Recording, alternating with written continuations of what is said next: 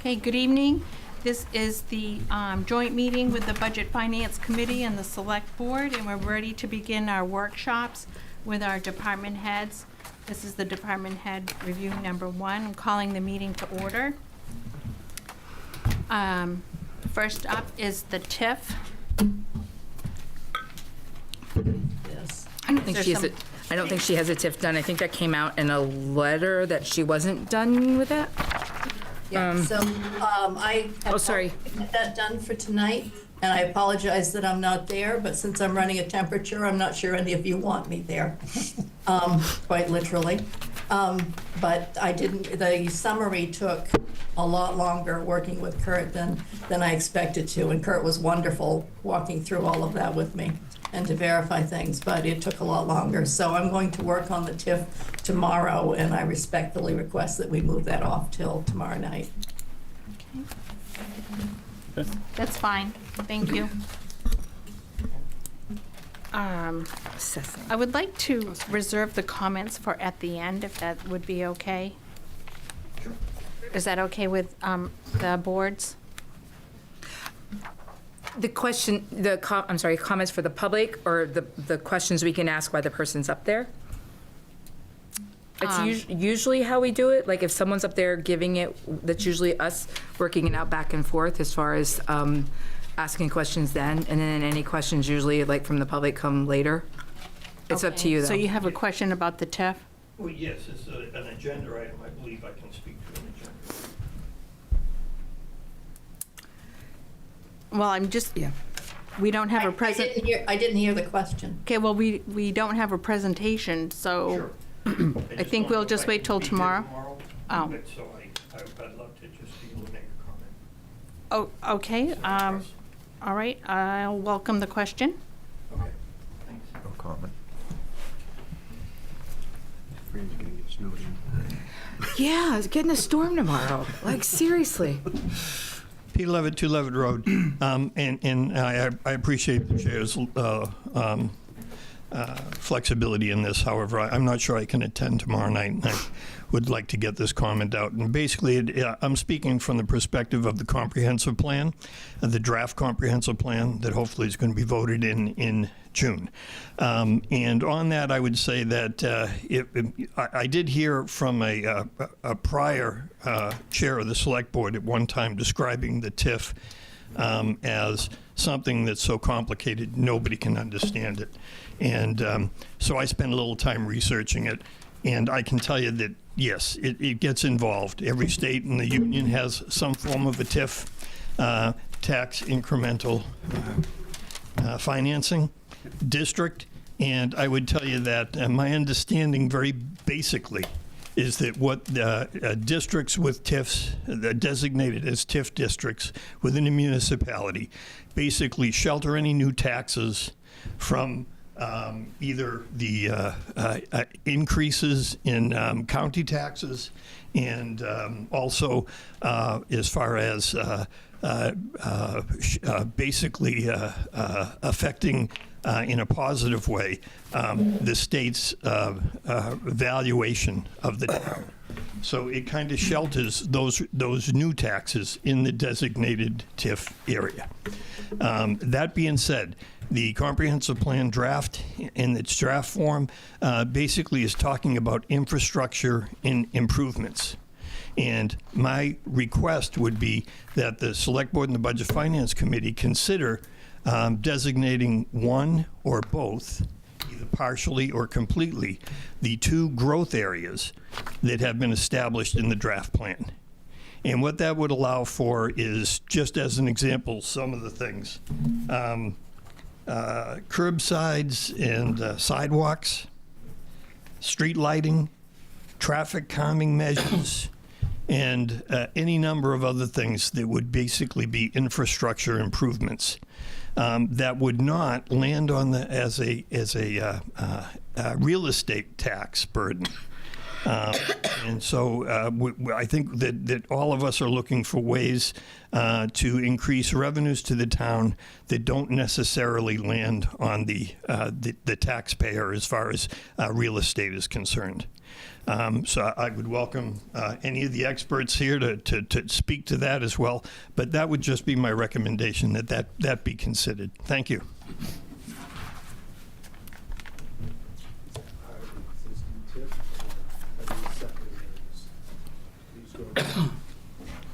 The question is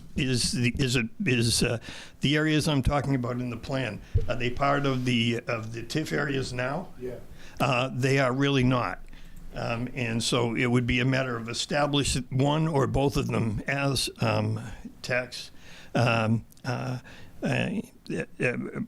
districts that would allow for us to, let's say, keep more of our tax dollars so that it doesn't get clawed back by the county or the state.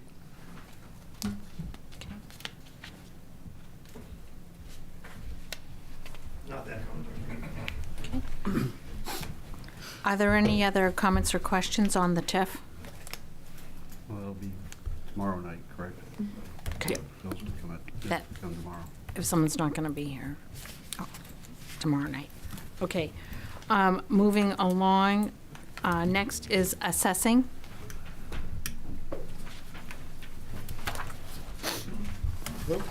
Kurt LaBelle, Assessor's Agent.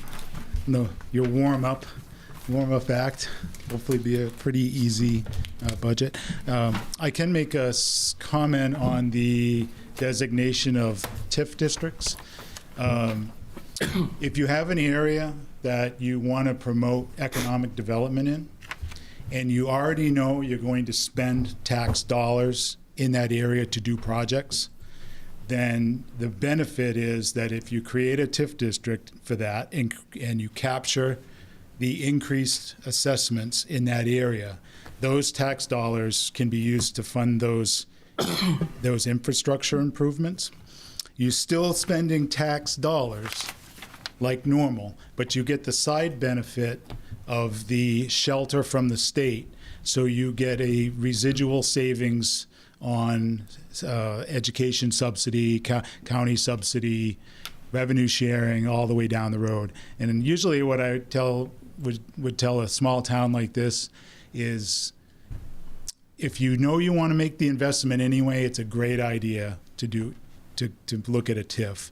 If it's something where you have a big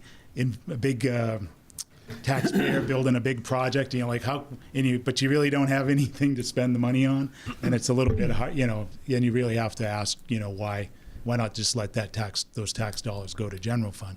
So yeah, I mean, I think it would be worth looking at. The key timing would be key because we're coming into a 2026 reval. So if you are going to create a new district, getting it done when you can use original values that are pre-reval will get you an automatic increment when the reval is implemented. So if it's something that the town's interested in, it's something that the town would want to start looking at right away. So that's all I got on that. Budget side for the assessing department, the things are, with the exception of just a couple of key items, things are mostly the same as last year. You probably are aware a lot of the benefits such as health insurance and dental, retirement, FICA tax, and those things, which last year were built into individual departments. Those are all been extracted out of the individual departments this year, and there's a separate budget item which the town manager will address that carries everyone's benefits in it. So you'll see zeros in there for all those items where there were numbers the prior year. On the salary side, you have one administrative assistant in the assessing department. Historically, that position has been split between the assessor, the town manager, and public works, with the assessor carrying 68% of the funding for that position, the town manager 27%, and public works 5%. The proposal for this year is to move that position to be fully funded by the assessing department. We're going to be pretty busy over the next few years and really won't have any trouble finding a lot of work for the admin to do.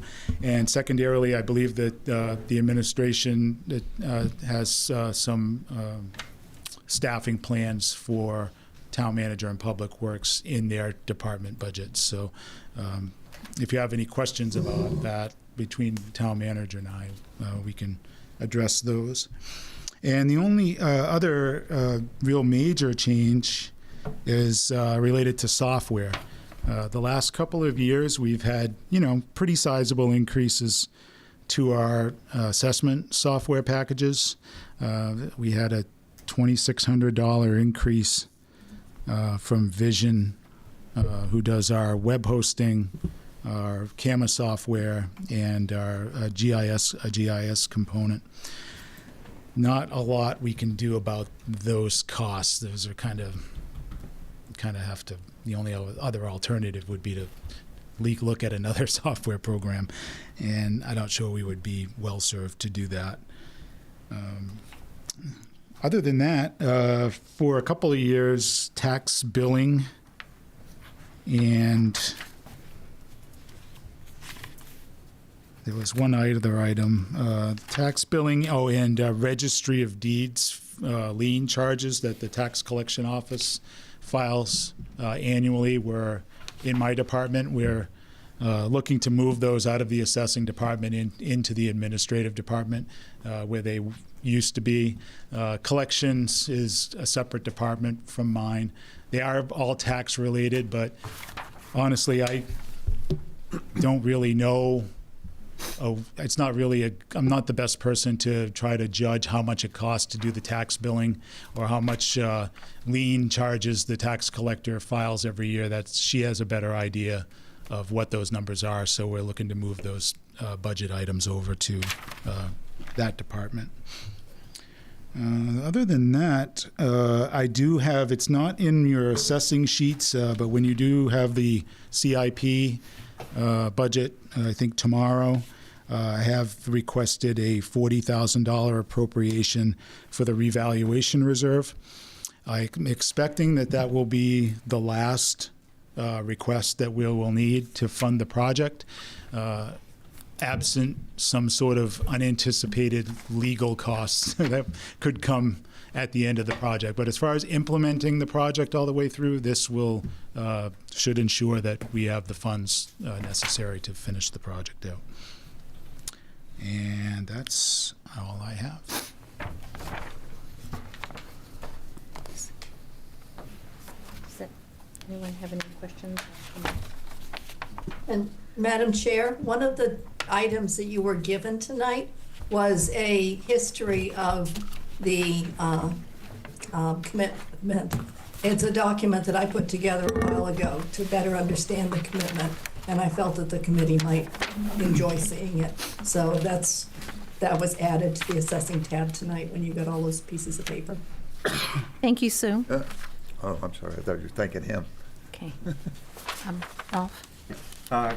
You, on the software and whatnot, I mean, we may not see anything major in this year or next year, but with the retail group, do you know if they're gonna recommend any changes in software on that based on, are we still gonna, still have the same access that we have right now? So no changes you're anticipating there, other than the fact that when the software guy goes out of business and stops doing upgrades. It's the upgrades that the only thing that I anticipate at some point in the future is a upgrade from Vision themselves. I think it was 2019, they sunsetted Vision 6, Yep. and everyone had to go to Vision 8. I'm having to guess, I think it cost us $20,000 or $25,000 Yeah. to buy into that. That's 5-6 years ago. I've asked Vision if there was something on the horizon. Mm-hmm. They said no, but any point in the next, say, 3 to 4 years, they could move onto a different platform or have Vision 9 roll out, and then at some point, we will have to make a investment there. But in conjunction with the reval, I don't anticipate any changes, so we're good Thank you. there. Anyone else? Vision basically they cornered the market, right? I think there's J.E. O'Donnell, but really for the most part, Vision is really the only. Vision is the most prevalent package for Maine is probably still Trio. We use Trio for our tax billing and our internal accounting and things like that. But their real estate module is best suited for the very small 900,000 parcel towns in northern Maine. It's a pretty basic program. Up along the I-95 corridor, along the lakefront and the oceanfront, Vision is definitely the predominant software because it's more sophisticated. You have better usability there. There are a couple other platforms. Tyler has a platform that they have a few towns on. They're trying to make inroads. And Catalyst is another national company that bought the Patriot platform. That looks fairly similar to Vision, and they're now attempting to make inroads into Maine. So they're, over the next 5 to 10 years, could be more available. Their Vision is pretty much the standard, I guess, for towns like Raymond or the oceanfront and kind of the cities and towns up along the corridor, though. Yeah. Mostly small towns running Trio on the. I will say I have one Trio town, and I put reval bids out twice, and I got no bids. I didn't have anybody who would do a reval on Trio, so that was a struggle. It's the smaller companies that have Trio towns, they're servicing their towns, but there's not a lot of outside companies looking to do work on Trio.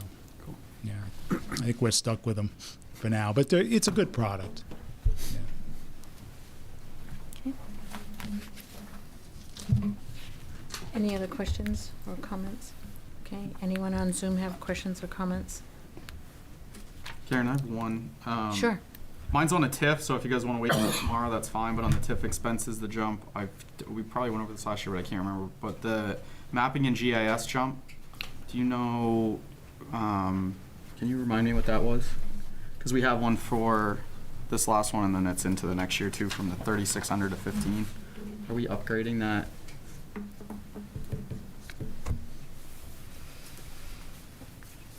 I'm going to have to defer to Sue on that because I didn't craft that. We do have. I don't have those documents right Okay. here with me. That's fine. I can wait till tomorrow on that I'm one. going to be speaking to it tonight. Yeah. Yep. I'm sorry. The main thing that I have GIS software. You're right. And I use Sebago Technics for parcel mapping. And there may be extra funds in there for them to do special projects, like if there's a zoning change, I think they're doing zoning maps for the town, things like that. It looks like we haven't burned through it, so. No, Barely. I think the But we're. 600 is probably. I think the 15 just got carried over as a thing for next year. But if we've only used 600, I'm just wondering why I don't think we need to do another 15. But again, it's under the TIF part of this, so we can wait till tomorrow. Yeah, we will use more than 600 because I know it's probably going to cost us at least 3,000 to have.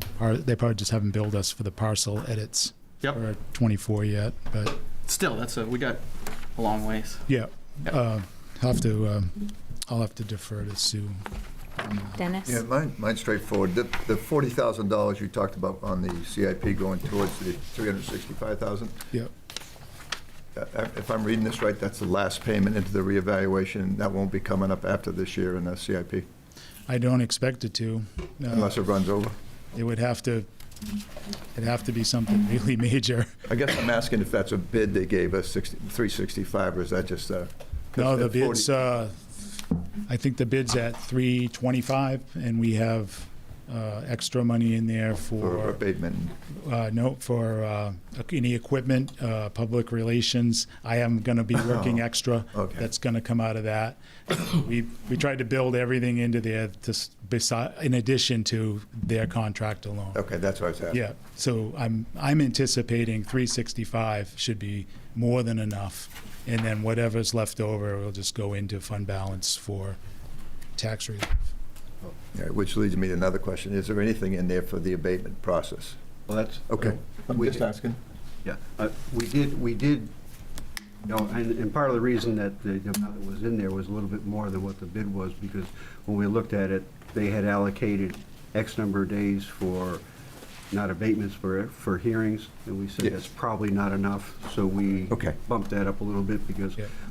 you know, just, I mean, the last time we did a reval was, what, 10, 12 years? Years ago. And so, you know, so the probability that there'll be more requests for hearings is probably higher than lower. Yep, yeah, and there will be some overages because they gave us they used a parcel count that by the time the reval's implemented will be, you know, we'll have 50, 60 more parcels. So that'll cause a slight increase.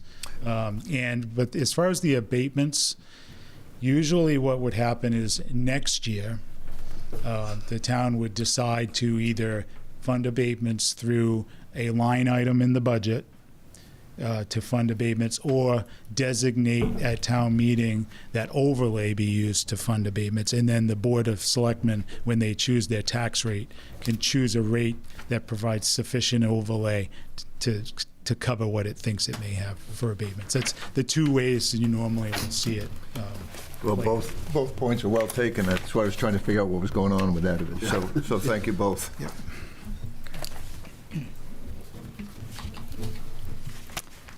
All right, Okay, we're all set, thank you. thank you. Have a good night, everybody. Okay, next up, we have codes enforcement.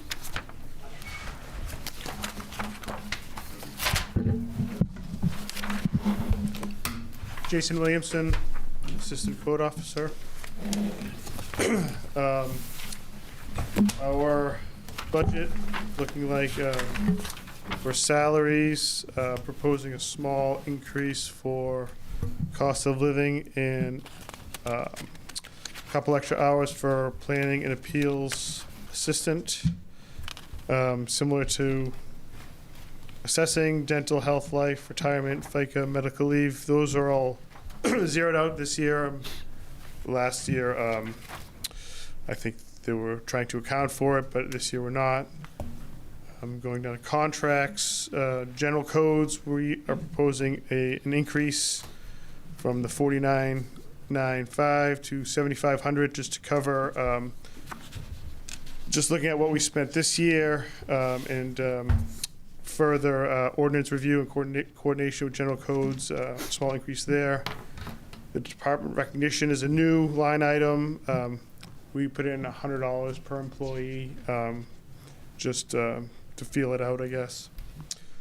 Software, an increase from 7,000 to 13,000 to cover our iWork software, and also potentially adding some GIS features in addition to the zoning overlays that Sebago Technics does for us. Travel and training, code officers, we need to be trained all the time. I'm relatively new, so I'm getting a lot of training. We're going to be getting more books because the codes will be updating, so there's an increase there. Advertising, we increased it, mostly because this year we seem to have spent a lot more advertising. I don't know if we had more appeals or running more ads, but we increased that from the budget last year. Insurance, workers' comp, supplies, those all staying the same. For gas, we proposed supplies, that also is staying the same. Gas, diesel, a reduction there. Both code officers live in Raymond now, so there's not as much commuting. So we proposed a decrease there. Postage, an increase, similar to advertising. We just think that, with costs of notices going up, we just wanted to be covered there. And phone is essentially flat, up $50, but, that's what it is. And then for our revenues, I don't know if you have the same, but I have here. It's at 210, but just looking at our latest numbers, what's coming in, I think we need to keep that at 200. Hard to tell exactly what's going to come in permit-wise. There's not many subdivisions left, and buildable parcels of land.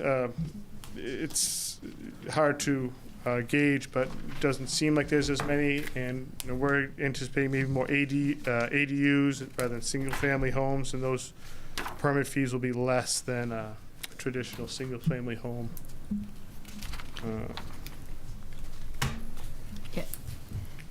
So are you saying to keep, instead of at 210, you want to keep it back down to 200? Yes. Okay.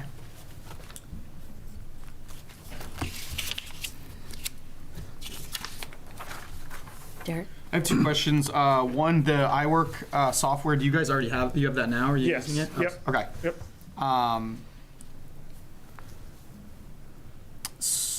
Okay. So what is that? Is that a year? You have to buy that every year? It's like a licensing every year. Okay. Yep. And there's also in that You number. got it. So the 7 that was on there for last year is kind of over now because of that, probably because you have that this year. Is this the first year you've had it? No, I'm not sure how long we've had it. We've had it, I think, at least 3 years. Okay.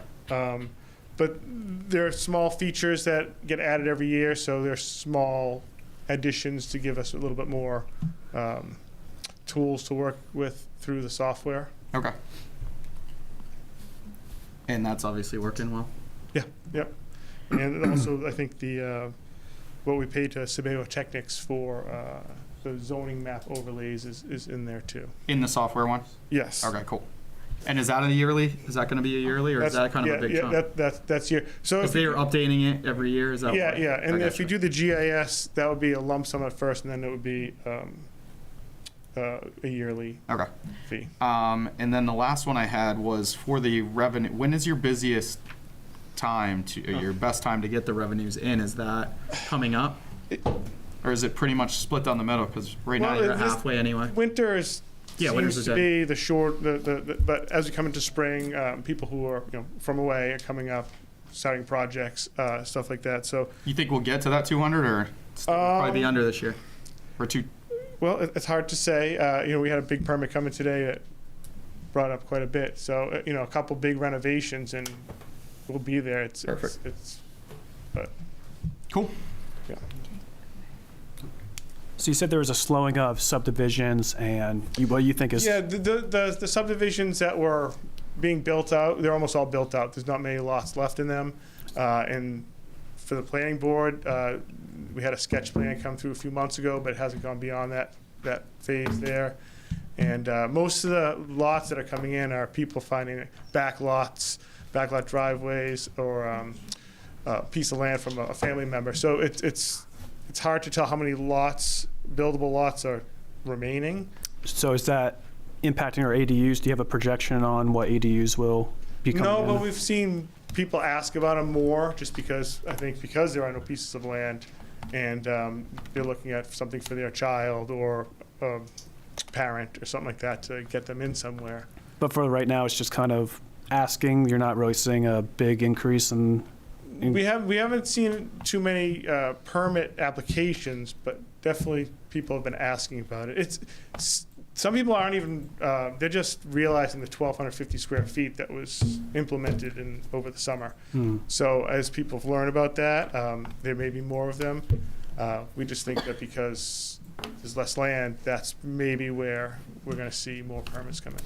But Raymond still has a big. We have several hundreds of acres of Oh, yeah. lots that are. Sure. But they're really just kind of one lot, and They're one lot, and what people's motivations, if they're gonna want to subdivide that land, it's hard to tell. Rolf?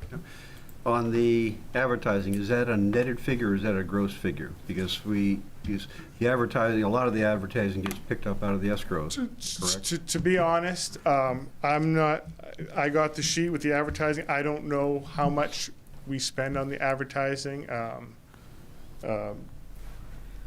Yeah, I can answer that if you like, Jason. Okay. I talked to Sandy about it and Chris, and Sandy told me that it was not including the escrow, that the costs for that are already accounted for. Okay.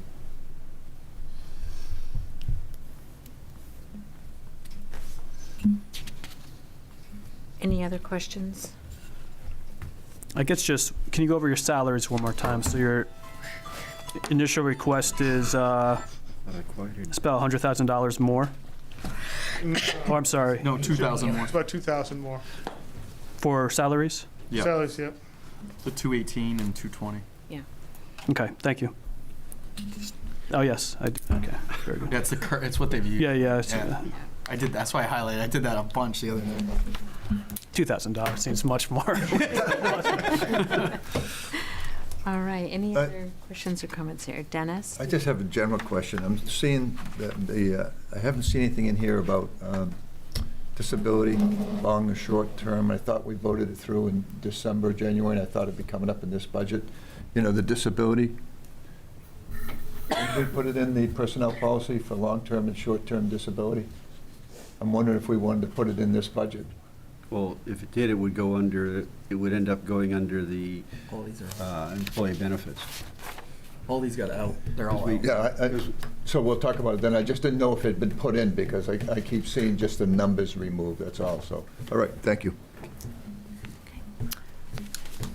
Right, we're all set. Thank you. All right, thank you. No, that's not disability. Next is public safety.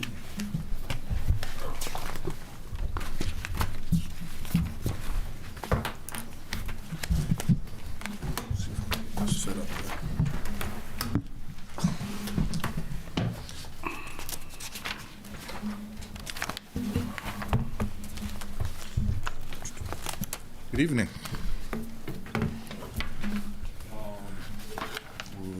I'd like to actually start the PowerPoint.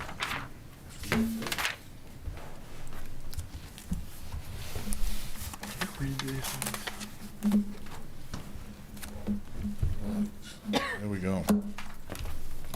So we did a PowerPoint to kind of explain a little bit about our budget, who we are, what we do, and what's going on, so that you can get a better grasp and understanding of the needs of the department.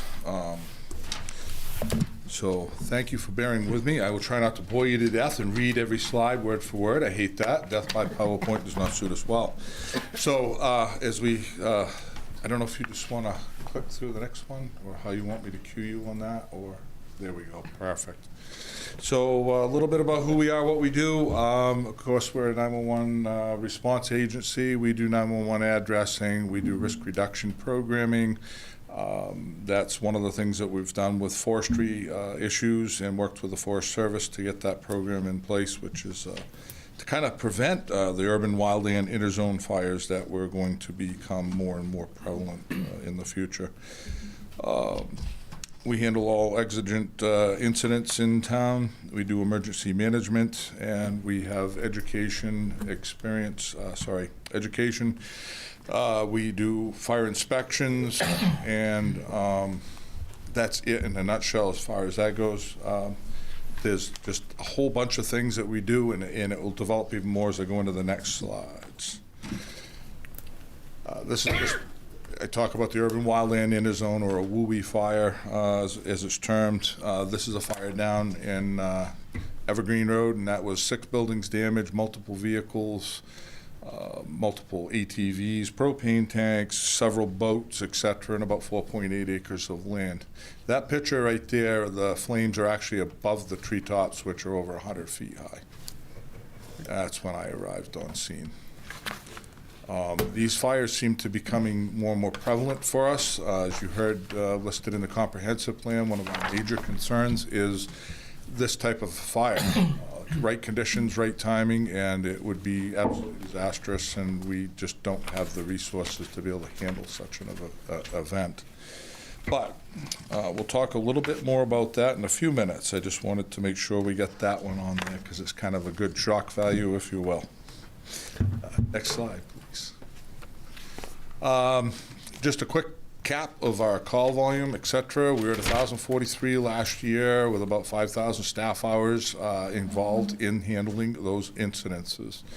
Kind of a quick overview of inspections, 186 with 40 life safety code inspections, 19 new sprinkler inspections, and 13 business inspections. All the staff hours, just a kind of an overview for you to kind of understand where our people are spending their time. We have 14 of us that are full-time in the department. 2 of us are chief officers. The rest of them are on the floor. Each shift of 4 shifts has a command officer or lieutenant in charge of that shift. And you can kind of see the breakdown. There's quite a lot of hours spent in just maintaining equipment, training, maintaining our vehicles. Writing reports is huge, but also included in that is grant work. And as you saw just a couple weeks ago, we did get a grant for the Forest Service. We've also written several others, and we've got a radio grant out there now. The problem with that is we don't know the status of the grants federally and whether we will actually be seeing any of them awarded. Kind of an important note that I need you all to see and hear and understand is that we had 5 firefighter injuries at the scene of incidents last year. One of them was, 5 of them rather, were actually at that Evergreen fire. We had heat exhaustion, we had people treated on scene. We had one gentleman struck in the head by a nozzle that got away from him, and another member transported due to heat exhaustion from that very fire, which is what happens when you've got such a big event and so little people actually to handle the incident. They all give their all, if you will, and sometimes that all is, it gets them into trouble, I guess, so. And we clean and maintain 2 stations, which is well over 16,000 square feet of buildings, from toilets to floors to sinks to dishes to beds to everything. We have it all. We maintain it all. Next slide, please. Thank you. A quick overview of where we were in 2001. Somewhere between a 10 and 15-minute turnout time was the average because you had people coming from home. And that's the time to time on the road. Response time is shorter than that because once you're in a vehicle and going, the response is actually shorter. And that's from turnout to arrival.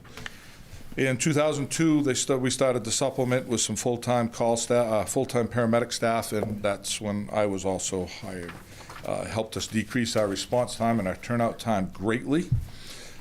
In 2022, we added 3 persons per shift, 24/7, and we've decreased our turnout time to 2 minutes, which is in the 90th percentile of compliance with NFPA standards. So we're achieving some big goals. Our response time to the scene has decreased to the point where we're starting to see code saves, or put it plainly, dead people who are revived and are now living good lives. 4 of such happened last year, within the last year and a half, from dead to alive and back into our citizenry, working and being very productive. So we're also seeing the same thing occur with fires, because when we get called early enough in the fire, we can get there quick, get quick water on the fire with lower volumes of people to be able to do it. It works well, and we get the fires put out in a lot of cases, not always, as you saw on the previous slides. Sometimes you just can't do a whole lot with that. It's ahead of you before you start. Next slide, please. Code enforcement, fire inspections, I guess is the right way of putting it. It's not code enforcement, but it is a fire code that we do work with. And you can see these pictures are from our town. You see the alarm hook that's had a wall built over it. Found that one really interesting when we found that. No one knew the wall had been built. It was one that just got put in without permitting. So when I went through the building, it was like, wow, That's special.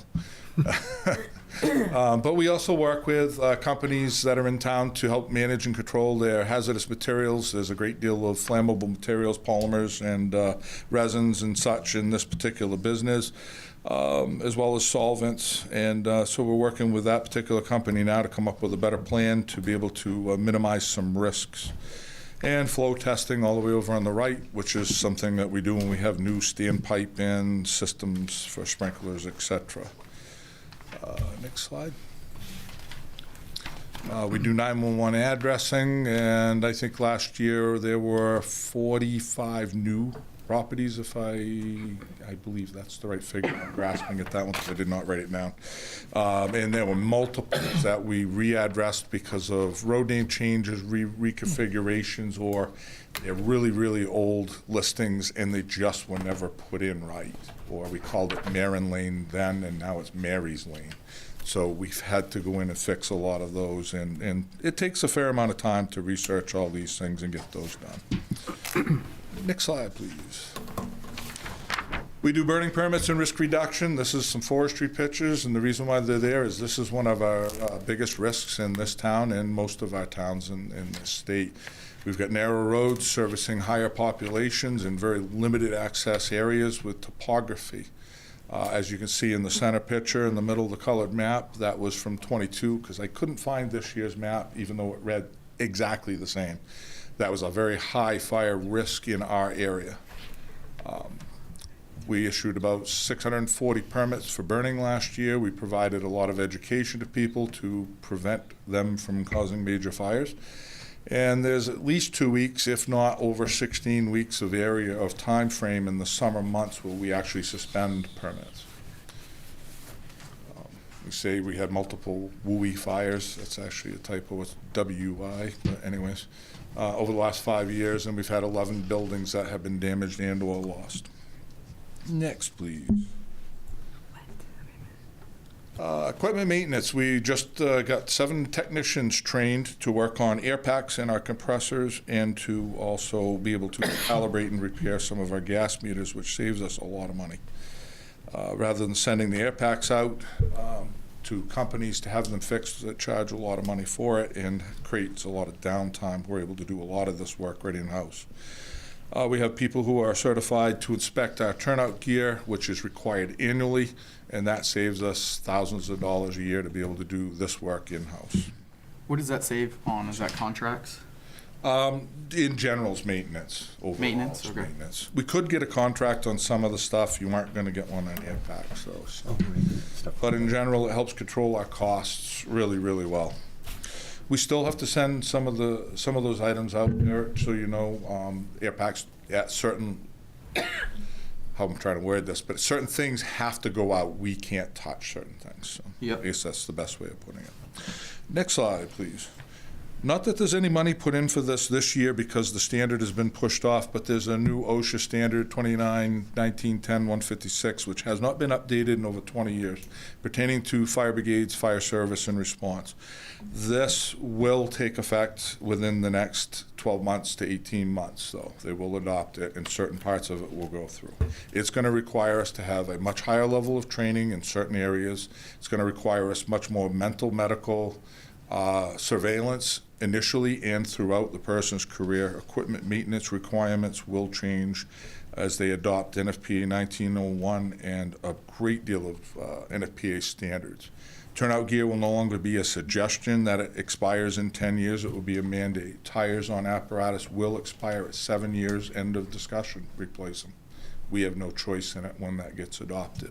There is reasons behind it, obviously, and that's catastrophic incidents occurring with apparatus and blowouts because they're fully loaded all of the time. These trucks sit there loaded for their life to their capacity, and they're waiting to go. Tires dry rot from the inside out, and that's where we found that incidents of rollover and things like that have occurred. I just wanted to touch on that so you know what's coming in the future. I've looked at this over and over and studied it, and all the position papers on it state that a department about our size will be a $14,000 to $30,000 impact, depending on how many of these standards actually get adopted through the OSHA process. Again, we will have no choice in the matter. It will just have to be done. So it's coming, and I just wanted you to know that before we get into the major budget items here. So the next slide, we'll start into the actual budgets. And so this is our salary line, 1.14790. It's adjusted at 4% to cover wages, contractual agreements, et cetera, and hopefully align us a little bit better with some of our competition. We are finding that we're falling behind some, and we lost one employee recently to another nearby town because they do pay more. It's that shell game again. Someone pays more, we go there. And we lost one employee to retirement, a long-term employee, and we've yet to be able to replace either one of them. They are paramedics, which is the very hard to come by, I guess, group of folks. So we've lowered our standard a little bit, if you will.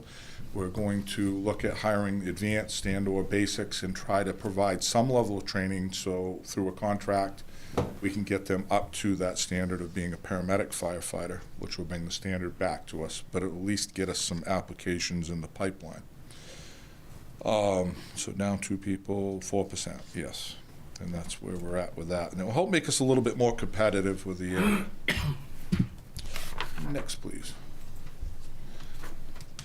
This is our contracts line at $18,000, and that covers software link from Cumberland County Regional Communications to our IAR, or our IM Responding Now software. Copier leases, generator maintenance contracts, and defibrillator contracts. It also is the MEMSERS, or Main Emergency Medical Services Response Software. Run reporting software. I tried to cover all those bases, but yes, it is the run reporting software. And the NIFRS, which is the fire end of it, the fire reporting software.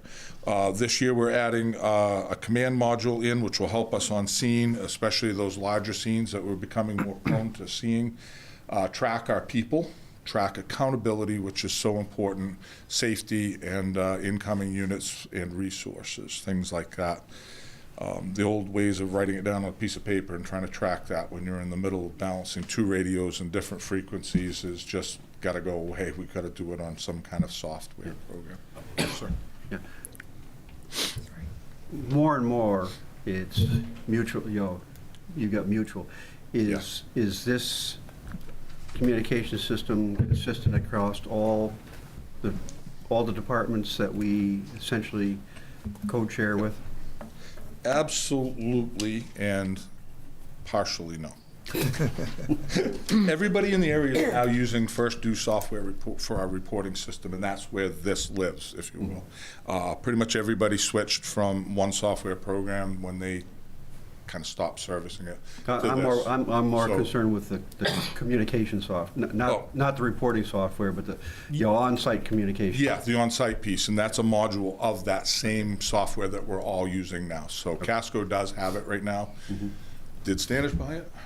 Oh, who else was it? Casco, Wyndham. It was Wyndham. All right. And then if we're at least headed there, and Gray's talking, we all have that capability of buying that particular module and using the same thing standardized. Not that. Oh, I think radios? Yeah. Radios I haven't gotten to yet. Okay. Okay, this is software stuff. Okay. Sorry, I misunderstood That's all that. Yes, but that's a good question for this too, is that, yes, everybody has that capability of having that same tracking devices and accountability systems on scene, which is becoming more and more important as we do work together more, for sure. Next slide, please, if there's no more questions. If I'm going too fast, obviously, holler out. So. Anyways, dispatch, this is contractual agreement with our Cumberland County Regional Communications Center. Actually, are we doing questions line by line when we have them, or do you want Well, to wait till I the end? think if you want to, yeah, that would be the way to go. It's up to you, Madam Chair. I'm confused on that number a little bit. So Okay, at which one? the Dispatch? contract, sorry. Gotta go back. So at as of 1/13/25, Yes. it was you're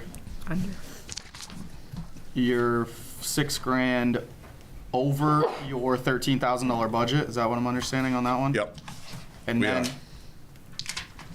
And you have that. I'm trying to dig for. I don't know how they're doing it. So it's either the number or like that one year, we had a late switchover.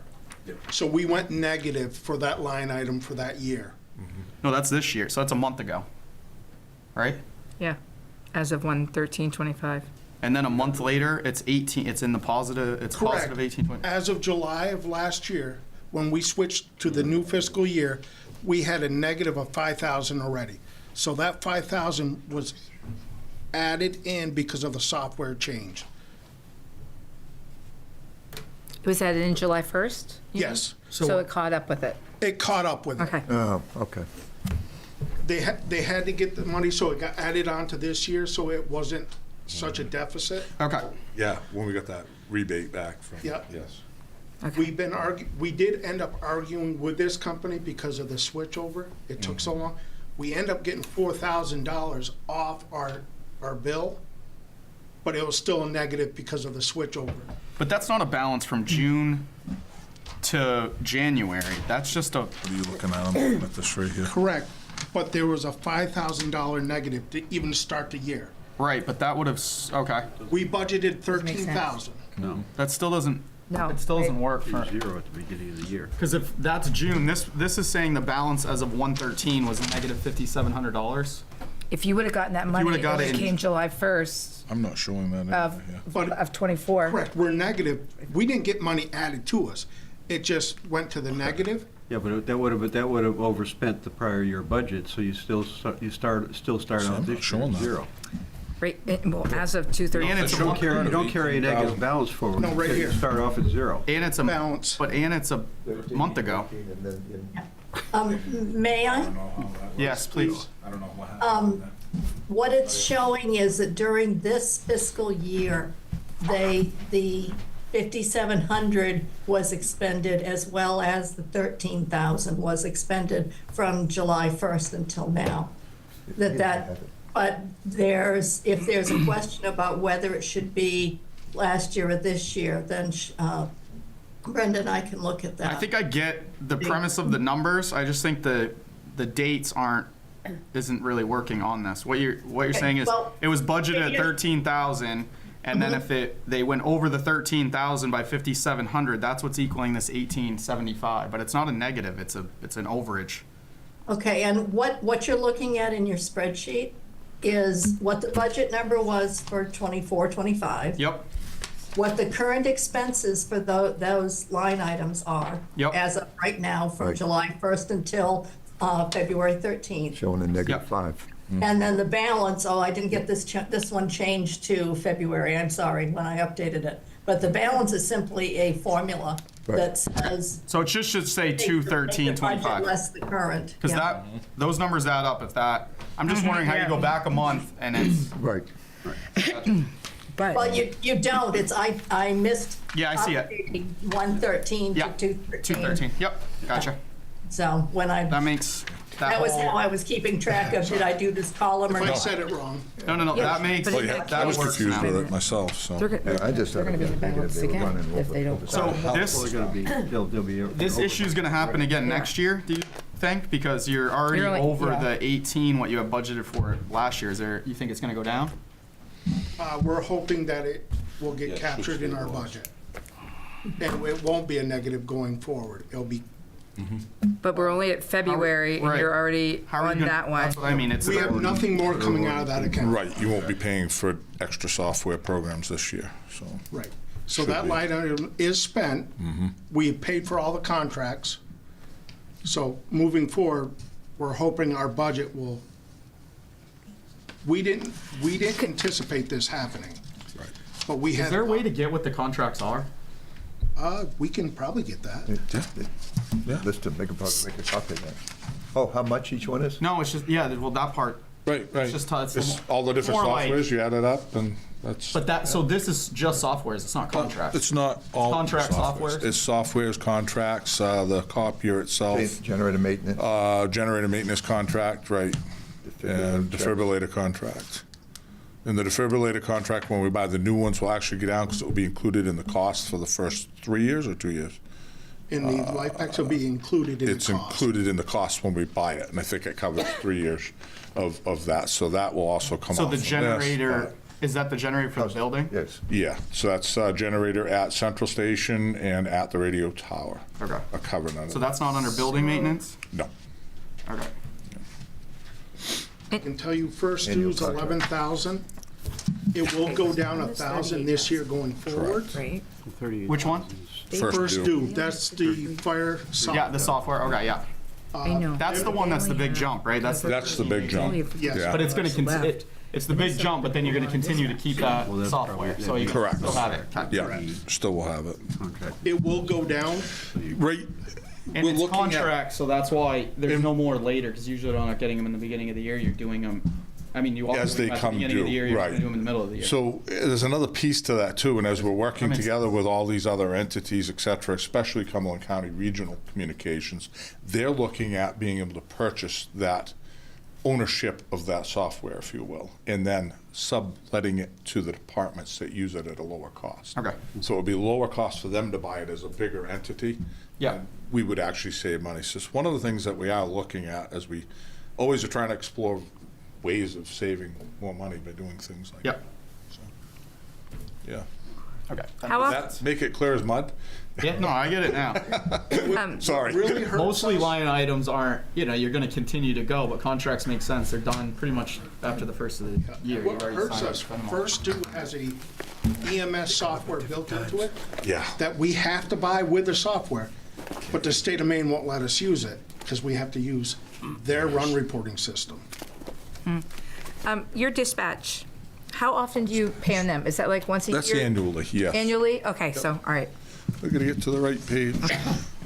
But yes, that would be an annual, and it goes up 3% per that contract every year. The contract expires this year, so they'll be negotiating a new one. I'm not sure, I haven't heard any feedback. I'm actually gonna be missing one of the meetings tomorrow, which we may be discussing that, but, Not only because you have 53 on that, so if they go up, you might be short. yeah. Okay.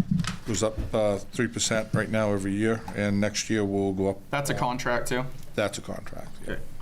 But it's under a separate. Yeah, line no, for that's fine. Communications. Yep. Yeah. It's sad, when we started, I think it was 28. So, but anyhow, It was 50 a few years back, so it's a little better. 2022, it was 50 grand. shouldn't have been. I don't believe we've ever hit that, but anyways, next slide then, and we'll look into that, but. Yeah, that's great. Yes, so department recognition, that new line item. Kind of, you've heard a little recap from others, but we have, in the history of the Fire and Rescue Department, done a banquet or dinner in recognition of membership since the 60s. It was paid for under different venues. Obviously, at some point in time, it was the Women's Auxiliary, which changed to the association, et cetera, and now is partly budget, partly association, and it used to live under health and safety, as we considered it part of mental health and recognition for our memberships. But this is where we do our awards. This is where we provide a meal to grab and put everybody together in the same room, honored guests, spouses, because it's really important for us to recognize as an entity the spouses, which are really more impacted than we are when that dome goes off at 2 a.m.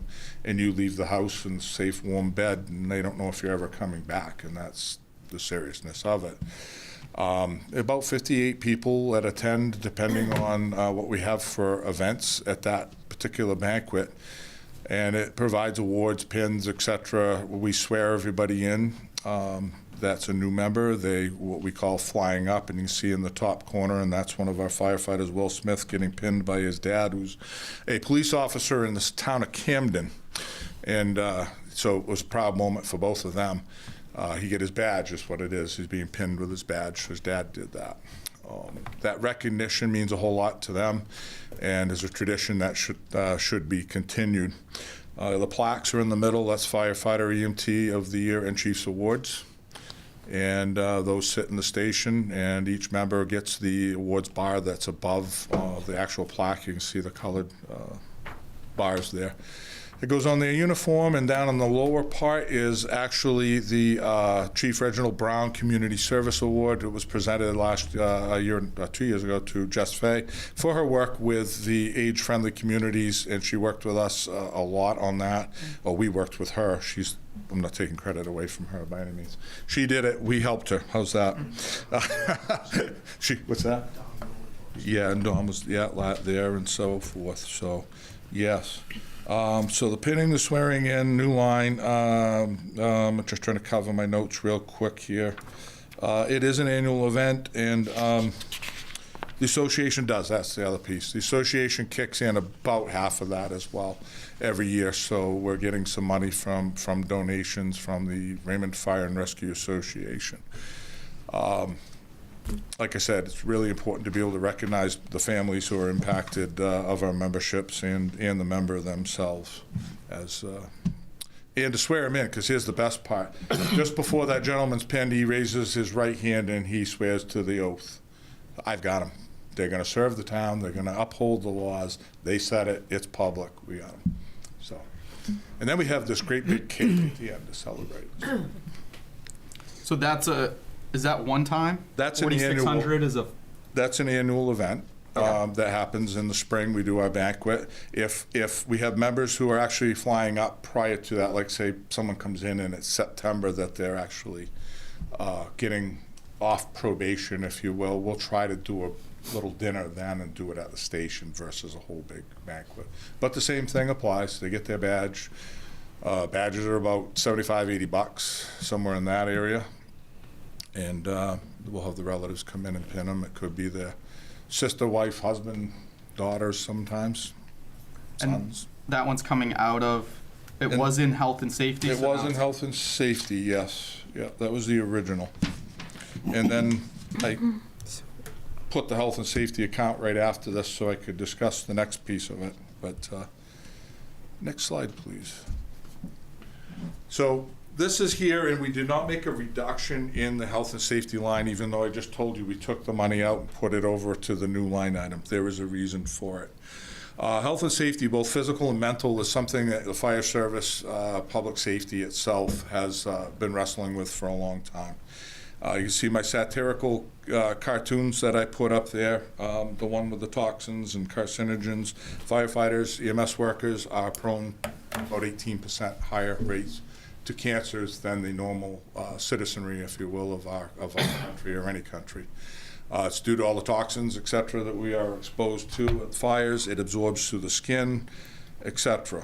We also are called to everyone else's worst day and see some of the worst things that you could even imagine. It's what everybody is running from, and these guys are dealing with it.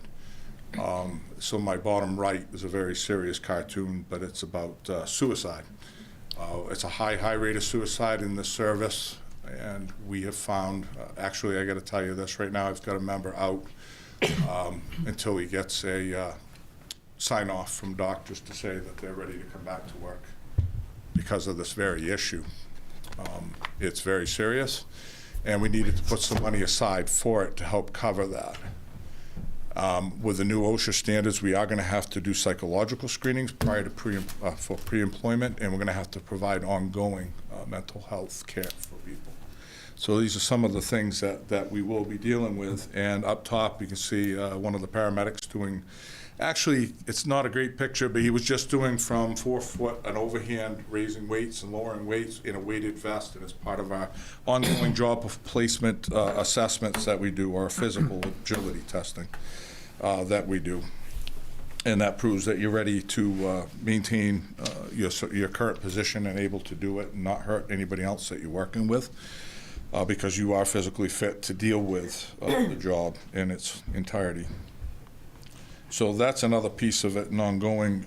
Those costs are not going down. We do, out of this account comes your, every year you have to do, if you're over a certain age, you have to do your respiratory clearance exams. The doctors at the Central Maine Conditioning Clinic have to evaluate and see if you need to come in and do pulmonary function testing beyond the questionnaires that we fill out.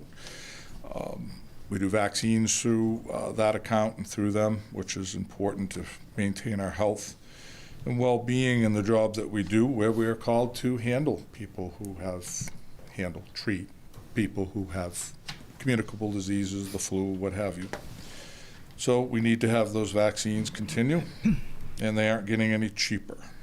That's the big thing. None of the stuff is, unfortunately.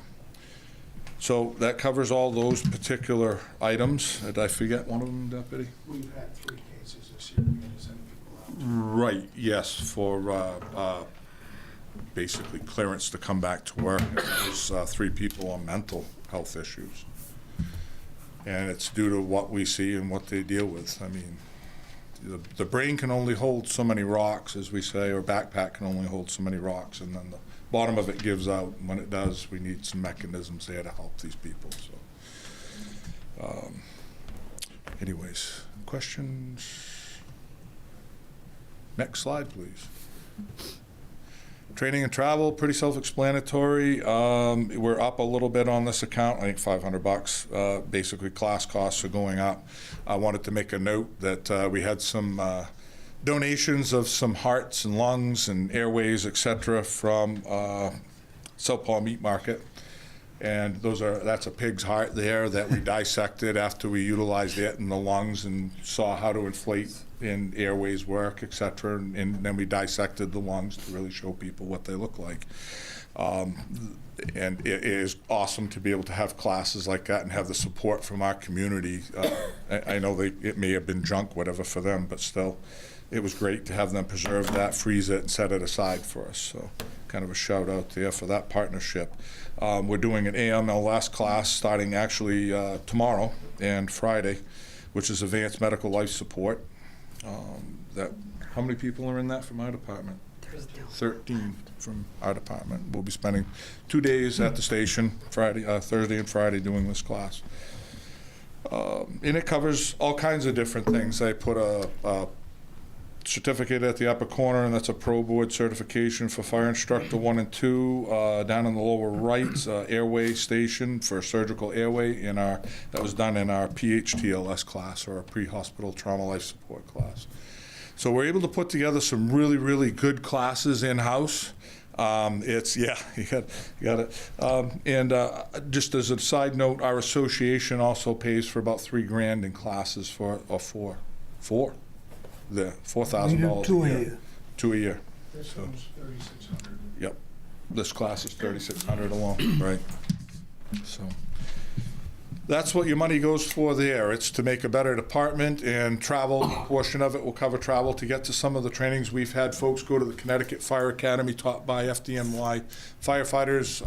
I've traveled to different classes out of state myself, and find it to be very much worth it to go to these classes and have the high caliber instruction that we're able to get there. So. Next slide, Melanie. Thank you. Dues and publications, which basically covers our trade journals, which is how we keep up with currents on the side from training, keep up with current trends, etc. Buys our NFPA code subscriptions. It provides membership to Maine Chiefs Association, our affiliation for the deputy and myself, our Cumberland County Chiefs Association dues, and that account stays the same this year.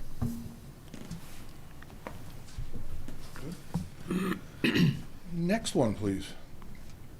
Building maintenance went up this year, and we've got some projects that we're anticipating.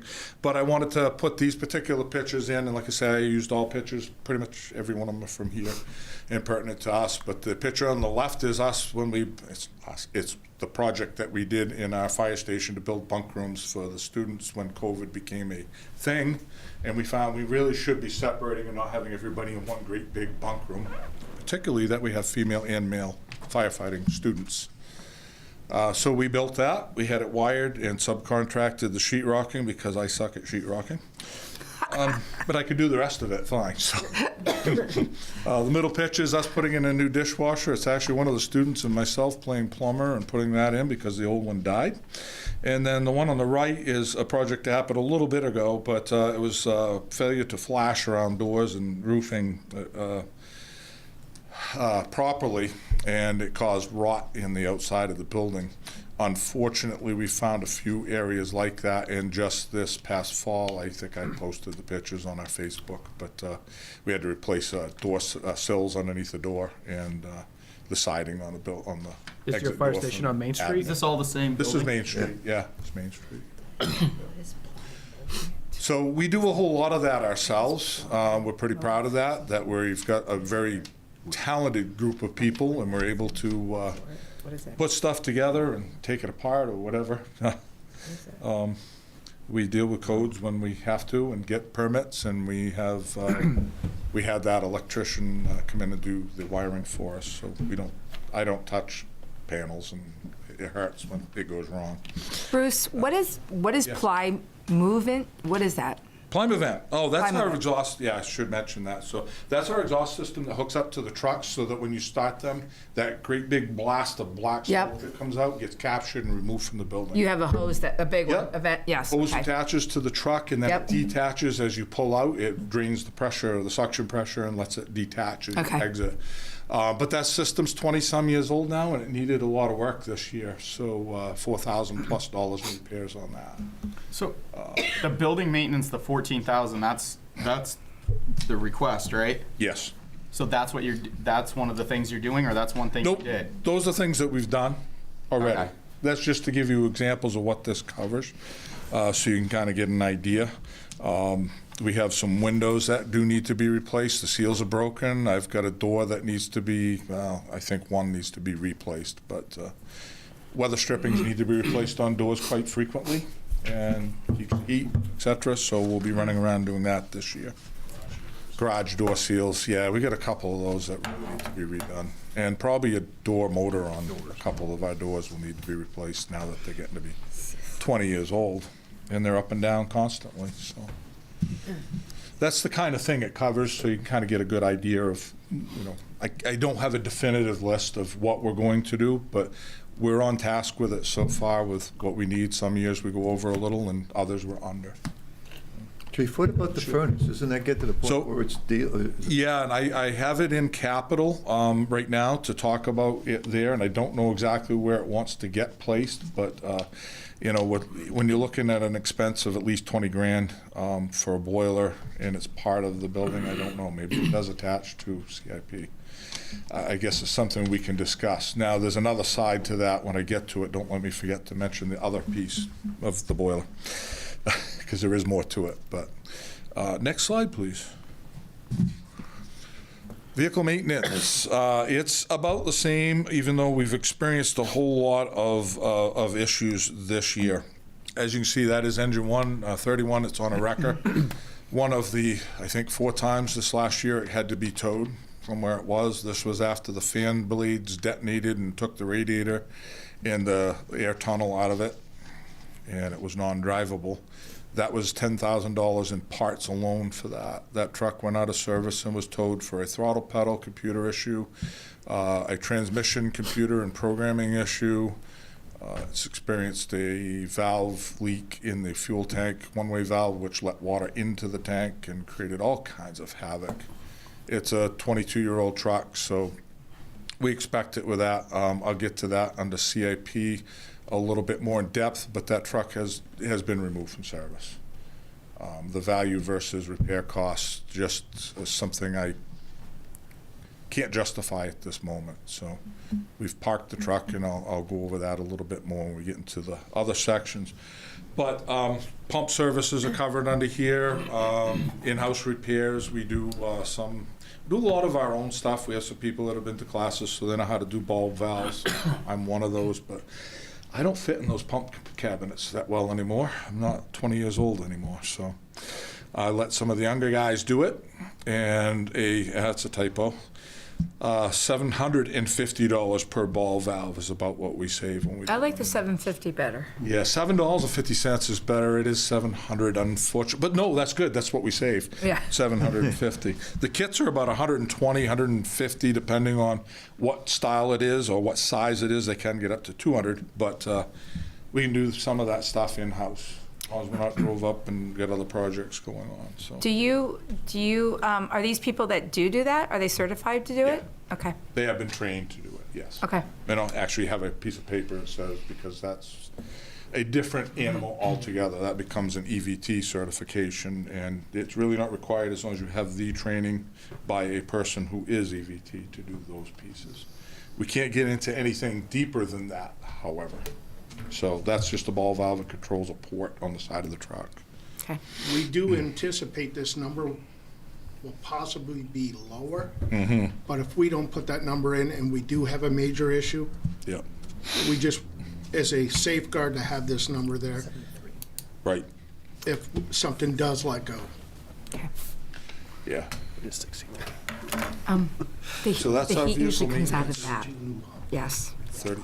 yes. Oh, yeah. And That's why I wore short sleeve. Engine 32, our newer pumper, is actually having the pump packing redone tomorrow.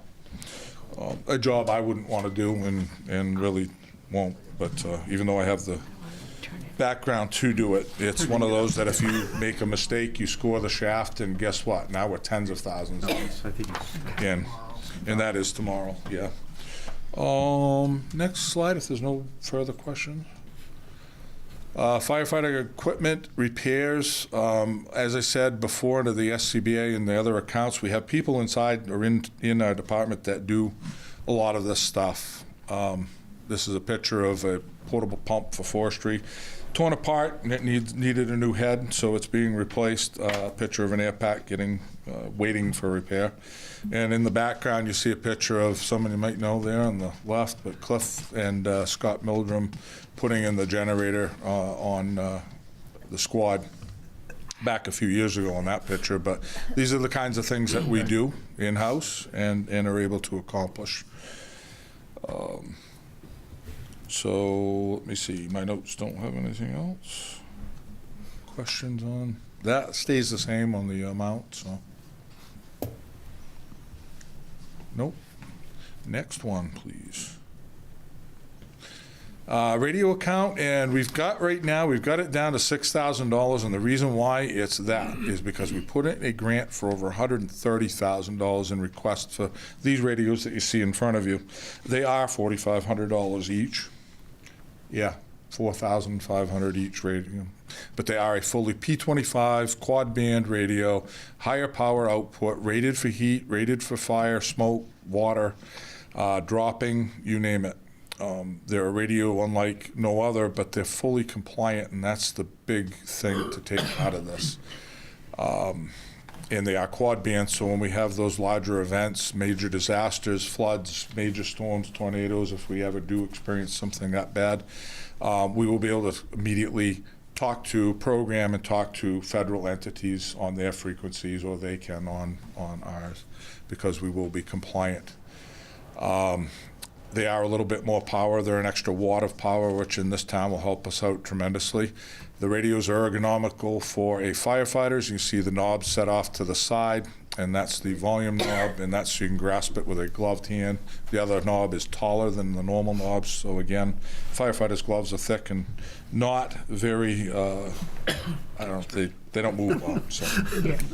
Anyhow, a battery for a radio, et cetera, is about $110, but the grants, it was 110 and change, I think, 120. It's right in there, if I remember it exact. So each person has to handle those like a little baby all the time. Correct. $4,500. Correct. Yeah. Well, in theory, as rugged as they are, you should be able to drop it once. We hope. So that would help cover the cost of match on the grant as well. But we did drop that line item down quite a bit over the past few years in hopes that we'll get a grant. Yes. How does our insurance handle those type of equipment? I mean, you know, as you know, Right. back in the days when they were $125, it wasn't a big deal. But Correct. you know, we're at $4,500 now. We're in the and you know, I mean, you're gonna have We are. some of these Yes. break You're just gonna. because of the environment and whatnot. So, Yep. you know, where does our should we look at, or does our insurance pick that up? And if it doesn't, then should we look at that as a rider or whatever? So I can't answer that question 100%. What I can say is that if we do get the grant and we start buying that, we're going to have to look at that very issue and see if we do need a rider. I believe everything's on $1,000 deductible now. I think that applies to these radios as well. I would believe that we want to look at that because this is going to be a more high-risk piece of equipment that is going to be more prone to being dropped or lost or what have you.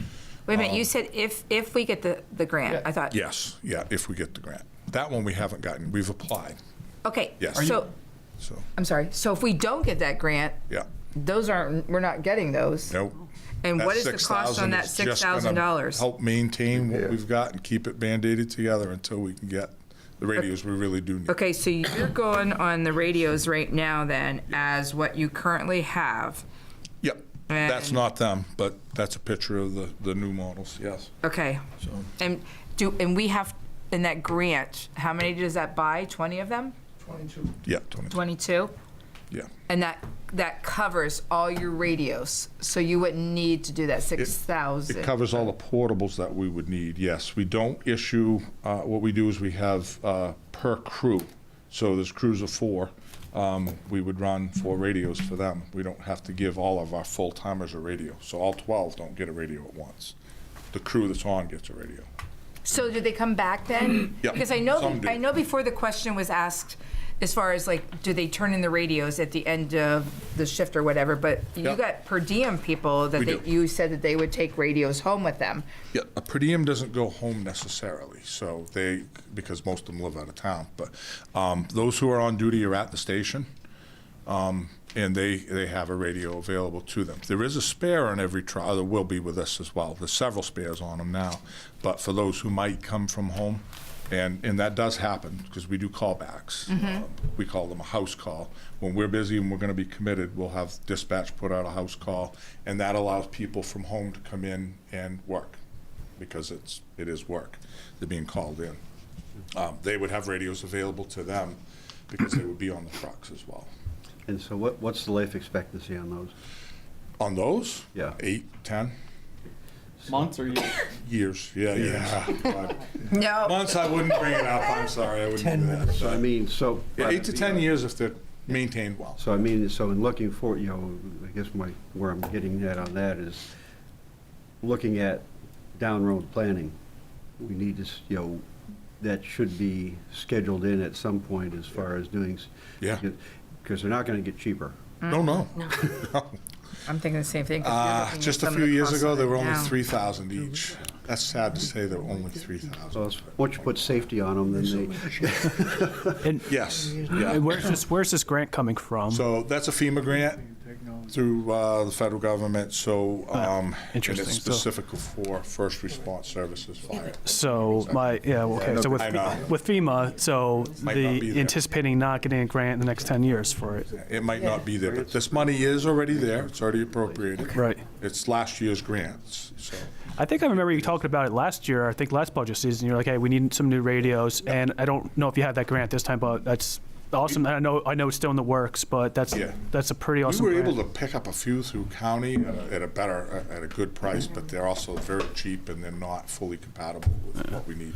They're not ruggedized at all, they're not really fire service radios at all. They do meet the P25 requirement of the federal government. Yeah, I would not count on a FEMA grant in the No. future. Oh, no, moving No, forward. exactly. This one, I think we have a good chance. We actually got support from Senator Collins, King, Pingree, And Jared Golden. All gave us letters of support to AFG to help push us through. Plus, we talked to AFG. They told us what we did wrong last time. Yeah, So these are considered a critical item for safety, and these, you're more likely to get this. That $6,000 that's currently there, that would be our contribute. Yes. We have to put that in toward that grant. That's what we would have to pay. We'll get the grant, but that would be the allotment we would have to pay into it, a match. Okay. But these are designed, We still have 6 in for this year too.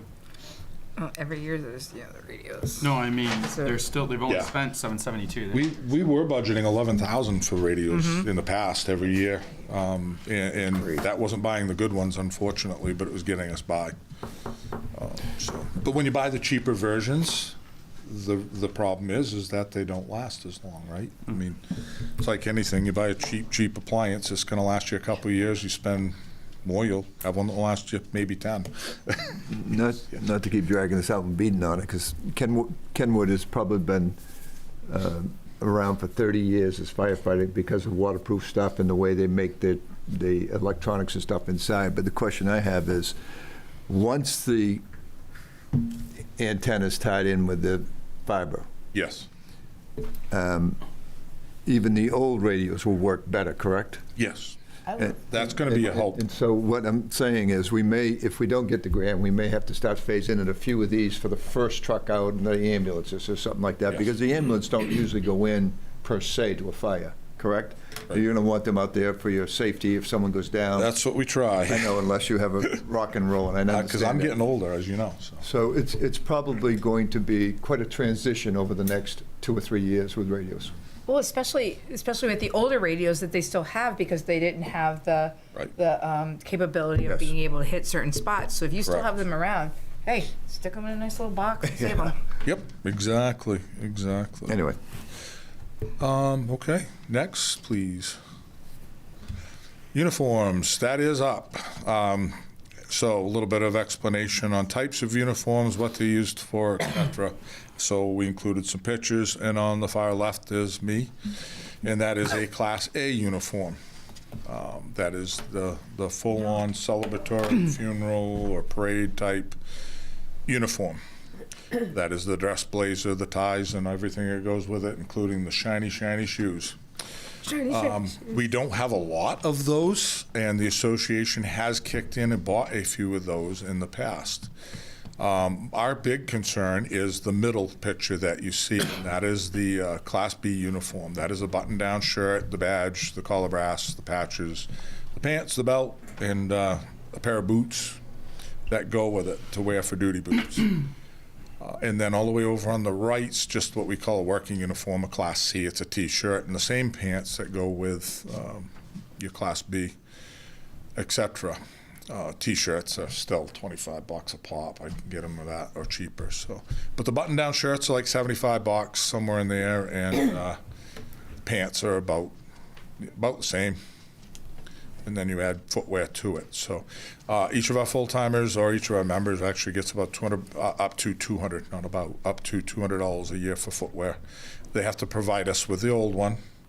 I won't have brand-new boots being traded in for the sake of I get another $200 to buy boots. We don't do it that way at all. Everything that gets replaced gets turned in so we can see it. How many full-timers do you have? I've 12 on the floor and us 2.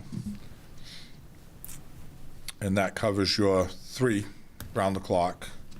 Us as admin and response as weekends and nights and everything is needed. Is that And the that's- per diem too. So 14, is that that's taking off the retired and the guy that went to the other department? Oh, right now we're down to 2. Oh, Yeah, we're down down to to 2 two. right now, Okay. yeah. But with a new person coming in, now I'm gonna start at ground zero with them basically, because a new kid's not going to fit in one of my retired Bobby guys' would. stuff that was, fairly substantial. And nor are they going to fit in my hand-me-downs, or I'd give them 1 or 2, because, but boy, And that's 5 guys Yeah. from the call company figured into this Yes. amount, so we can get them a job shirt, right. T-shirt, not necessarily footwear, but necessary stuff they can come to work, they're presentable, they're not in holy jeans, going Right. to a call. Yeah, that image is very important to maintain that level of professionalism as we respond. Chief, how many per diem are coming in from other towns, either paramedic, firefighter, or paramedic EMT? We have 3 per diem paramedics, 2 actually live in town. 1 is in Gorham. Have I got it right? Did I miss? No, with their, We only have one. 1 lives in town, the other one Oh, lives no. just over the line in Gray. And the other one's Gorham for paramedics. And unfortunately, because of the jobs they're working, they're really not here a whole lot. So Okay. they get the minimal, just enough to cover when they're on duty, on shift. We also provide in this a reflective winter coat too, because it meets ANSI requirements if they're out on the road and playing in traffic. And we know that reflective wears out pretty quickly on stuff. So, but that's what this account covers. The same. I don't know. And they do, and the more we bleach stuff, oh my God. Bruce, can I ask you about the supplies? Uniforms. You kind of jumped over that. Oh, did I miss a count? Yeah, and you don't I'm have sorry. any budget for that. 05, 605, 6005. Oh, I might have placed my slides out of order, and for that, I apologize. Well, no, you just don't have anything budgeted for it. Oh, there's 2 supply lines. There's I saw a mistake that. one in there that was supposed to be omitted, It's been there for a couple years, and I think it got zeroed, correct? No, well, Yes. kind of. Yeah. Yes. Yeah. So you're saying the supplies that would normally go there would be the OPS? That's when it Okay. moved down to operations or RX. and someone's trying to ask Take a that one question. out, okay. And may There you go. I? Yes, sorry. That particular line is something that we've identified was put in the wrong account this year, and it needs to be moved. It just hasn't been moved as yet. Okay, Yeah. thank you, Sue. Sorry, that's that. I was looking through my slide. I thought I had them in order, but but that's what that account was. Any questions on this anymore, Madam Chair, or anything? Nothing more for this one? The next will be gas, fuel, diesel, which stays the same, and basically, the big thing that we're worried about is if the tariffs kick the price up. We don't know what it will do, kind of unsure, but we'll go with it. I mean, it's the best we can do at this point. I think it's exactly the same as last year, and this is all done under bid every year. They bid out all the fuel at Town Hall for us, including our heating and all that. That's included in, heating's included in that number? No, not in that one, but when they bid they bid all that You stuff. guys are doing good if that's your. Yeah, no, I wish it was, I really wish, but. Next slide is our SCBA line, or self-contained breathing apparatus. Yes, there's still cost associated with it. Even with our technicians, it's required to have annual flow testing of each air pack. We are required to have annual compressor service above that our techs can do. Obviously, repairs that are above and beyond our technicians' capabilities. Anything internal and regulators or things like that must be done by an outside source. Covers hydro testing of all our bottles, and those are done in 5-year intervals.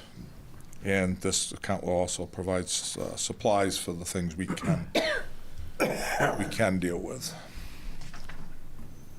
What changed between 23 and 24 from 9,000 that you were actually paying out to you're now at 3, and you actually only budgeted 7?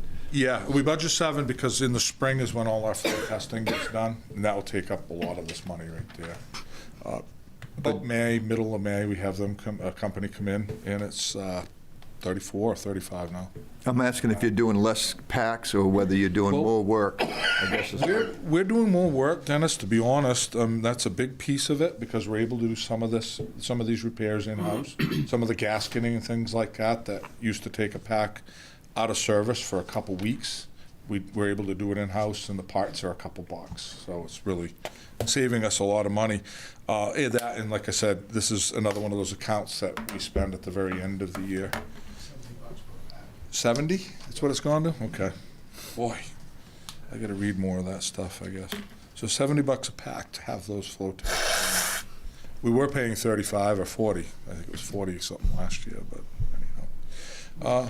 We're shopping around between 2 vendors. Oh, to replace them. Better price. Yeah, and to get a better price, yeah. And these are all something we're looking at the next grant level because the next NFPA standard will be out in the next year or so. When that happens, we'll have to look at replacing them. And that will be a grant, hopefully, because that's hundreds of thousands of dollars. They're $10,000 a pack now.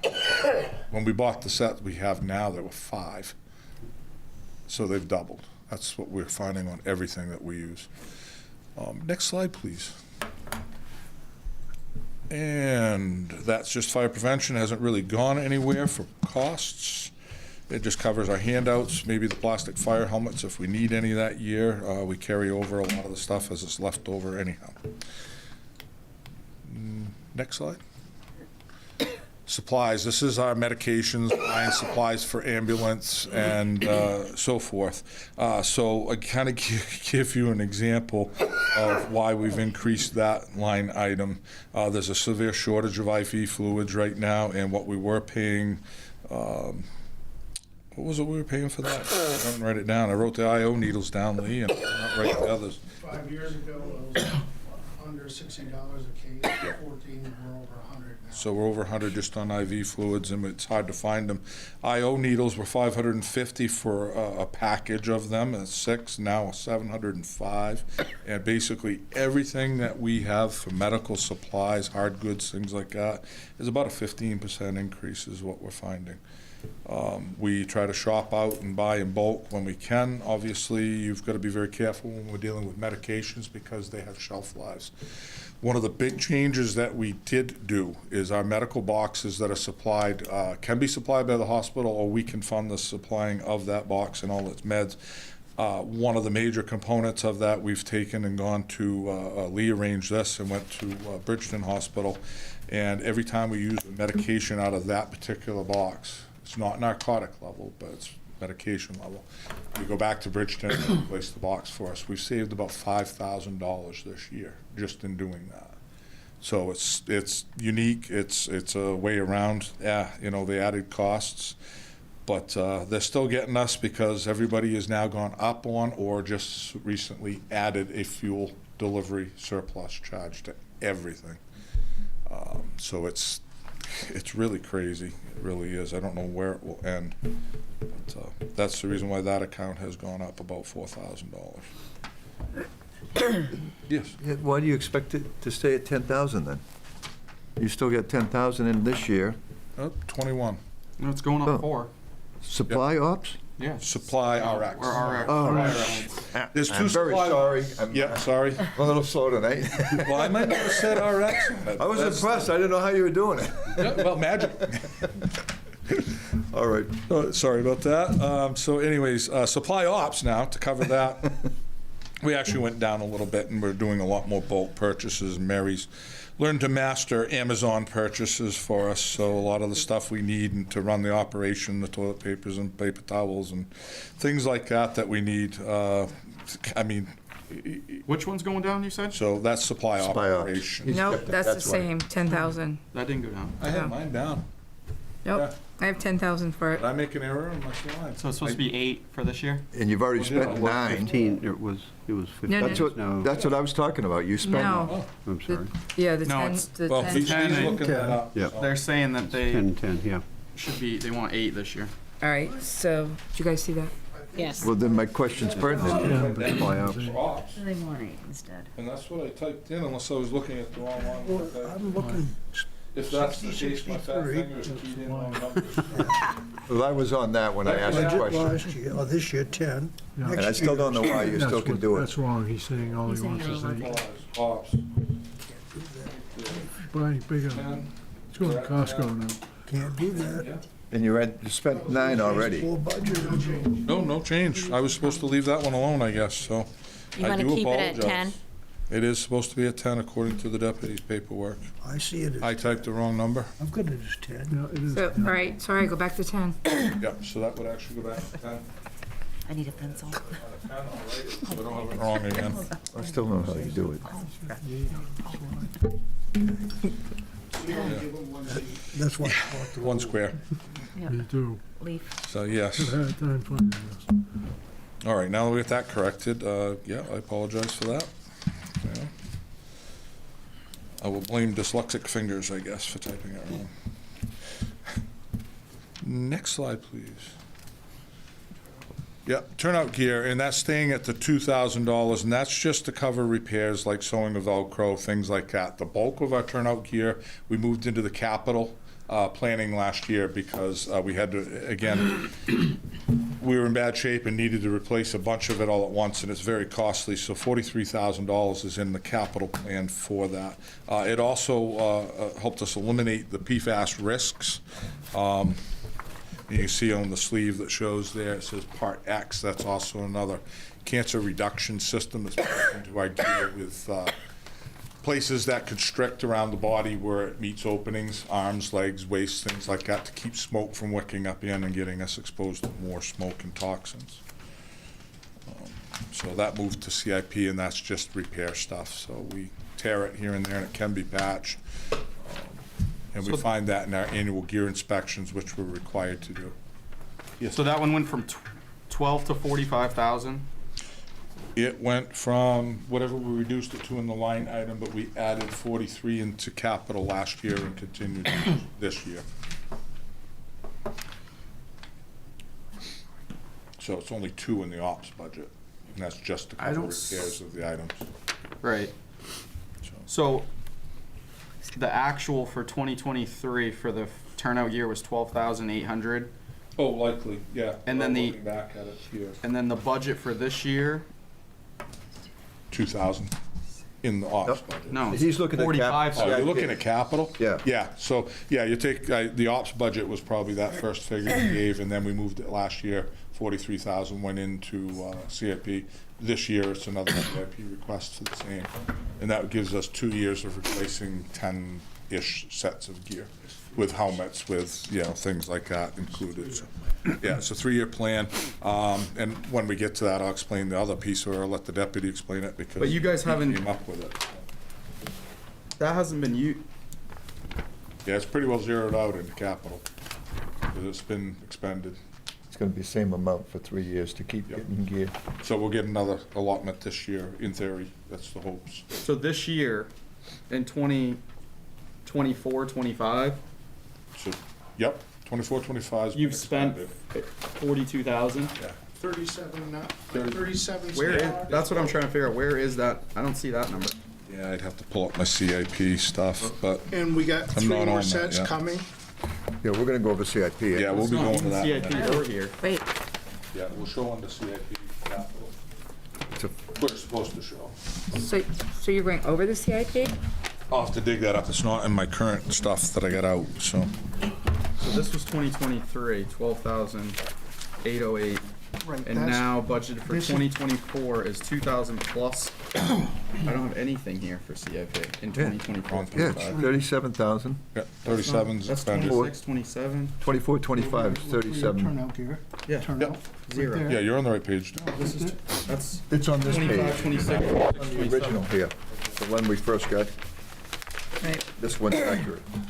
The turnout gear's up above. But There's we the were, turnout. that one we're throwing away. This is the new one you're saying, right? Yeah, there's 0 in this for turnout gear. Yes. That's why. I No, didn't no, put no, that no. line in. No, No, that's this year, 24, 25. realize. Yeah, but they're already, So 24, 25 has $2,000 for turnout gear, and that's the only place I can find where there's money in there for turnout gear. yeah. I'm not throwing this away until we're all done, looking at 2 different plans. yeah. I didn't throw mine away. One stuff, it's, What I meant. I'm not I don't even into have that the- section yet, so I'm still in the ops, but, when we get there, I'll. I think it's a good point if it isn't in there. Yeah, it's, yeah. Oh, it's there. We'll get to it. We'll get to it in a minute, I think. Let's get through this first. So, yeah, we'll get through the ops budget. So heating is 13,000. 20, It's the LPG contract that we have through Fieldings, the town negotiates and did a great job with. We're happy to, I think, happy to keep it there. It's a lot of money, but we're happy to keep it that low. Used to be more. wait. Utilities, 7025 account. Yeah, we did go up on utilities a little bit, because CMP, we were averaging 1,600 a month, and now we're averaging 22 to 2,500 a month, and didn't even know they did an increase, but we're seeing it, so. I've had 2 of them. Yeah, it's huge, huge. And we're doing everything we can to keep things shut off. All our lights are on automatic sensors, the majority of them, not all of them, and things like that. So I gotta tell you, I don't know where else we turn, but everybody's power bills are going up. It covers the phones, cell phones, laptop, mobile data terminals, connectivity, and our internet at the station out of that account. That's where we're at with that one. Wait a minute, cell phones? I'm sorry. Yep, cell phones are actually under the mobile data terminals and the cell connectivity to those are in there. So the rescues have mobile data terminals, the engine, each of the chief's vehicles have it, and there's one free floating that we carry around with us as we need. That also has that.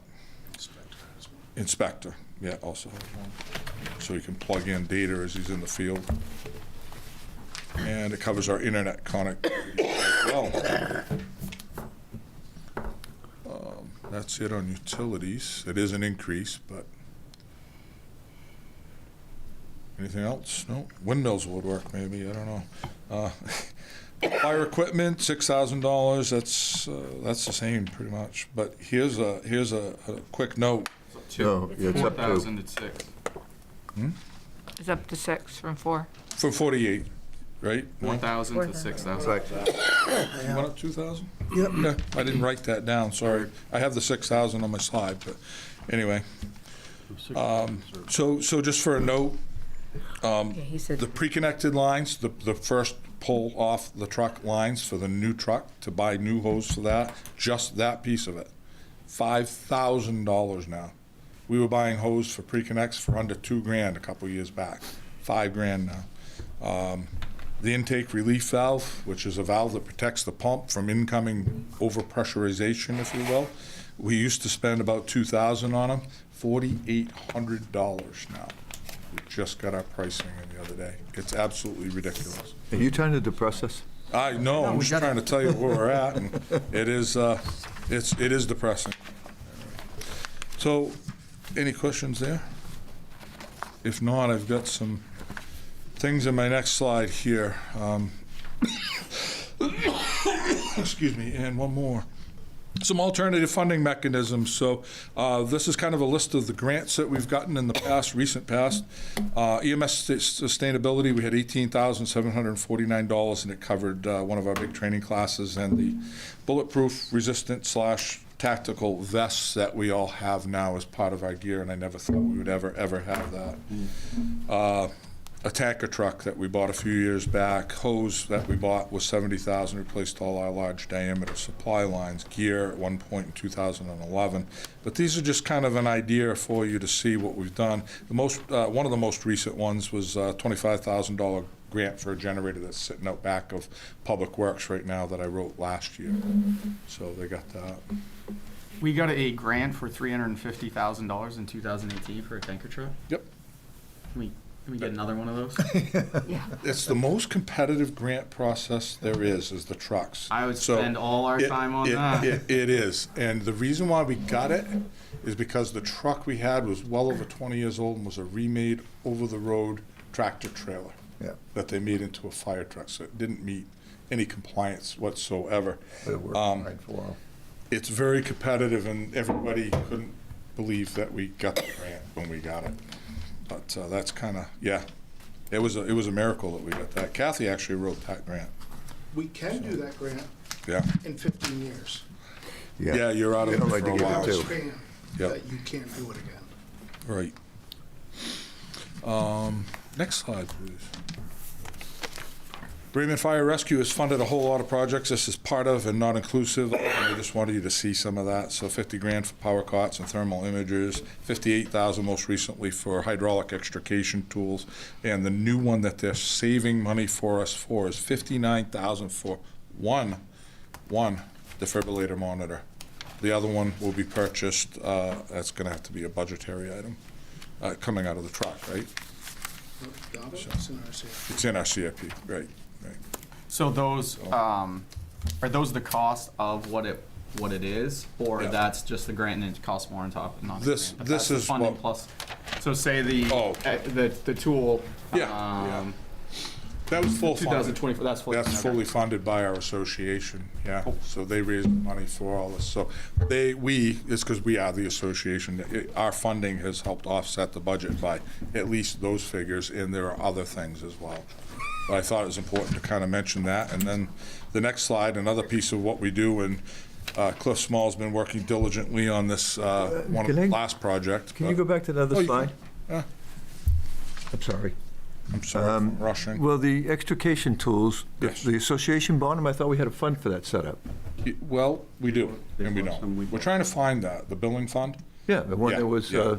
It's somewhere along the line, probably 3 or 4 finance directors ago, it got combined somewhere where or went somewhere because it was set up wrong originally.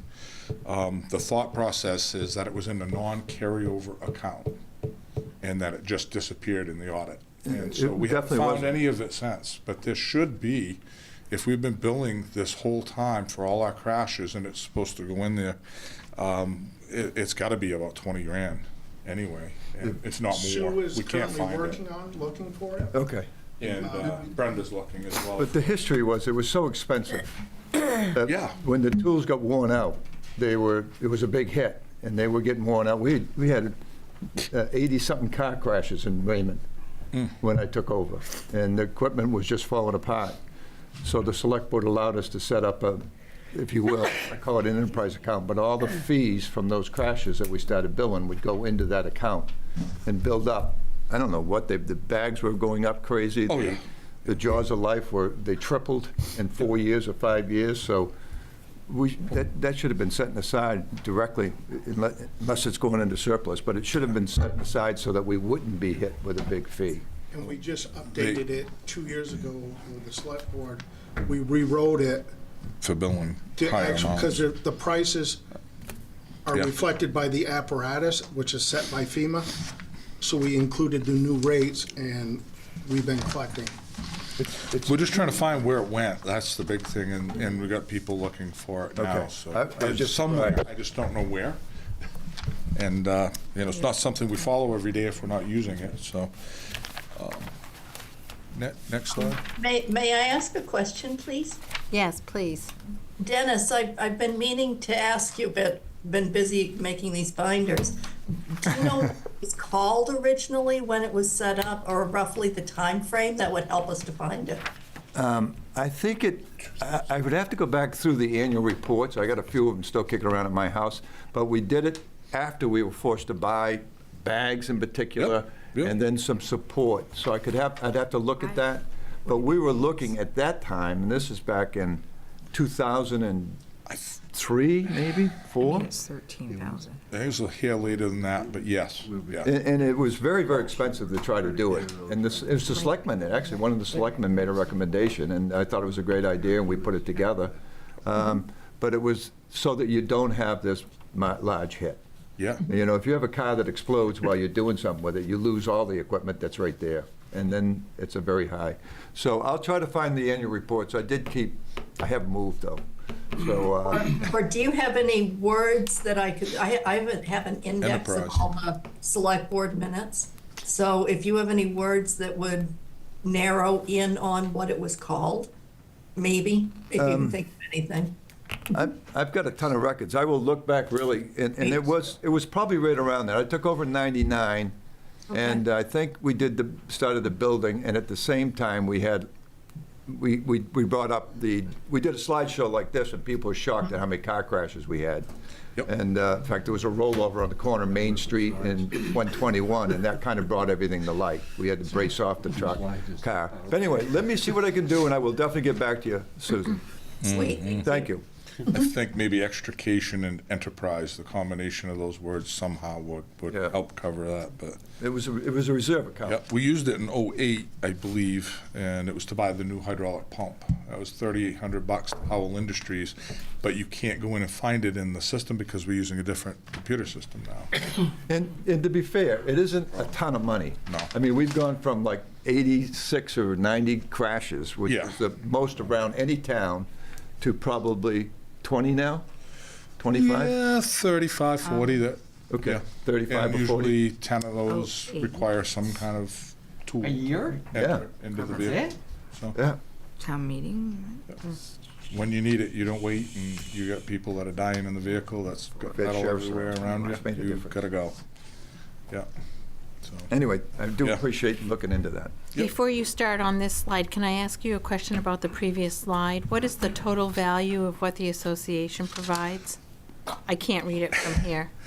I don't have it totaled, but the amounts on here is 58,000, 5,000, 59,000, 50,000, and 4, so Okay. 170-ish, 180, and that's just what's here.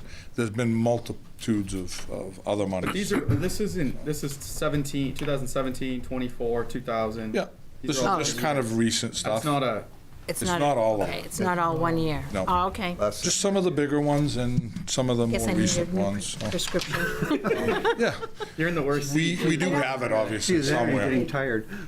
Yeah. And plus being all hot, of you're us. just like, oh my. We have it somewhere, we can get that figure, put together, Okay. and supply it Thank without you. a problem. That next slide there with the FEMA stuff, EMA, and like I said, thank God Cliff is working on this one, because I have not had the time, but we're at about 60,000 on the April 8th storm from last year. And it's gonna be a little less. A little less in recoveries above and beyond things that insurance wouldn't cover and stuff like that. So in the past, we've had a $78,000+ one, and the COVID one that I worked on was about 15,000 of impacts, and most of that was just in supply stuff. So FEMA's there to give us some money back. That's finally settled. Oh. We should have But money. it usually takes Yeah, 2 years. true. Yeah, when the Evergreen fire is all settled and the court cases and the criminal cases, we'll be billing some of that back, so hopefully we'll get that Criminal. covered too. Yeah. Purposely sad. Accidentally purposed. Negligence is the word, yeah, Yep. negligence is the word. So questions, next slide, I guess? Budget questions? If the monster comes out to greet us? Is that what it looks like? Good job. Yeah. Are we doing CIP during the department head who's here, or at the very end when it's all together? Do the whole thing? Well, it was my understanding that the CIP was going to be done when the department head was here. We don't have the CIP though, do we? I mean, oh, I mean, is it on? You should have. Is it on the agenda? Yeah. It's not on the agendas, but we have the It's part of the, CIP. it's Oh, part of the okay, department sorry, presentation, yeah. Oh, yeah, that's what I was thinking. It's not anywhere else on the agenda, so. Okay, so if that's the case, I got a question for you on the CIP. I still have. Capital? Nope, where's my Yes. capital? Yep, that's what I gotta get back to here, so here's my CIP spreadsheet. Yeah, the color one's easier to follow, isn't it? Perfect, set it right over here. This stuff has FAFSA in it too. There we No, go. this is the one that doesn't. Oh, Did you find it? No. No? We got a new one. I should have this one here. Make copies of that. wait a second, the Have it. turnout gear that you guys were talking about? Yes. Is that the new turnout without the FAFSA in it? Yeah. Okay. Right. Yep, so it should be, it's 3/4 of the way down the page, but I don't know if we have the means of making copies of what we submitted, but. Garrett have did it. have it. You Yeah, did? we have it. You didn't show this year's on that, because this is moving forward 10 years. Yeah. The CIP. So that's this year and then going forward. This past year has already been expended, so, yeah. Where? That's what I'm trying to find. Oh, we do have it. It didn't come out on this one. No. Yeah, you're only gonna see this year's request forward on this, on the one you got, I believe, so. What's that? You'll see this year's and forward, not the This past thing. year on the CIP. CIP. Is this the document that we're using that was in our Yep. books? That should be the one. Well, then, I'm with you. What I'm saying is it's not, and it should be in this budget. It was here, Yep, it was in the budget last year as a Right. turnout, not on CIP, correct? in CIP. was Yeah, in So CIP. it was a capital. 2024-25, it was in CIP? Yeah, it's a capital expense that year. So that's the only thing we're just, Yep. we don't have? So Yeah, and of the they- 43, 37 and change has been expended. No, wait a minute, what did you say, Dennis? Well, the 42 that they're talking about That's a is turnout replacement gear. cost. And it's a replacement cost, and that's what we were trying to do 10 at a time last year. So I don't When we- At least when I was on the budget committee. If they need that, we They can get didn't. it. And then they put it again the next slot over. 30. See how I would say, So you're going 42 and 42? Yes. So that, Versus 42 and 30. The And- first year was 40. Madam, The second year is 5% added, so it's 43. And we're hoping the third year, actually will come in and. yeah, it'll be, for turnout gear, no, that's not what we have. Turnout here, you get 42, 42 for next year. yeah, we get 42 for this coming year. 26, 27. And then 30 for the year Presented after. it last year. So you got I 30, have turnout gear price paid $3,200. What year is that? 3,200. 3,200, I have 30. Oh, I see what you're saying. You're back one.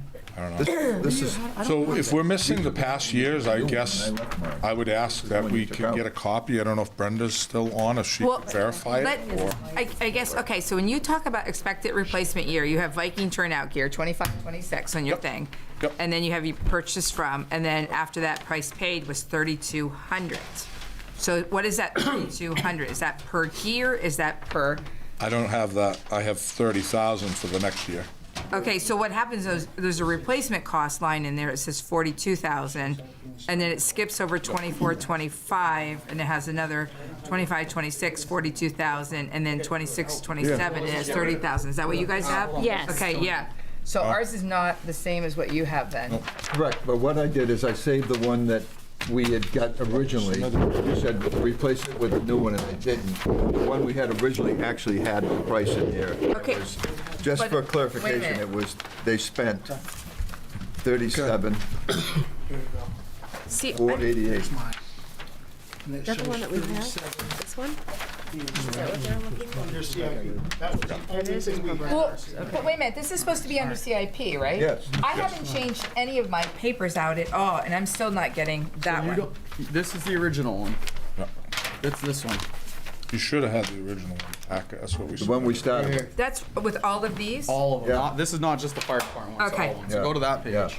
All right, this one is the fire department just itself, CIP. All right. And this So we're not looking at the is- fire department, we're looking at a I'm looking at different both. Yeah, the I don't original know one we find out had. where it is, Fire but department. Okay, so you're saying the fire department reserve CIP, is that the one you're looking at, or are you looking at, Yeah, reserve funds, capital improvement reserve funds. right, but 22, 23, 23, 24, 24, 25.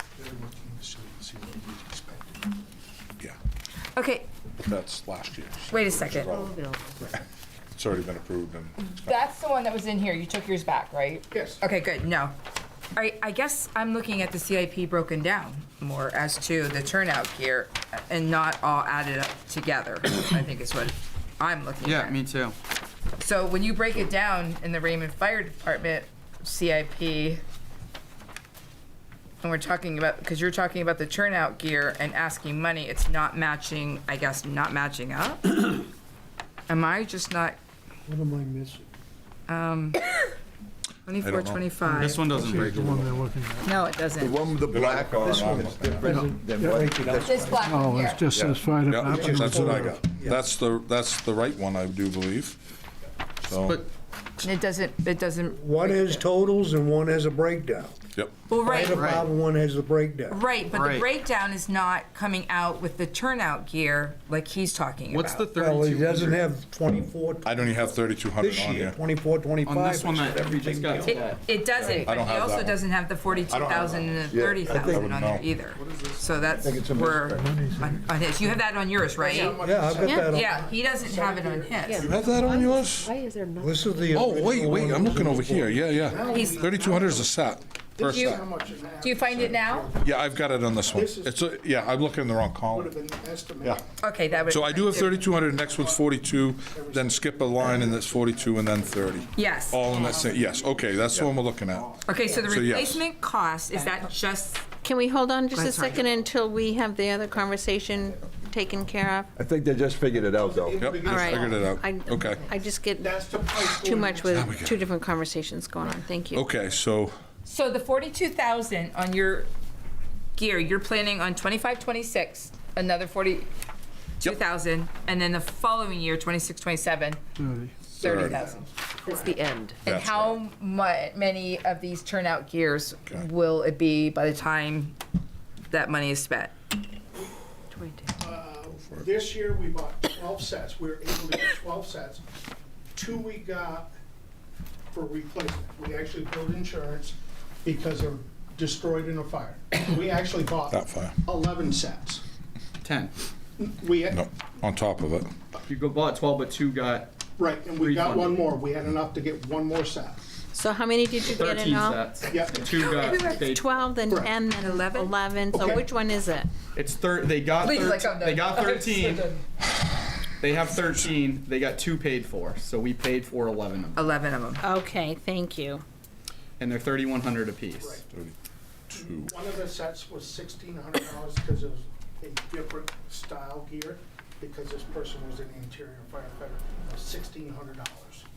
It's half the price of the full structure fire gear. An interior firefighter, what is that?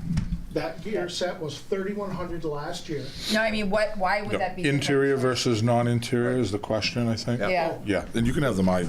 Yep, the rating. Interior structure fire gear has a heat barrier, protects you from thermal, protects you from flashover, and has a moisture barrier to keep the sweat off you, because if you get superheated, you will burn yourself with the steam it creates. Okay, The other gear is considered wildland gear, EMS gear, and extrication gear. Has a flashover protection, but it's not the same thickness or the same protection. okay. That's the 30. Here's a really weird question.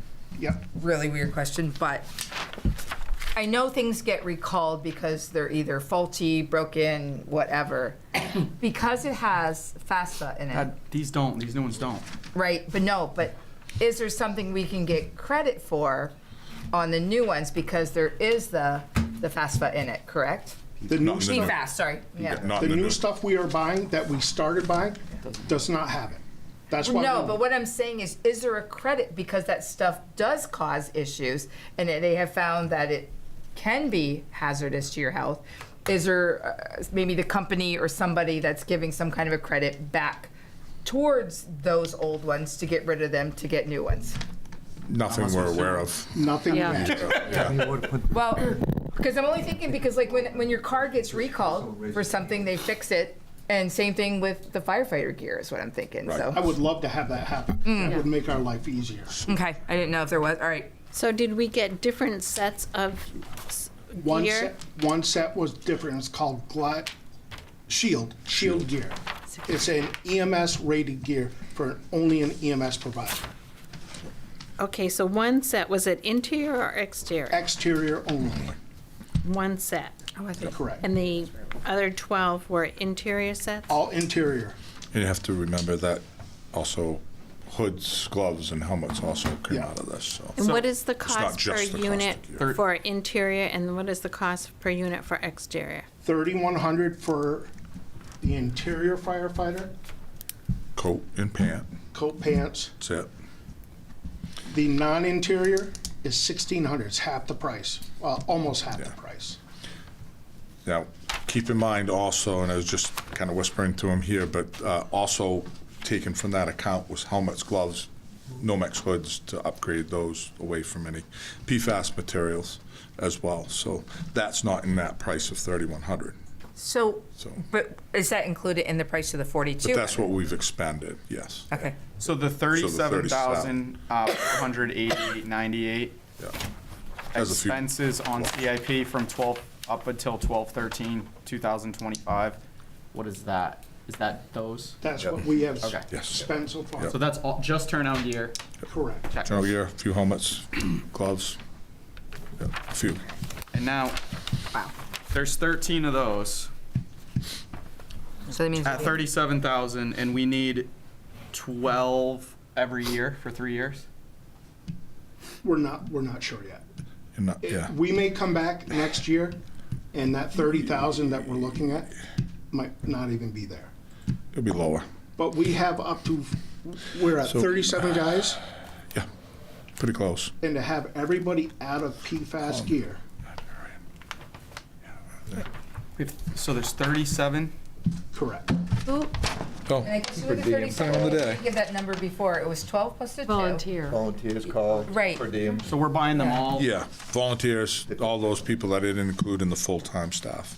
My only problem is Just- the turnover I on wouldn't- these people. Is Yes. We're paying $3,200 and they might work with us for 3 months and then they're gone. Same thing with the full uniform. Yeah, most likely, if that happens, they weren't here long enough to get ordered To gear. get new year, no. Take about That was- 5 or 6 months to get the stuff too, so. 1, 2,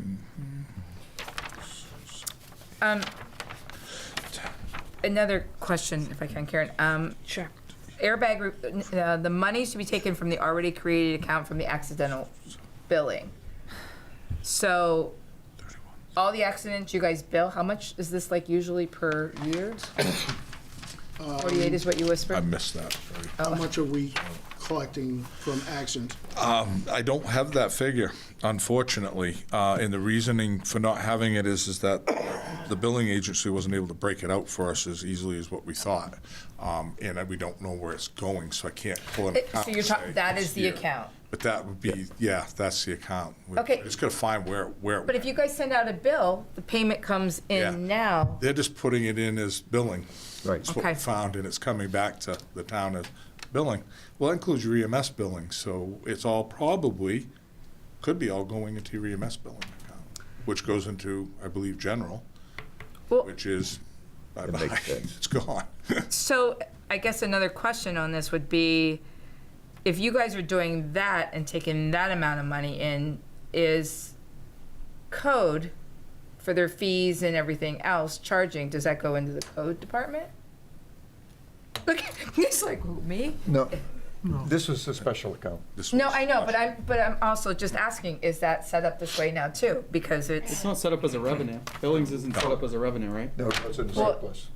but in this case it is, where the fire department It is. stopped. Only car No. accidents. Yeah. Right, exactly, and that's what I'm asking, so, yeah. Yes. Mm. We're not sure what's going when it comes to. No, I'm not saying that, but what I am saying is, when you guys bill, you get the money for it, then it's kind of like, for better terms, like a little bit of a slush fund for you guys on the billing. But they don't get the money. don't know where it's It goes going. back to the town, and the town puts it in Goes the, right into surplus. right, it goes into the revenue account, doesn't go back to the fire department. Well, I'm, Which revenue account is it wait a going minute, into? I'm getting understanding that it does go back to them, and that's what they use money to, I know they can't find it now. Right, yeah. Oh, sorry, I know they can't find it now, but, Talking to Derek. Yeah. oh, sorry. But just to clear it up, there's a rescue call. Every crash has a rescue, an ambulance. Right. The ambulance gets a bill for the medical part of it. And then we had, if we used extrication tools, and I want to say that so people Clean up understand. stuff. If we're using the tools, we are by law, everyone's doing it, they bill for extrication costs. It's probably a flat fee or whatever. But I think we've been through either 2 or 3 billing companies now. And I think what happened is we changed billing company once, and they just stopped doing it because it was an extra service. And to be blunt, maybe the people that are sending the information in wasn't breaking it out, and it stopped. I don't know. But we had it for a while because it might generate $2,000 or $3,000 a year, for example. But- And after 10 years, you have enough to retool everything. But what I'm saying is, that money doesn't go into the general account, it goes back to the fire department It hasn't. because of that extra, no, but. It should be. suppo- Goes into Well, that that's fund, right, to it's that fire supposed to. department, to that And it's fund. not, and I get that, so technically, if it was going back to the fire department like it was supposed to be doing, that is a different slush fund that's set up then for the fire department, if it was going back, is what I'm saying. Yes. And I know it's not, so that's something that would have to be considered in all of this too, towards Oh, things. I think Not that- now, because yep. they don't have it, Right. but finding it, so, okay. And like you say, it was Basically, it's what specific happens to, is if it went back to the fire department, say the extrication tools fund went back, they'd build that up over time to replace Right. those tools. Right, it wouldn't be It annual. wouldn't go into a slush fund, it would be a fund set aside. reserve. Well, it's for better words, Wait a yeah. minute. Let's move on. Let's kind of Right. break this down a little, because Yep. you're mixing a revenue versus an expense. This is an expense here. The revenue side is different. So we're talking about, at one point, you're talking about balancing the books. That's perfectly fine. But because you have a revenue, it doesn't reduce the expense side here. So the Right. expense side is valid at the, at what they're 42,000, asking, at the yes. 42, the 30, whatever. Right. The other is a revenue side. The revenue side, we can, gets discussed differently. If there's issues as far as how it's being done, that can be addressed there, but it wouldn't reduce the expense side. It only, at the end of the day, from a total budget standpoint, it has an effect, but it doesn't from this document here.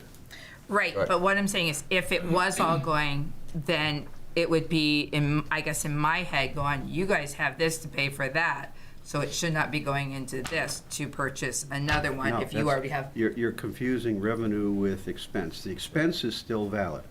Where you get the money to pay that, the expense is picked up in there. Right. The other is a revenue side, so you're gonna say, okay, you've expended 42,000.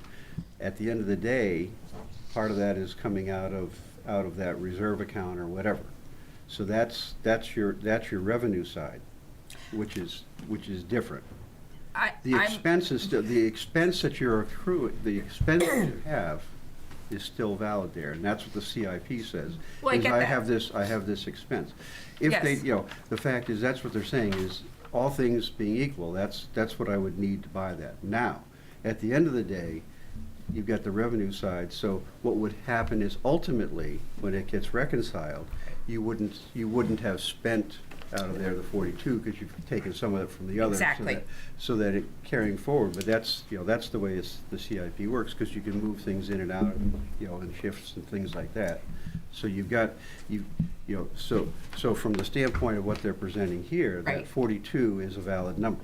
Right, but if they did have that slush fund, we would be able to possibly, I know, don't say, he's still gonna tell me no, it's I sorry. think the concern is where's Offset that revenue going? Yes. Right. That should Yes, potentially because be theirs. it would actually kind of be helping. And the only thing we could use it for is not turnout gear. The No. only thing we could use it for is the extrication Correct. tools that are off the chart expensive. That's Why? Only Is it that. written, is it Yeah, it voted was just written on just- those that's things? exactly is right. what it That's is? what it's Okay. being right. charged for. That was how it was set up originally.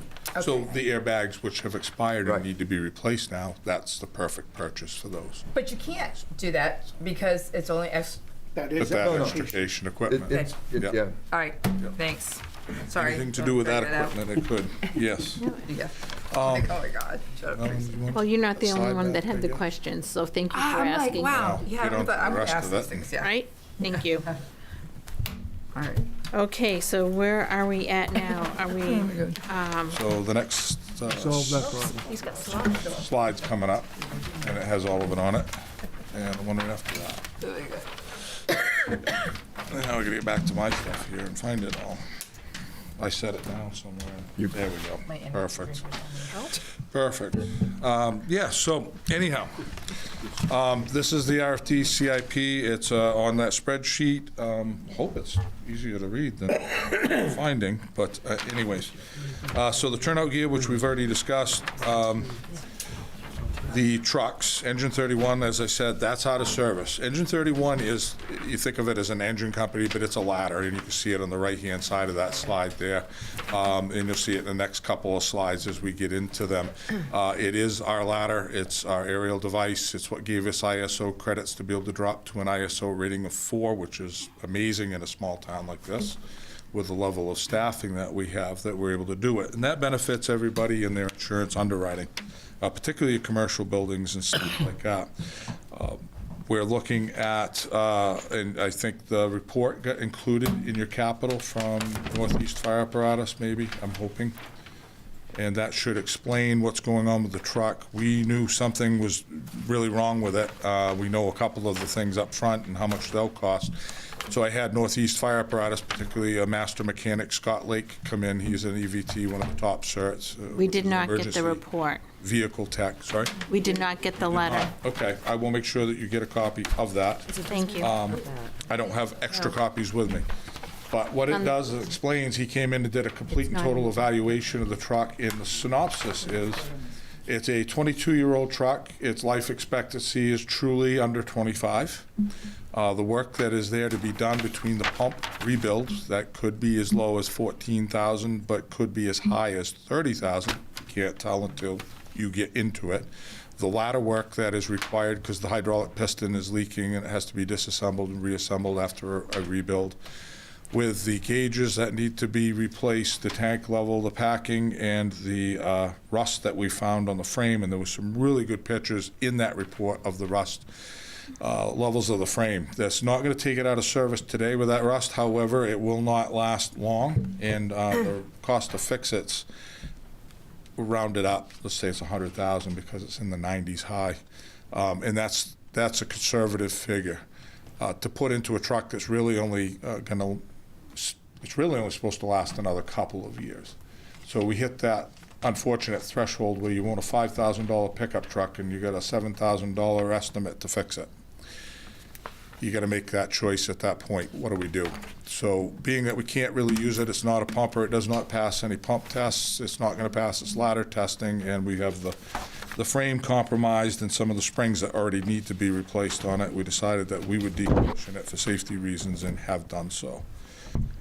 This truck is one that we've been missing a lot this year. It's been out of service more than it has been in service. To say 14 months out of the last 18 is very reasonable and close for its out of service time.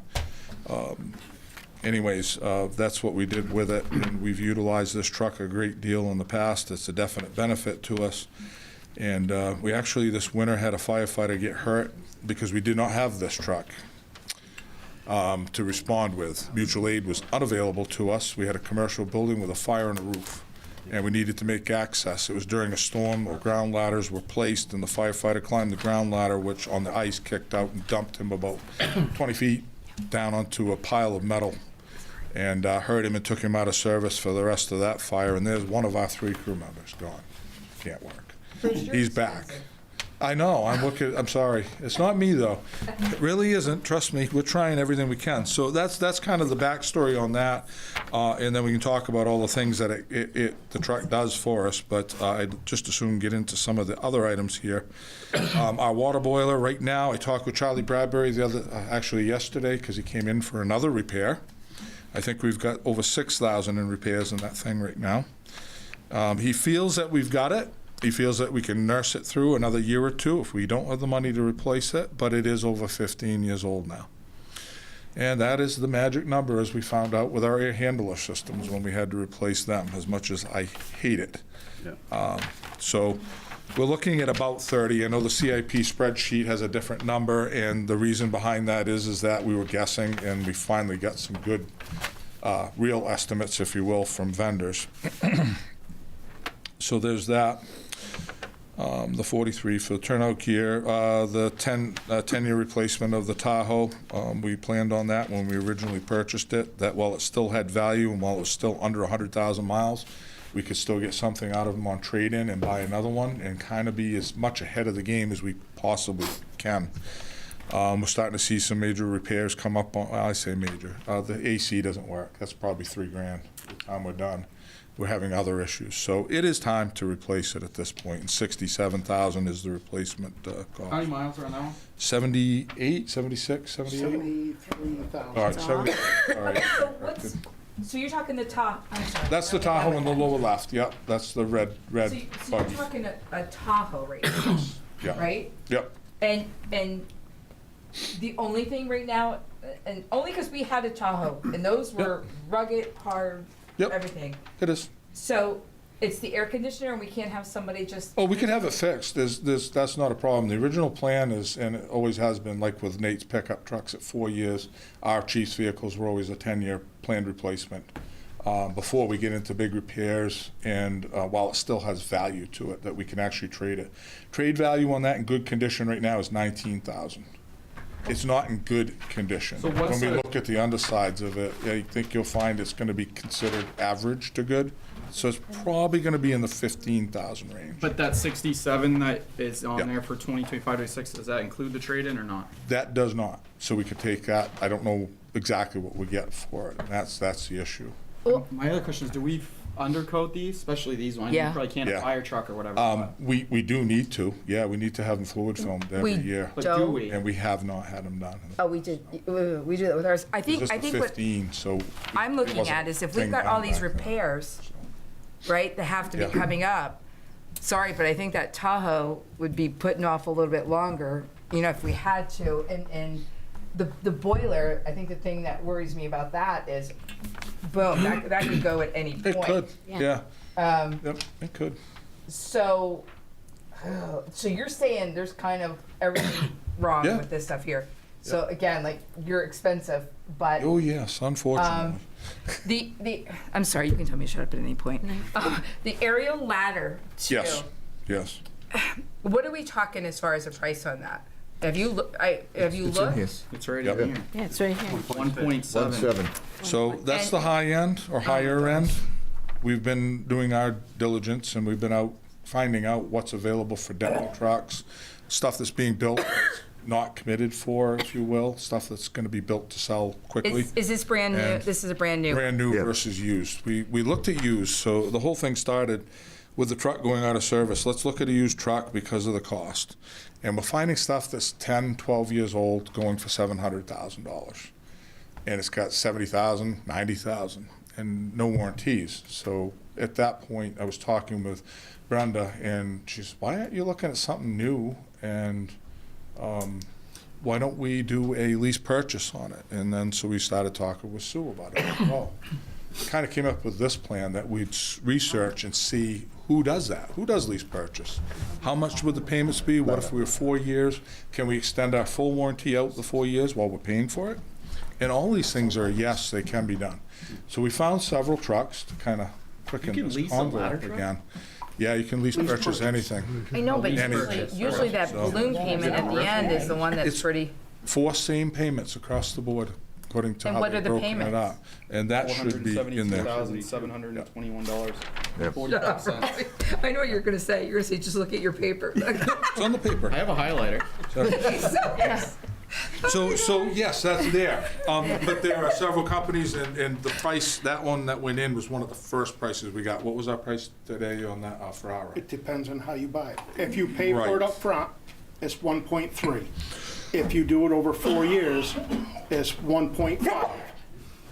So it's on how the town wants to proceed. 1.5 over 4 years, probably easier payment. That's out of my realm. Well, okay, and what about sharing it with another town possibly? I mean, would we, and you never know, that's not, I'm not even gonna ask that question, sorry, because you never know what comes up. But can we maybe go in with another town that's close to possibly, I don't know. Well, we had talked about that a couple of years ago, talking with on some shared equipment, because, at the end of the day, when so much is done as mutual, that, if it sits here, if it sits there, if it's combined, and. But yeah, we buy a ladder, So- they buy a pump, like. No, alternate instead of- you get together, you buy that, but now now the total cost is split between the two towns, it's just co-owned. Right. Because. But that's what I mean, you don't buy, we don't, Raymond wouldn't do a ladder and Casco a ladder. If they're going Right. through that, they would buy 2 different Right. ones so you can. One of the issues is, and we do so much mutual aid now, so Wyndham with their ladder will come up a lot. Right. We've got the mutual aid breakdowns and stuff here. Just not in front of me. Anyway, there have been, off the top of my head, I could say a dozen times when the closest ladder wasn't able to get here within 20 minutes. When we A dozen need that times a ladder, you need that ladder in one of those dozen times. You need it now, not in 20 minutes. That happens Past 12 times a year, you're And saying? Or they're more. also delayed. Or more. Yeah, I know, Then they're already 15 minutes away anyway. Everybody else is 15 away. but even mutual aid is also like It is, 15, all of 20 us. minutes away too, so getting that in. Getting that ladder in is critical.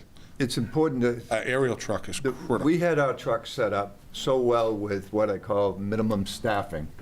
We could take the truck, a ladder truck with water on, which is what they're talking about, a Quint, and you could start the water flow, and then when there was a blitz gun on one side, we had a fire down behind pulling glass. When Wyndham pulled up, his chief said to me, I can't believe what you were able to do with one truck and one man. Right. And that's the difference. It isn't It just is. a truck. It's a substitute for several people. If it was an engine company only rolling in and someone had the ladder in somewhere else, Right. you would need 3 or 4 people to do what that truck did with Josh Stevens, a young firefighter. And it got so popular that everyone was calling for it. That was one of the problems. Well, I know, and I know it's not just a truck, but I'm also saying, because every year, Bruce, and this isn't anything bad on you, is every year we need more people, we don't have enough Yes. people, and Yep. so we really have to start relying more on mutual aid Well- and trying to pull in, Yeah. and each town is, budgets are going up I agree more. with you. We rely on each other more and more. Here's the problem in that. We're growing. Every town around it, we're at 1,043 calls. We've got a 30-something percent, 35% increase in calls in 10 years. Wyndham has gone absolutely insanely nuts with their call volume rise. So they're always out on the road. Casco's busier, Naples is busier. So as we're busier and the need grows, On what, they're fires or busier. crushing? Everything. Oh, you were said saying. they were half. Yeah, you were saying EMS is crushing, is a but everything else has majority gone of up. our calls. And EMS instead of is the- yes. 60+%. Yes, because I remember you saying that at one of our meetings, So the good example of that is if we're out on an EMS call, and the double calls happen very frequently, and Wyndham needs a truck, we don't give them one. The same applies to us when they have 3 calls deep, and just for an example, was it 2 days? It was Monday. They did 7 calls in a half an hour. Mutual aid coming from everywhere, and they couldn't cover their own calls. Throw in that we have 2 calls at the same time, Gray's already out and busy, and you don't cover anything. And that's the issue, so. I think Wyndham has You an know. expansion problem, though. That's not. Well, and we're headed Hopefully there. Hopefully we don't head We're there. building I fast. I actually talked to the person who used to run the student program at SMTC. It's SMC, whatever the numbers are now.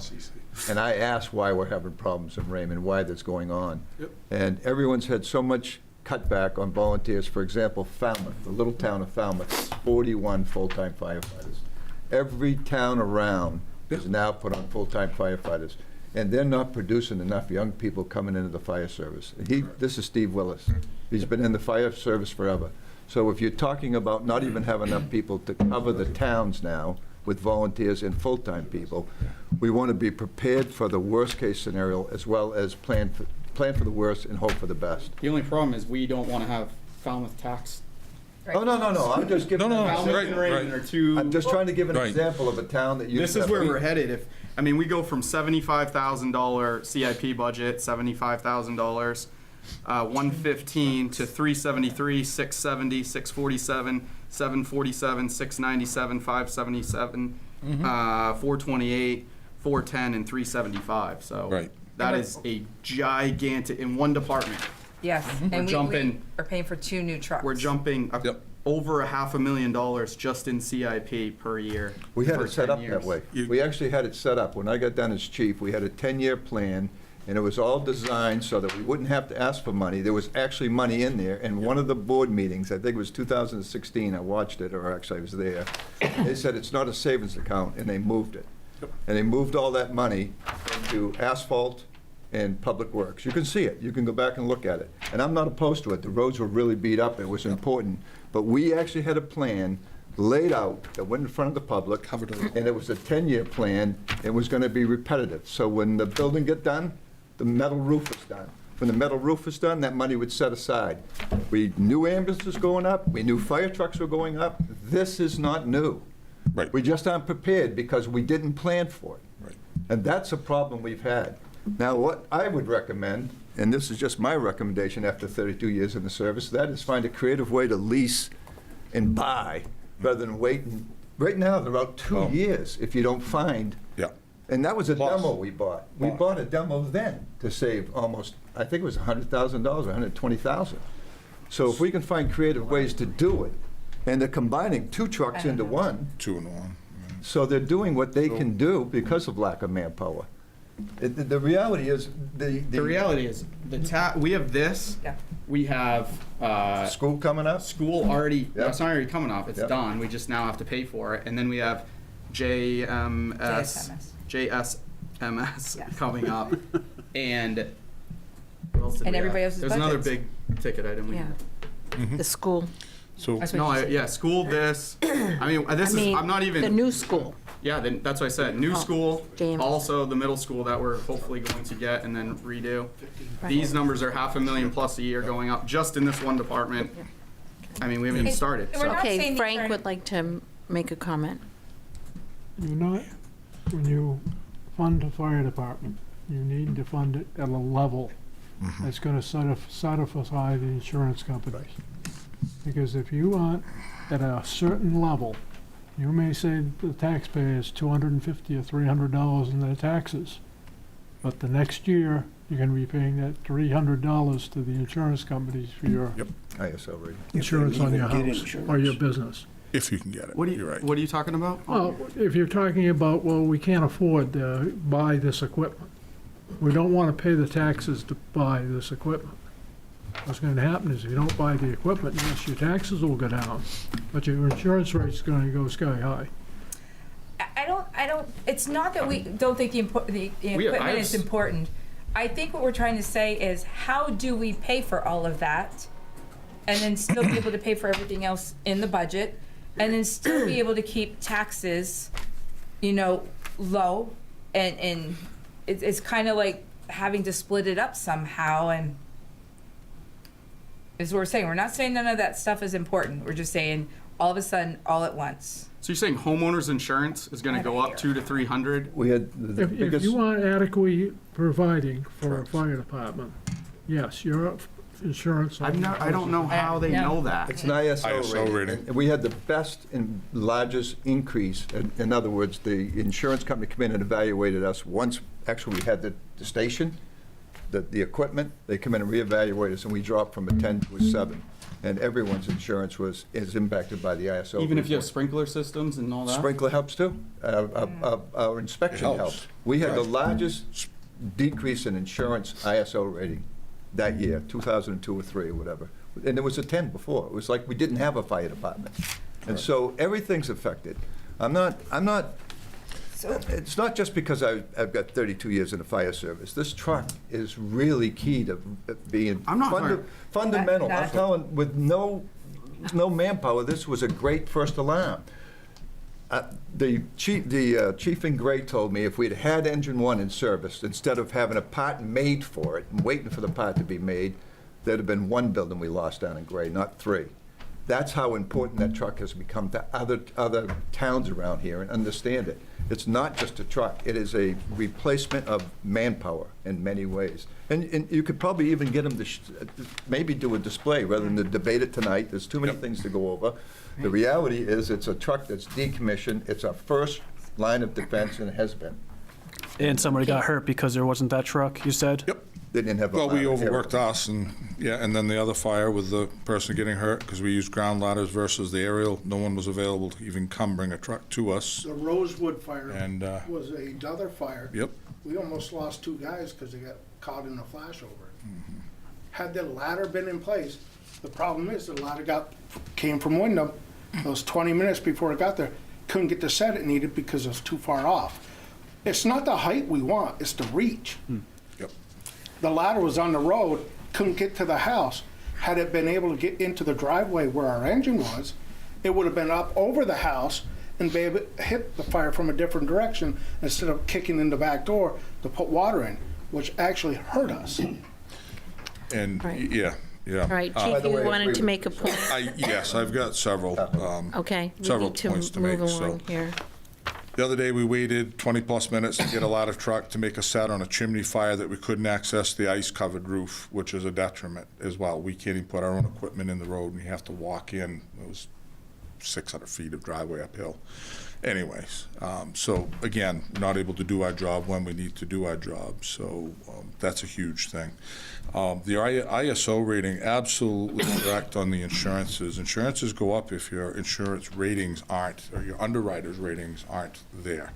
Right now, we're a 4. We're very happy we were able to achieve a 4.4Y, and that just happened within the last 6 years, or 5 years, actually. And that was almost unheard of. Tuck McGoldrick, who's a resident of town now, was the lead evaluator for ISO before he retired. Stopped by the station to congratulate us, and he said that is unheard of for a small town like this to be able to do that. That your folks should be seeing, particularly in the commercial world, that reduction in their insurances. Now, when hurricanes and all that went through and devastated everywhere else, insurance companies were looking to cut. They were looking to cut people that were considered to be risks, so they didn't experience the risk of loss. We were getting calls at least weekly, and sometimes 4 and 5 times a week, from underwriters to find out what our rating was, what our equipment was, how we tested it, and everything else, because they were looking at specific Raymond properties down the Cape and everywhere else that they were gonna cut if we didn't meet their standards. So it's a very real problem. I mean, they were gonna cut the people, and I was getting calls from citizens and underwriters. So that's something to consider. But it's not only that, it is literally the safety of our people. And Derek covered it with the sprinklers. If it's sprinkled, yes, this is what happens. Sprinkled, they don't count it against us in our ISO ratings. Everything is a risk. Everything's assigned a risk value. And you sprinkle a building, they take that building off the charts for us. It's not part of our risk package, if you will. So the more we sprinkle, the better off we are. The less we sprinkle, this is what we deal with.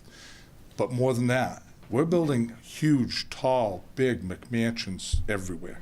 We're not building 1,300 square foot homes and 2,400 square foot ranches. We're building 3 stories, daylight basements on the water, chimneys that are 8 to 10 feet above the ridge line that we can't even begin to access standing on the roof. I could reach it, but I can't do anything about it. Put power lines down or chain it or whatever to put the fire out. These are the things that we really need to be concerned with. And then our commercial population, as it grows, our commercial buildings have more and more fires, things like that, like last winter with Paris Farmers Union having that rooftop fire in one of their heating units.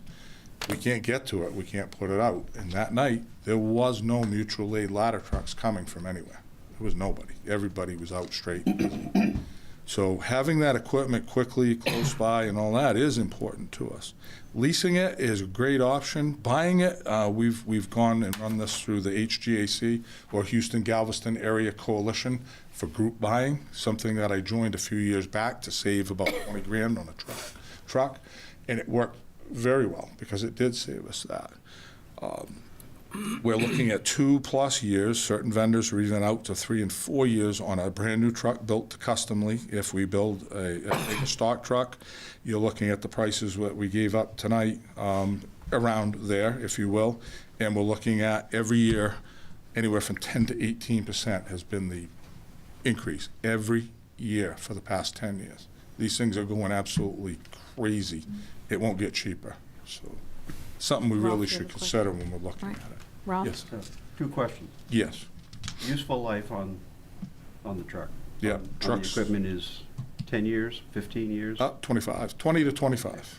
Yeah, So, 20. I mean, your one approach to lower your per year. Yes. is instead of a 4-year payback, you go to a 5-year, or 10-year, 7-year, whatever. Agree. So, I mean, I would think you would want to look at those options and come back and say, okay, if we take it to a 7-year payback instead of a 4-year, then we take the annual cost down to, yes, you're going to pay a little more on the financing side, but Yeah. then the other side is, you look at the difference between financing it through there as a lease purchase, which, I mean, and that worked out well for us on the rescue units. We did, and that worked out very well there.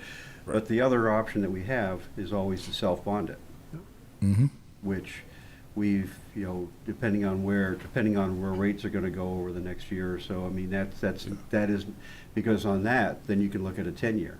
Yeah, I think 10 is right about. Yeah. So I mean, Could be. those are options to look at as far as how do you spread that, Sure. spread the pain over Yeah, over a it longer helps. time. I get it, yeah, 100%.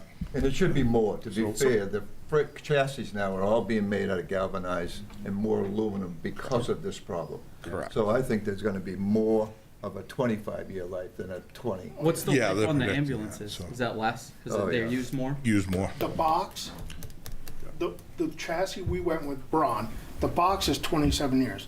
We can re-chassis. Yeah. So long as we ambulance, 35, when it comes up for replacement in, I think it's 2 years. Because this last one we only got 10 years out of it. So these new ones are going to That's be. the wooden one, sorry. Right, we're talking, It's seriously, it's made with a lot of wood. you're talking chassis versus. We got what we paid for. Chassis, What about the one pulled by the horse? There's a pull from my horse. What's that? the back of the truck, 27 years, chassis about 7. Okay. Because it's a commercial pickup truck. Re-chassis everything on the ambulances now because of that, so we're able to save a lot of money in the long run, but it's a long-term plan. The initial cost of a lot of money. So there's that piece. In the slides, there is some pictures of the frame. If you wish to see it, I know it's getting late, you guys have a full agenda, I think they got the Like to message. move We all got the along. message. Yeah. but they are there in the slides and Melanie has it, so. And I will get you that report. Sitting over there like, Sean would like to ask a question about the boiler. Yep. Yeah, I just want to hear about the boiler. Sure. So it is over 15 years old. It's something that we upgraded. When did we upgrade it? Jelinus did it without looking. Dennis was here in the department. but What is it? It's a propane not triangle tube, but it's a condensing boiler. Yeah. And it's Radiant heat as well as the duct. 60,000 BTU to heat the bay floors. It's for the radiant heat and the hot water domestic in the building. Like I say, when you open the thing up, it looks great, it looks pristine, but that's not what we're feeling. We're feeling the pain of something that's over 15 years old and What make becoming is it? obsolete. The other one's the triangle tube. I can't remember the name of this one. There's a benefit to propane furnaces. I don't remember the name. They're more efficient, Yeah. but they don't last as long. So these, Darris? Feesman? no. These Not ones, a- this a one, dairy. that's the triangle tube. All right, Yes, that's, So anyway, okay. All right, thank you. yes. So there'll be more questions, I'm sure. yeah. You'll be back.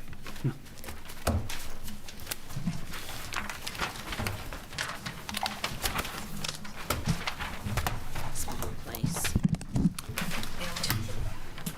Did you want Need a to bigger do podium. your slides? You still seem to have a few more.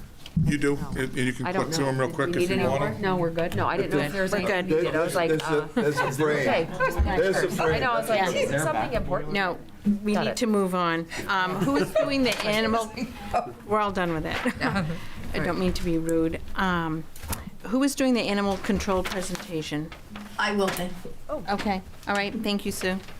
You're welcome. I need to get back. I was just finishing up printing the letter that Bruce had. I'm sorry I'd left that out of your packet tonight, so I'll bring that to you tomorrow. thanks. About the assessment of the truck. With animal control, Naples has voted to not continue as a part of the threesome that are splitting the costs for animal control. But Casco has decided that they are going to take up 2/3 of the cost, and Raymond will continue to spend 1/3 of the cost. We do have a lead on a potential assistant ACO that we're hopeful that will get going. And other than that, the cost didn't change a lot, but it did change a bit, and I'm trying to get back from that letter to my spreadsheets. So the number you have in here is our share, Yes, that's correct. the 48, it's under animal control, it's halfway Yes, there it through is, the book. 48,816. It's right before Public Works. Cass is just gonna be nice and So, out of the goodness of their heart. yeah, but you gotta take that 48 times 3. So Bridgeton wound up, It's right before Public Works. Yeah, it's the blue one, maybe on. Sounds like Harrison didn't go. yeah, it was Yeah. Harrison, right? That's Harrison, Bridgeton, yeah. yeah. Falls under public safety, so it goes with that. Oh, that's why. So Harrison didn't sign on to this. Remember last year we were talking about Harrison? No, they didn't want to join. Oh, Well, because they were paying, They were just Yeah, I- paying oh, a I- per diem. I- yeah, per thing instead of having to pull part of that, yeah. how's our vehicle doing? We're tracking her, right? Yeah, that's the same We question. need to get it in to get the GPS on it. That still hasn't occurred. Huh? Why? Yeah, Can we it's- make an appointment? Yeah. I believe the GPS, if I remember correctly, though, I could maybe text Nathan if he's still up. But I believe the GPS that we put on it ended up being faulty, and we need to get it back in and put one on it that works. It works better if it actually works, oddly enough. 6. Oh, what am I doing? 48.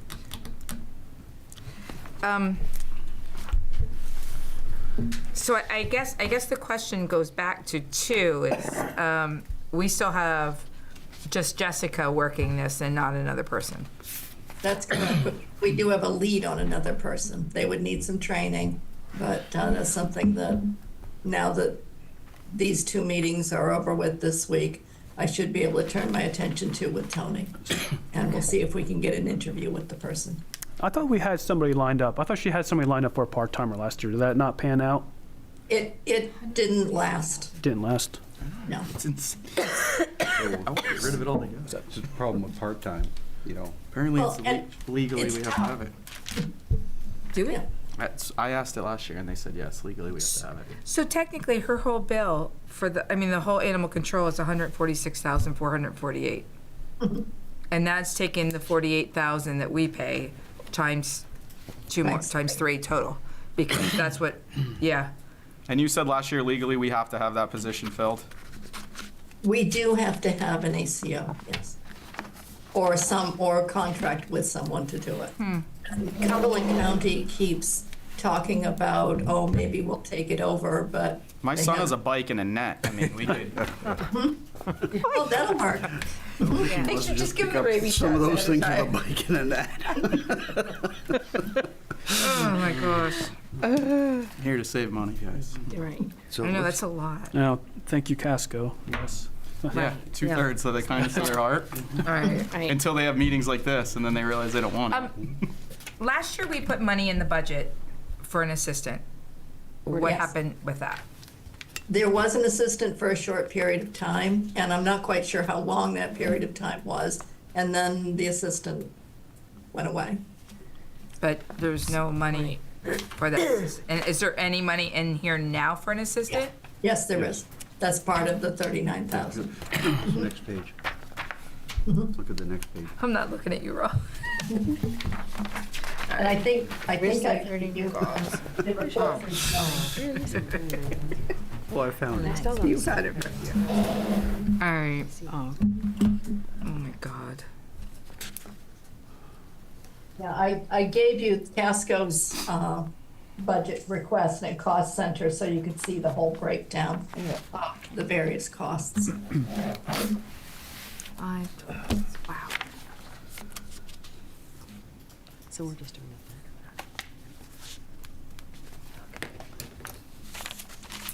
it. Excuse me.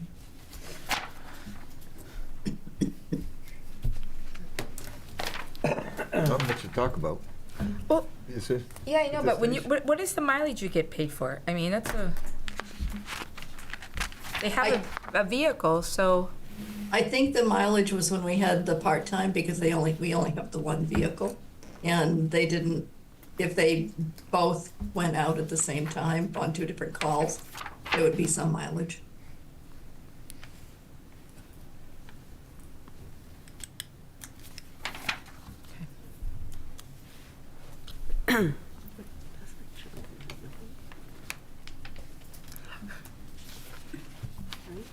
Right. But it was approved, but there aren't any actual. Yeah, it's interesting. I was just saying that I didn't see anything for the actual for an assistant ACO, actual payroll for fiscal year '24. It's 0. But you said that they did work a little, right? Yeah, they started. I'm not sure, I don't know how long, or if it was more of a promise than it was an actual work. We did, Okay. yeah, there wasn't much. But keep in mind that this second document you're looking there is the Casco's Right. spreadsheet. Yes. So they may not have had an actual in '24. But we would have it somewhere, Yeah. right? Okay. And we had ours at that point. That was before we got into the triumvirate. Okay.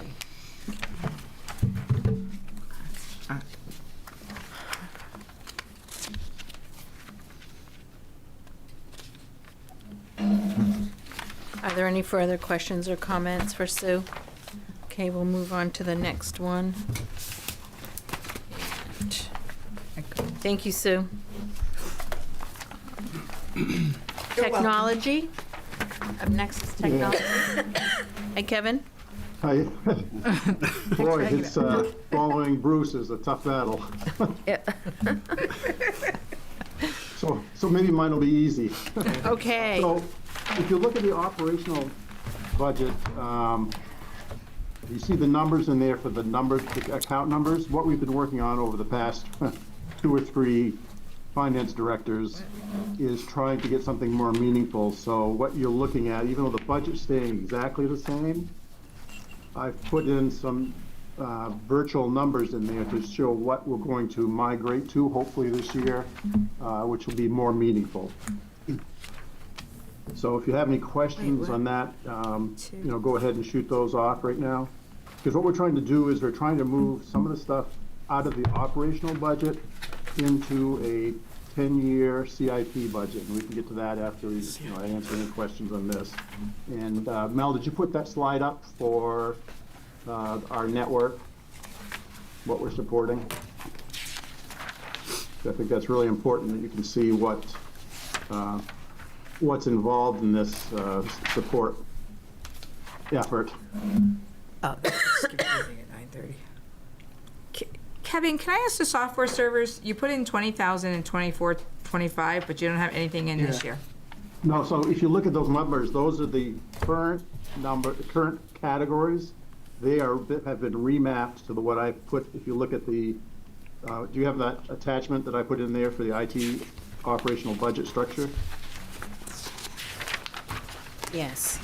So you can see all those numbers have been, and Sue did the best she could to remap those numbers to individual accounts, but they're really not, they're not exactly what they are. If you look at what we're hopefully will, and I feel really bad for Brenda because she wants to, go ahead and do this too, but getting this done hopefully will happen over the year, but it'll still be the same actual overall number. But when you look at it, if you look at these down through, they make much more sense than what was in the past. These are contracted out, so now there's 0, but there's another item here that wasn't there, that's now in there, so. So if you look at the actual, then you got numbers under, like, for instance, the 29,000 for infrastructure network, you look over there and you see a 29,000. Yep. That's what Sue, tried to match what the old names were with what we're gonna go to in the future. Okay. So all the numbers are, are the same, except for some of the accounts we've taken the numbers out of those accounts and put them into more meaningful names, so that when you look at this, you'll get a better understanding where the money is going. Yeah.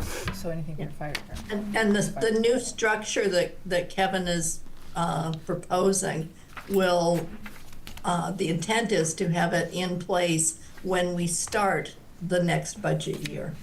So, but to try and do it now, we've already done several accounts like recreation and a few others. It's quite an undertaking, and it means a lot of maneuvering to try and compare last year to this year. So the decision was made to, we like what Kevin wants to do, but it's not going to happen right this minute with anything that's going on right now. It will be in place to start the new fiscal year. So you're saying if whatever costs whatever costs rec, they'll have a line for that technology. Same thing with Public Works. No. Oh, no. I'm just using rec as an example of one that we've maneuvered, and it's been quite a interesting thing to compare it to last year. So that's one of the reasons why we're not making these changes right now in our system that Kevin's requesting. We'll make those changes at the beginning of the next fiscal year. Okay. There's going to be 2 overarching categories: infrastructure maintenance, which means anything that everybody shares. So that's the infrastructure. Okay. Networks, servers, things that everybody takes a little piece of. And then the second overarching category is department support, which are specific for certain departments, or each department has their own, usage of, like Office 365 for software, component upgrades for somebody, in the hardware. And so those things are separate from something that's shared by everybody. Okay.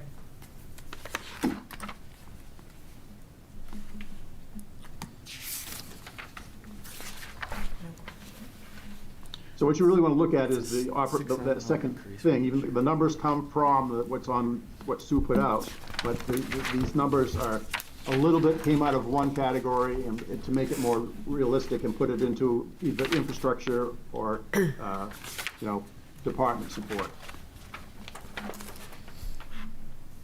It's pretty straightforward. So Kevin, when you take out all the numbers that got zeroed out, and I don't know where they're gonna go because I know that's all in transition. Well, they're there. If you actually look, they're zeroed out, and on Sue's spreadsheet, they're all there. They're just in a different category on Sue's. But those category numbers match the numbers on my sheet for the budget structure, the new budget structure. Like which one? Well, So- it's just, when you look at the contract Fine. piece, 16. It was zeroed out on this side. Mm-hmm. So, and then you go down and there's another 5,000 that was zeroed out, so that's 21,000 that was zeroed out. I'm just, if it's gone to another account, I just didn't know. Well, all those, it's gone to the accounts that are still there on that list. Because you look at the bottom total of that list, 222, 200. You're just combining those. Oh, That's you've the added them same- together, yeah. okay. You add them in other places, all right. So they're just moving from All right. this one, now Like- they're Now, thank you. different spots. Like Sue said, there was no way to do that unless we made the changes in the system, which is too hard to do right at this moment because finance is Yep, thank you, that Right up explains it. straight. I was just trying to figure what happened to it. Right. But this one Yeah. got 0 and now I didn't count 3. Before it wasn't even there. Yeah. All right, I don't have any questions, I like it. Okay, are we all set on the budget? Do you want to look at the CIP for technology? So what we've done, which we haven't done in the past, is we've made a 10-year plan, and we're trying to base it out on the number of failures or things growing old, or software not supporting it, or standards not being supported. So all those things went into the making of this 10-year plan. Now, I don't think we have to put in, Sue was telling me, and looking at the budget, we do not, what we have in there right now, we're carrying over, because the funding for the fiber ring is now coming out of TIF. So we have enough in there to fund our CIP for, I think, until 2030. But I just wanted to show the numbers that we expect to spend out of the CIP.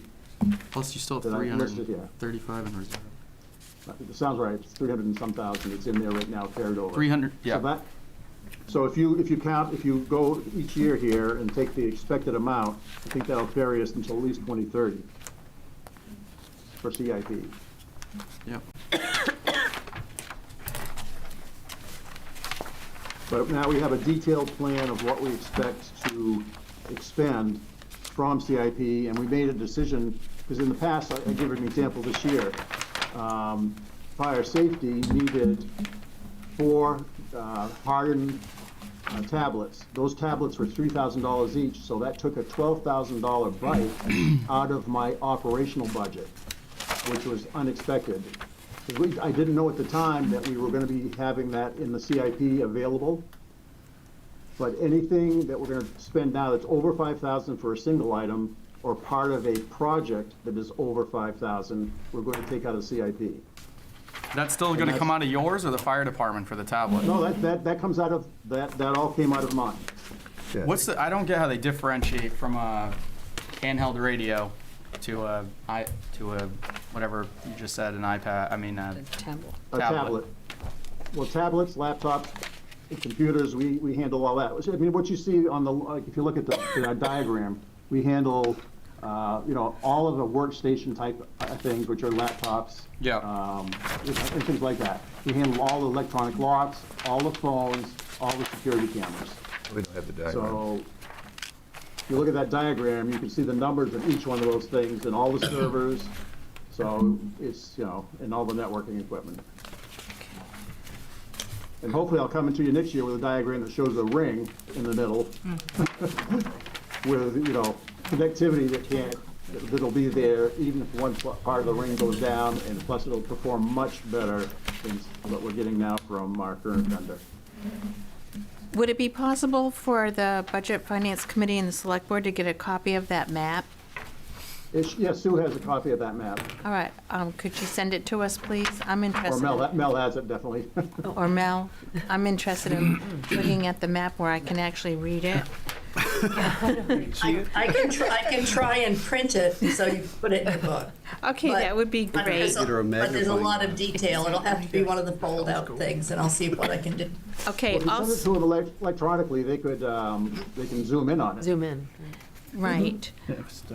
And also, I sent a request to Sue today asking if this report could be put into an Excel spreadsheet with the details so that we can look at the spend per year and put that out over in a 10-year base like we have with the other ones. And then ultimately, what I'd like to do is have public safety, public works, technology, and there's one more I can't think of.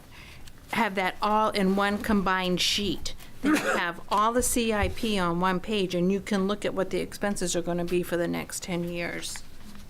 I think it's a that great would- idea. Yeah.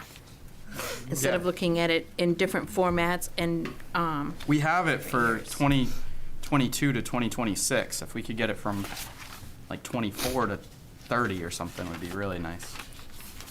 get what?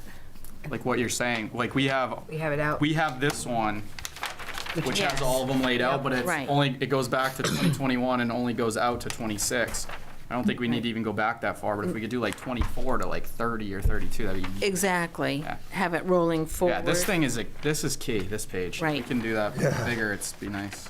Right, and I'm really interested in being able to see the details underneath each one of these categories so Yeah. that we know exactly Yeah. what we're looking at for our plan.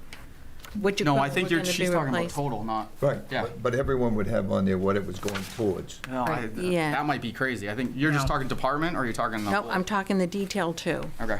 See? on the combination sheet, because then you can look at the priorities in one place. And maybe there might, It's gonna be a big sheet, but I like it. yeah, So I have another question for Kevin.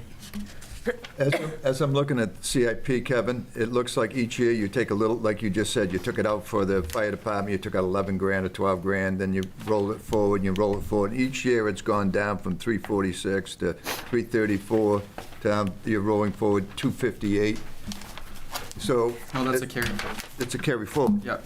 Yeah, so what I'm asking is his capital improvement plan is actually a fund that he dips in for things that he needs as it goes, but not a, something where, in other words, that 258 right now isn't set aside for something you're gonna need. Well, look, actually, 258. if you look through what we had put in, when we put stuff in there were, the verbiage that went along with it.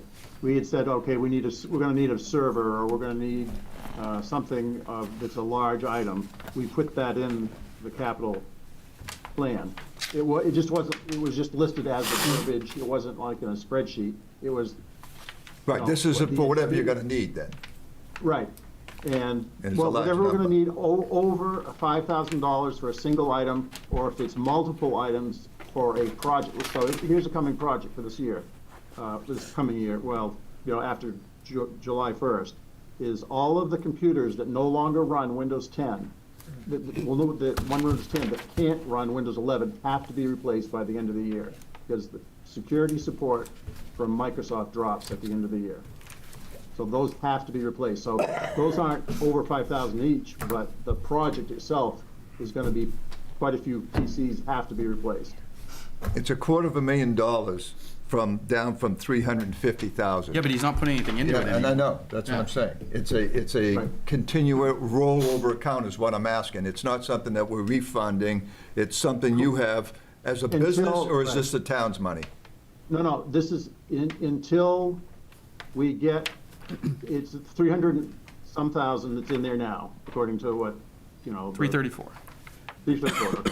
So that will get us through 2030. At that point, we'll be coming back, if you look at what's after 2030, we'll be coming back for those amounts to make sure we can fund each year as we go. So there's no more into capital. He's just he's got this 334 is rolling over in the next 10 years. There's nothing additional from tax. Like I said, on that CIP. money came because we were saving 100,000 a year for the fiber ring. Yeah, But and then we the bonded it. funding, then you came back. That's what I thought. I was Yeah, we were rolling there that in to use cover it, and then we bonded it, so now it's, So now it's available for it's a other big things. nest egg, exactly. Yeah. So then that's exactly what I'm saying. It's now available, and it's town money, not his business. He's a subcontractor. Right. That's Oh, what- yeah, no, it's not his. Oh, yeah. Yeah, no. So it's a town money. That's what. And Yeah, we don't it's- have his books. Yeah. But once the ring was done and we bonded it, this money became available for the other things that he's using it for now. Right? Is that Right, how I it's in the- understand it? it was in the technology CIP budget dedicated, everything that I put into the CIP budget was specific for a project. So now, I mean, I don't know what you do, I mean, you could, I guess, I don't know how you work it, the town works it. The town could take the money out, and I could just say, well, for this year, we need 79,500. Or just So I leave- don't know how you want to handle that. That's up to you guys. I would just leave it in if Well- it's gonna carry us for 10 years. Well, my point was that when we did it with the fire department, when they were done with the fire station and the truck, it rolled over and we used it for asphalt. And I'm just saying, is that money available if we want to use it for one of these things we're talking about? Or do we want him to do a 10-year plan and a 5-year plan so we know where it's going? If it was Well, used. I have a 10-year plan. He has He has a Okay. 10-year plan. Yeah. Where is it? Technology is hard. It's right behind his Behind the sheet. CIP. It's in a different format. Right here. It's reading, yeah. It's in the CIP section right behind the large pull-out sheet. Okay, thank you. Yep. So the It's just a money. different format. All right. And each year it's 50, that's what I needed to look at. But what I'm saying here is if you look at it, it's 79, then it goes to 50, then 51. So if you had 79 that's programmed in every year, it covers all those years, and not Well, what I'm- 300. Right, what I'm saying is, if you leave See what the I'm money saying? in technology CIP account, that will get us, if you look through, that'll get us about to 2030. It'll get us about, let's see, what, 1, 2, 3, 4, 5 years. If you add If up we that don't amount of fund it. money. If you don't, right, I'm not asking for funding right now, because there's money in there. So He's that's, using the I money don't that's in know- there and wrapping it out 10 years. And these Right. are his projected totals for each year out of CIP. And then by the end of this, it'll run out, the 330 whatever will run out, and then we revisit it Exactly. at 2034. I just heard that it's funded at 334,000 every year. No. No, no, no, no. Okay, no, that's what no, you no. said. It was, okay. No, I'm it's all not. set with that. And if it's just running it down. Yes. I'm fine with Yeah. that. I don't have a problem with that. I thought he was funding it every year and that No, these are all. it's zeroed out every year. There's Thank nothing you. going I in. just wanted to be clear on it. Thank you. It's funded through 20.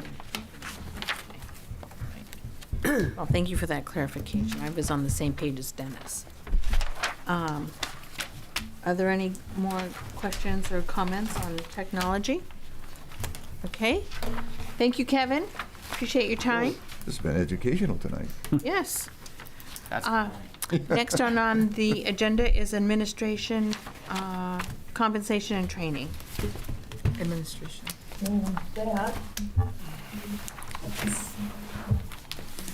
Get to it, please.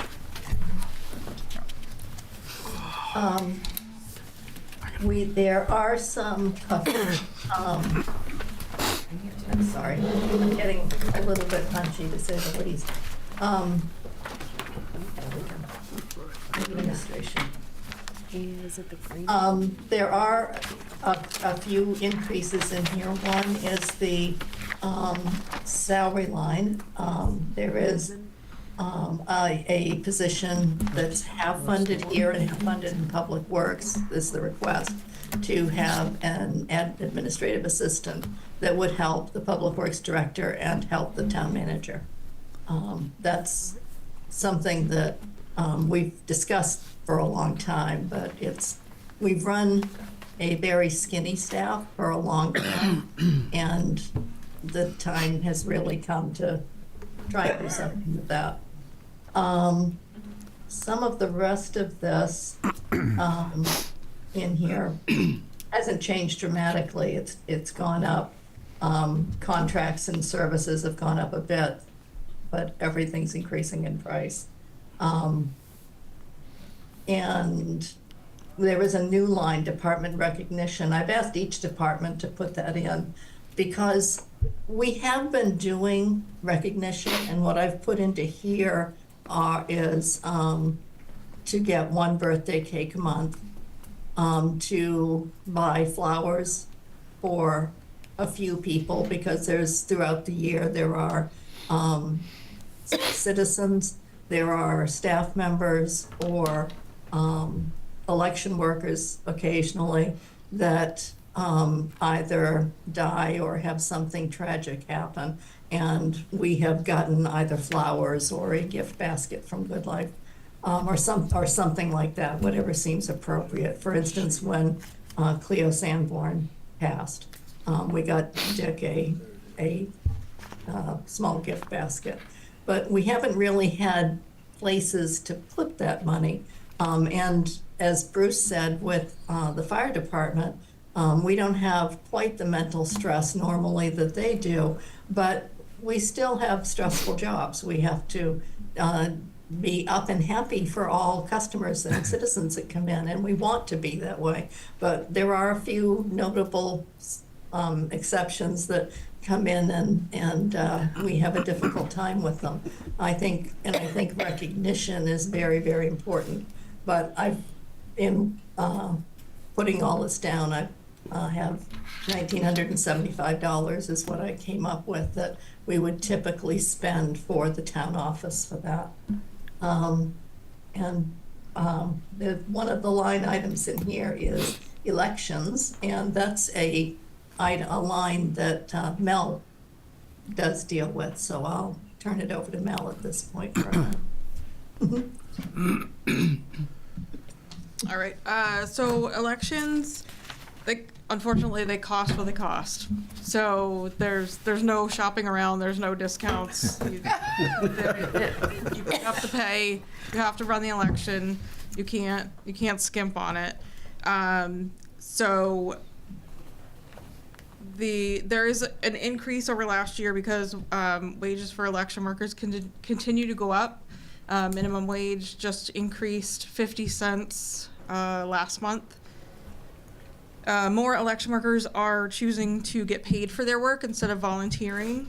So that means I'm paying out more in wages. The number of absentee ballots is trending higher for each election, which means higher postage costs. And the more ballots there are for each voter, the higher that cost is per envelope that leaves the building. And we have to incur the costs for postage, even if it's a completely state-run election. We don't get any reimbursement for that. We have to absorb that cost. That's just the way it is. All vendor costs continue to increase, so it costs more to feed my election workers. It costs more to print the ballots. It costs more to advertise all the things I need to advertise legally for each election and each step of the election. So that's where I came up with those numbers. Unfortunately, it's kind of a best guess scenario as far as how big of an election it might be. You never know when the state might have a referendum that's going to bring out 90% or 9%. So it's really hard to be able to predict that far out in the future to know how big any election might be from the referendum side. It's cyclical as far as the candidates go, but it's just so hard to predict, and it's, I'm predicting for three elections out right now to be able to come up with this budget. So it's difficult, but like I said, it costs what it costs. I have to spend what they tell me I have to spend. I'm good with it.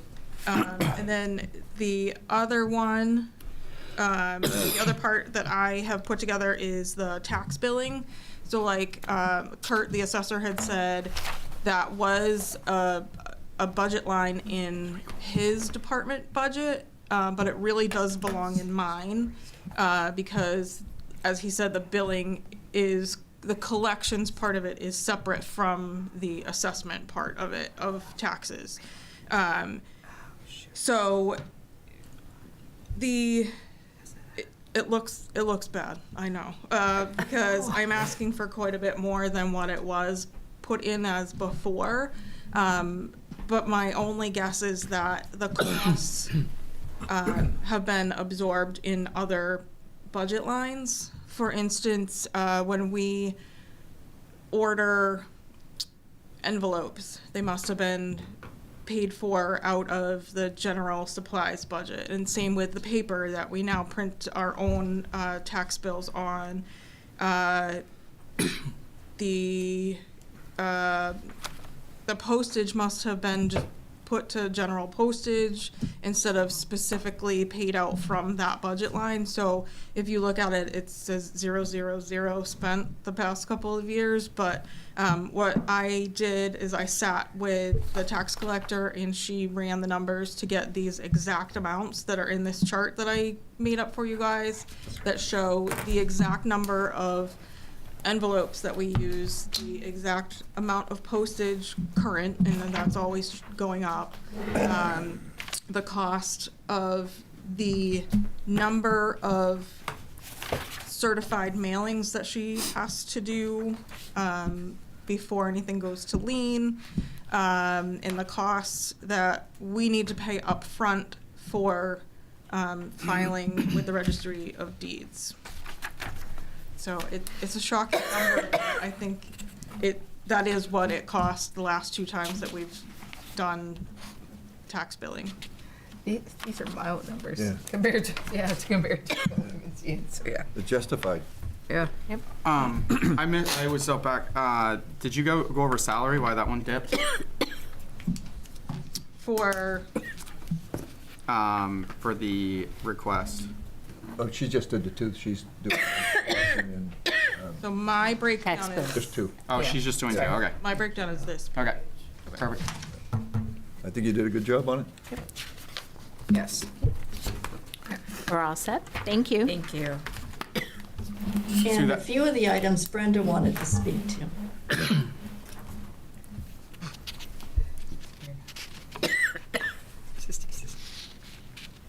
Brenda? So the pieces that I wanted to chat about were insurance, town insurances. It looks like I got an estimate back from the current liability insurance company that you folks use, and we will be experiencing a 13% increase over this year's rates. And of course, it's due to claims. It's also due to just the current situation that everyone sees throughout the country. Due to national with claims or being our filed. claims? Both. Yeah. It's actually a combination of both. Is it? What other piece did you want me to speak about? You said insurance, and what was the other? Benefits? Okay. The HR services you were going to speak to. Yeah, the HR services is a new item that we've been discussing. It would be an independent contractor hired to manage just the human resource piece for the town. That includes any sort of legal opinions that we may need, garnering anything to do with employees, employee services, employee claims, that sort of thing. HR is becoming more and more complex. I'm sure everybody knows that. It takes a great deal of time. It's not something that towns can actually just portion off part-time anymore. So it to me, it's kind of a sensible way to go. And it's, in the end, you end up contacting the attorneys more than you need to. Those fees are very high. If you go with the outsource, you can utilize the service. The contract has a out clause, so you're not locked in. If you don't want to use the service any longer, you don't have to. You're not mandated through the contract to stay with it for an extended period of time. It's an hourly rate-based, as-needed basis. But it would also cover training for employees too, with how they would apply for benefits through the state with the new state mandated PFLMA that we now have to join. I set that up too recently within the past 30 days. There's just so many complicated processes now with HR. I just think it's a good way for the town to go to cover your assets, for lack of a better word. Let's see, what was the other piece? The company that we utilize for billing and collections that you were speaking about earlier through the fire company. I did talk with the chief about that fund. I am still trying to locate what happened to it. As of right now, there is no budget line item on the ledger that shows that money. So I am gonna probably have to go back several years to find out what happened. All the billing revenue that's been coming in has just been going directly into the billing revenue line. And it also looks like at one point that account number for billing revenue was placed in administration instead of fire rescue, which was a little perplexing. So I'm still trying to get a handle on what happened with that and the split. I believe if you look at the billing that we get from the agency, there is a way to determine, probably, more than likely, an easy way to get the funds split up so that they can get their portions that they were speaking of. But in the meantime, if I can find those funds that somehow were misplaced, I'll most certainly get a hold of the chief and let him know. And I'll set up an account under his line so he can get those revenues back. So the misplaced ones you're talking about are 22 and 23? Or is it further back than that? That's Well, what's unknown. It's unknown. I think year 8 was the last time. But it's weird that we have some that are known. 2021-22 is in there, and 2024-25. That's rescue billing. Yeah. That's billing. Yeah, yeah. That's the company that bills for it. Because not what how I'm much gonna we do rent. is that's expense. That's the fee we pay to the, So to the rescue billing company. So why did we didn't have one for 2 years? No, 08 was the last time they used it. and then So it- the difference, all right, so for the first part of it is, The billing is just a we have ambulance. we have to pay That's what it costs. the billing company Right. that goes after the money from the insurance companies. So they have a fee. Now, then on the other side of that is the revenue that they recover for the town.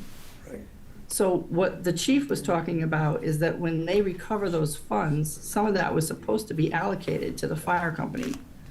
And that's the money I'm trying to locate. I think I'm gonna have to go back into Trio's prior years, because maybe before, one of the other directors maybe set it up and it just never carried forward, because you folks had some transitioning.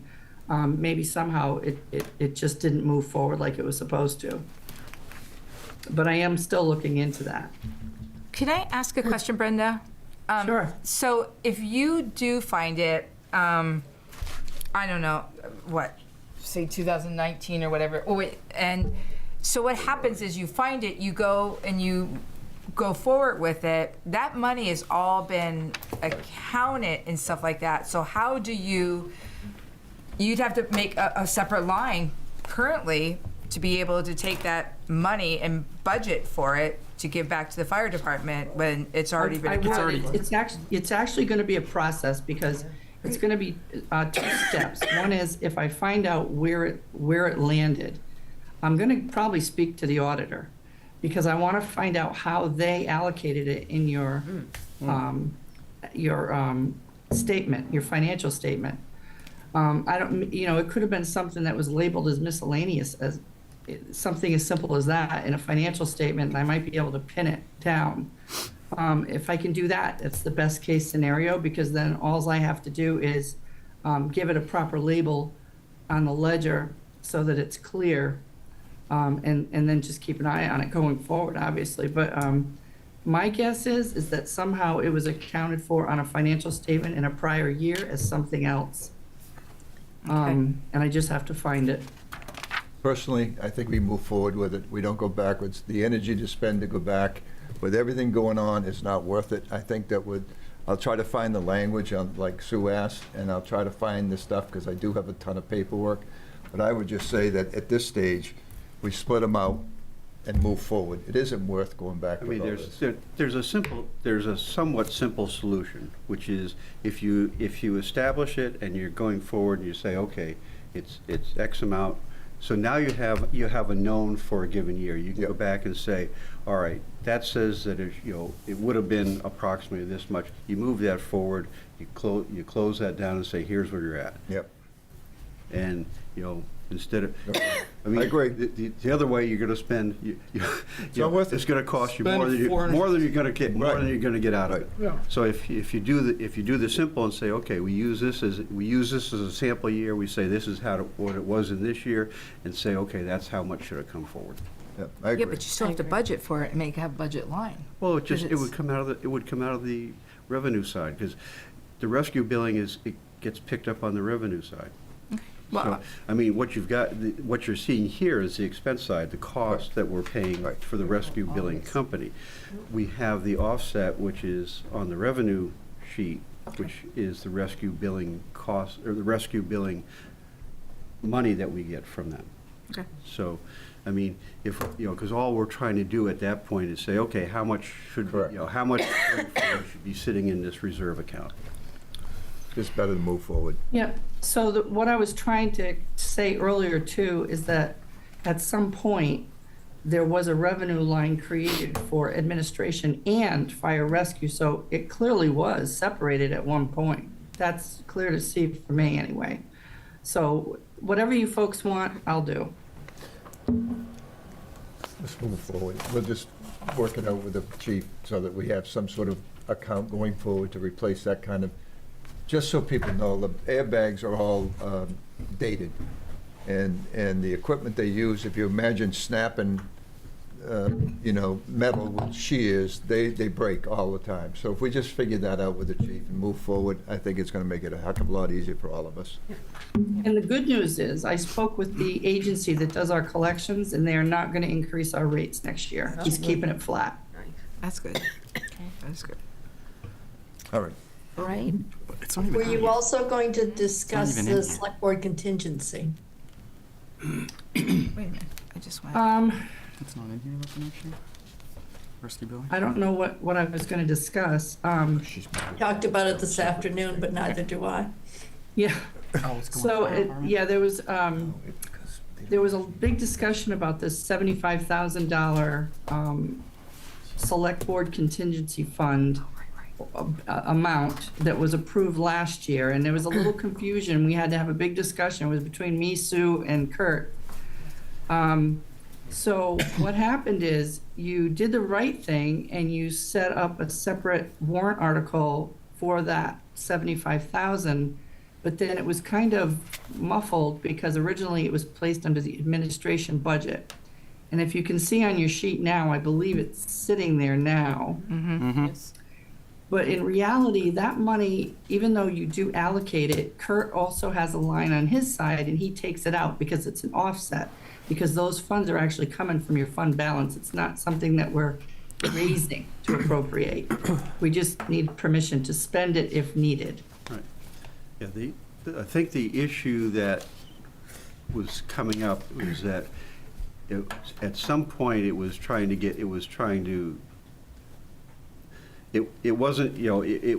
closed out each year. So essentially, you got the 75,000 in there. If it's not spent, then that's gone. The next year, you have a new allocation of 75,000 because it's the whole purpose of it there is to use for an unforeseen emergency. Right.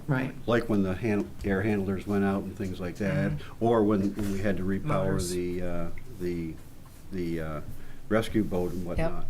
It was something that was totally out of the blue that, so we use that you know, so, but whatever is not spent out of that does not carry forward to the next year. The next year, it's just a new allotment that says that that could be spent Right. if it's needed.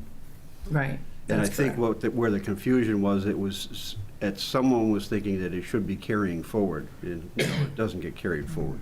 It gets closed Right, out. no. Good point of clarification, does it go back to surplus, or can we use it for part of our annual budget? Well, it goes back, it's It's- in the budget, so if it's not spent, then it goes back into general fund, it goes into UDI. Fund balance. Undesignated fund balance. But like last year, we had a lot of things, and we had to, you actually, as chair said, let's move it around if we can, as long as we don't run it over. Right. Would that $75,000 be available to balance out the budget because it was allocated for the budget, or does it automatically go back to the surplus? It could be, if you needed that to balance the books, to close the year out, yeah. Because, you know, at one level, it's, you know, it's undesignated surplus anyway, so, yeah. But yes, it could, you know, I mean, from a simplistic standpoint, you could say, yeah, we use It's part of the that budget. contingency to balance that, so that. I think it's great. I think it's gonna. So the other thing, while I'm on, employee, it looks like several years ago, back in like the early days, 2019, 2020, 2021, you had an amount, account set up for folks, the benefited time for employees. Because remember I had mentioned this back when I first came on board, that on the budget, we should always show the liability amount. So that if all of a sudden everyone leaves and you have to pay people out, those liability amounts are supposed to show, and you're supposed to raise to appropriate every year when you go to budget season, those dollars associated with the time that employees have collected in their buckets. So this year, what I did is I went back and I plucked those numbers out, the account numbers, off the ledger from when it used to be done, and I put them back in, and you'll see those on there now. Those account numbers contain the value of those different buckets of hours. And it's calculated out by employee pay and so on. And where Brenda is right now is under employee benefits. Thank you. And it's one of the new sheets that you got tonight. I added a set of rows underneath the benefits for expenses to show the accruals. Are we heading that money in? No, I think it's because it got pulled out of everybody's. Yeah, right, but they said if they should leave and they need the money like we're gonna do the vacation. Yeah. I thought Yeah. that's what the 75,000 for the select board was, for those kind of occasions. It's not, No, what this is, you know, from an accounting standpoint, you have, if you have unused vacation and unused sick time and whatnot, that would be due someone, that is that's a liability to the town that should be listed as a liability, because it's not if it does get does it all used, once. then it comes out of there, because essentially what's happened is you've accounted for that in your overall budget to begin with. It's unspent, but it's now still a liability to you. So you're carrying that as a liability going forward until such time as you either expended it or it didn't, you know, so it's just. Like a reserve account would be. Well, yeah, but I mean, you know, the auditors will look at that and say, well, wait a minute, you have this liability sitting out there, but you haven't accounted for that anywhere. So it allows for the accounting of that, so that the auditors can look at that and say, yeah, okay, so you've got the reserve there for it, you've covered that liability, so you're clean. Otherwise, right now, we could be sitting, you know, I mean, and the biggest example, you know, wasn't here, but it was way back when we had the school budget under ours. They were not setting up that liability account on the summer pay. And so all of a sudden, they were sitting there and spending money out of there, but it hadn't been accrued for. And that was a big dollar mess. And I actually, in a previous employment situation I was in, the town did not have these accounts set up. They had not accounted for them in the budget year. And they had several situations where employees who had been with the town for quite some time, one sustained a very serious medical condition and went out, and then ended up terminating and going out on disability and cashed out. They had another employee who left due to retirement, and then they had another employee with another situation, and they barely squeaked by using that not fund balance, but the allocated money that you set aside for emergencies. They barely squeaked by. And it's actually a big deal. I mean, if something like that was to happen, it could actually be detrimental to your audit, for one, because it would show that you didn't fund your town the way you were supposed to. So it's actually a pretty big deal, depending on what happens, especially if you're sitting on a lot of hours, which you've got some employees that have been there quite some time. So that's that last line on them? The 2060? What, Dennis? What's the number that's being associated with that, so I can see what it is? Is it 2060? 70. It's on its own. It's under employee benefits. Second part of it, where you have. Oh. Okay. Yeah, the All right, top thank you. section is employee benefits. The next section is employee benefits liability. Wow, And that's quite a what you're jump. seeing is for the column that says 24-25 paid out as of 1/25, that was paying out half of, or a little more than half, above the vacation time that people had over and above what they were going to be able to roll over to this year, when we went from an accrual system to an allotment system. And what we did was we paid out anyone who was going to be paid out $1,000 or less, and paid half of anyone that had more than $1,000. So that was the 52,551.31. The next column, the 24-25 liability, is as of right now, this is how much in dollars that we have that are out there for vacation, sick, and comp time. The next column, the 25-26 to pay out liability, that's the other half of taking care of the old stuff. That'll be 49,000 odd. And then the projected liability is just that, projecting out based on current rates, basically, and how much. That's projecting vacation out the time. liability if everybody cashed in at one time. That's right. If everybody Right, but left you at put it in once. there and then you're, Stranger things have happened in Right, town. but- So you just never know. in like, in reality terms, you're putting that 642 in, and maybe 42 of it comes out, and then 600, and then you start it over the next year and you do the same thing. Yes. Okay. Correct. So that actually becomes a budget, which is where I was going with this question. We'll actually be budgeting 642,000 next year. Right, but hopefully it's not getting, hopefully that a giant amount's not getting spent, because not everybody's gonna use it at one time. Yeah, and there will be a warrant This article. is what actually is getting for paid out. Both, the payout for next year and the projected liability. What I struggle with, though, is a person goes on vacation, the salary's already in there, you pay them for the vacation time out of a salary. Right. And so if everyone uses all the vacation time, and again, I try to make things simple, so this is how I see it. So if there's 50 people that are employed in that town, they all get 4 weeks vacation. Right. All right?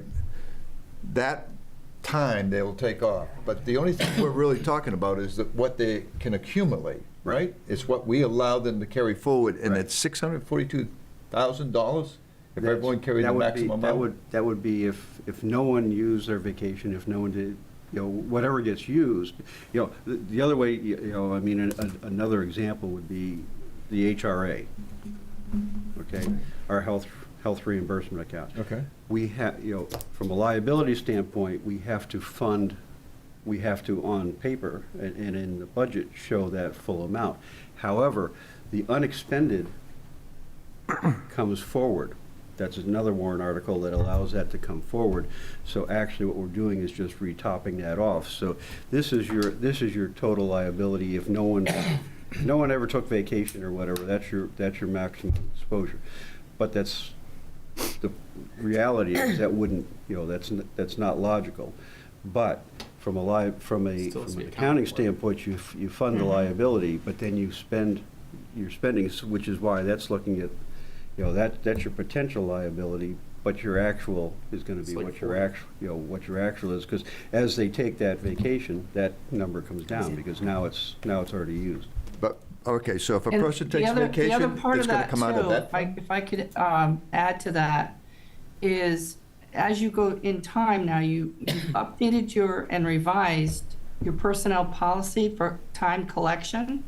So hopefully now, as you go, in the years to come, that liability dollar should come down considerably. It should be the highest that it's going to be right now, really. Yes, because of that. Okay, Sean. Question. Sue, I believe that you said that the 642 becomes a warrant item. Can you give me an education? Is that due to the amount? I'm going to defer that to Brenda. Brenda? The warrant article for the 642, yes, liability? projected liability. So does that become a warrant article because of the amount? No, it becomes a warrant article because of what it is. It's a separate item unto itself. It's not really considered a salary. It's just a liability item that you're funding. Right, so kind of the question is, if the town people vote it down, then we could, it's essentially going to be up to the town people. They could vote it down, and we won't have that coverage, essentially. If you vote it down, let's say you voted it down, and maybe you end up having to spend out, let's just say $300,000. If you vote this down, you would actually, if it was 300,000, you'd go over what you have right now set aside as a contingency. And then you'd go into the red. Right, we don't want to do that. No. So I think that's why it's important, if we do put this as a warrant article, it needs to be. Right. Explained. It needs to be Right. really explained. Yeah. Because we've never had, not since I've known of our warrants, have we had a warrant article for anything like this. Yes, that's. It was set up in the account, so we have used a liability, but it hasn't been part of the warrant article. But it has to be explained. It's an it needs to People go will vote through for because it's an accounting issue, and it needs to just be accounted for even now. Counting It's not logical, though. If someone takes a vacation, is it coming out of this account? And it's not. It'll come down. No. Every time a but the person takes a liability vacation? but the liability would reduce. The liability's still there. Because when you take the vacation, it comes out of the salary. That's right. And my point is, But so your liability then reduces. but You when have we to set fund it- aside a worst-case scenario. But if we fund that, if we put a $640,000 increase in the budget for what might be, it's now part of the budget. It can be used to balance out other accounts, and literally, you could, all the salary is going to still be used for vacation time. So if everyone took the vacation time, no one carried anything over. This is just an example. Everyone took the proper vacations. Right. You'd have $640,000 that we funded the budget with that is going to be part of the operating budget. It's not a reserve account, right? It's a liability account. Right. So isn't it going to be part of our budget? It would be, I guess. Well, you can't use it for just You can't use it for other stuff. exceeding your budget. No. It's in that It's one still category. there. It's still in the It's in a different liability. category. It can't just be tossed around. And it would It's not a reserve stay account. there I and just get asked rolled you if it was over. a reserve account. A reserve account. I can think it has to only be used for that. zeroed out and then redone again. It would That's be done correct. later. Yeah. And then next Every year it has to be year, yeared out and warranted again. because you have that new policy with how many weeks you can collect and so on. Yeah, this is gonna drop. That number is going to Yes. drop year over year. Like Right, crazy. so does it become a warrant article every year? a different map. Yeah, Yes, zeroed it's out, always changed gonna be number, warrant separate. article again, changed number, zeroed out, and Interesting. In, and it'll in the drop. personnel policy, they're only supposed to have so many sick days, so many things, and then they changed it now, so there's a maximum, so this number will definitely come down. Definitely. Karen, Yes, go ahead, Cliff. just so I'm clear, so that article goes in, we raise the money. Is that a correct statement? We tax people to raise the money.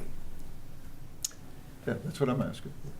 And then as people use their vacation, even though the liability has gone down, what happens to the money? So half the So- people take their vacation by the 1st of July, or pick a date. Where does that money go? Because you've raised it and you haven't used it. It That- will, that- so whatever isn't spent will fall to fund balance. It'll go back to your fund, and then next year, that amount will reduce. It's gonna reduce every year over year now. This is probably the highest it'll ever be.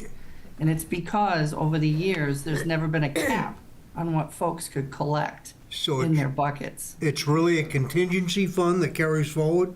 No, No, because no, it's gonna fall to fund balance in the at the end first of year, the year. in that first year would go back to, it would go into undesignated surplus, which then in the next year, you would use that to help lower you would use that unspent portion. Because now instead of it being 600,000, it may be 300,000. So you have 300,000 that you would use to reduce taxes that next year. That's So, correct. and I guess my question is, when it goes into surplus, you can't use it to put a new rug in here. No. You understand my? Yeah. Yeah. Oh, I do. It's not yeah. found money.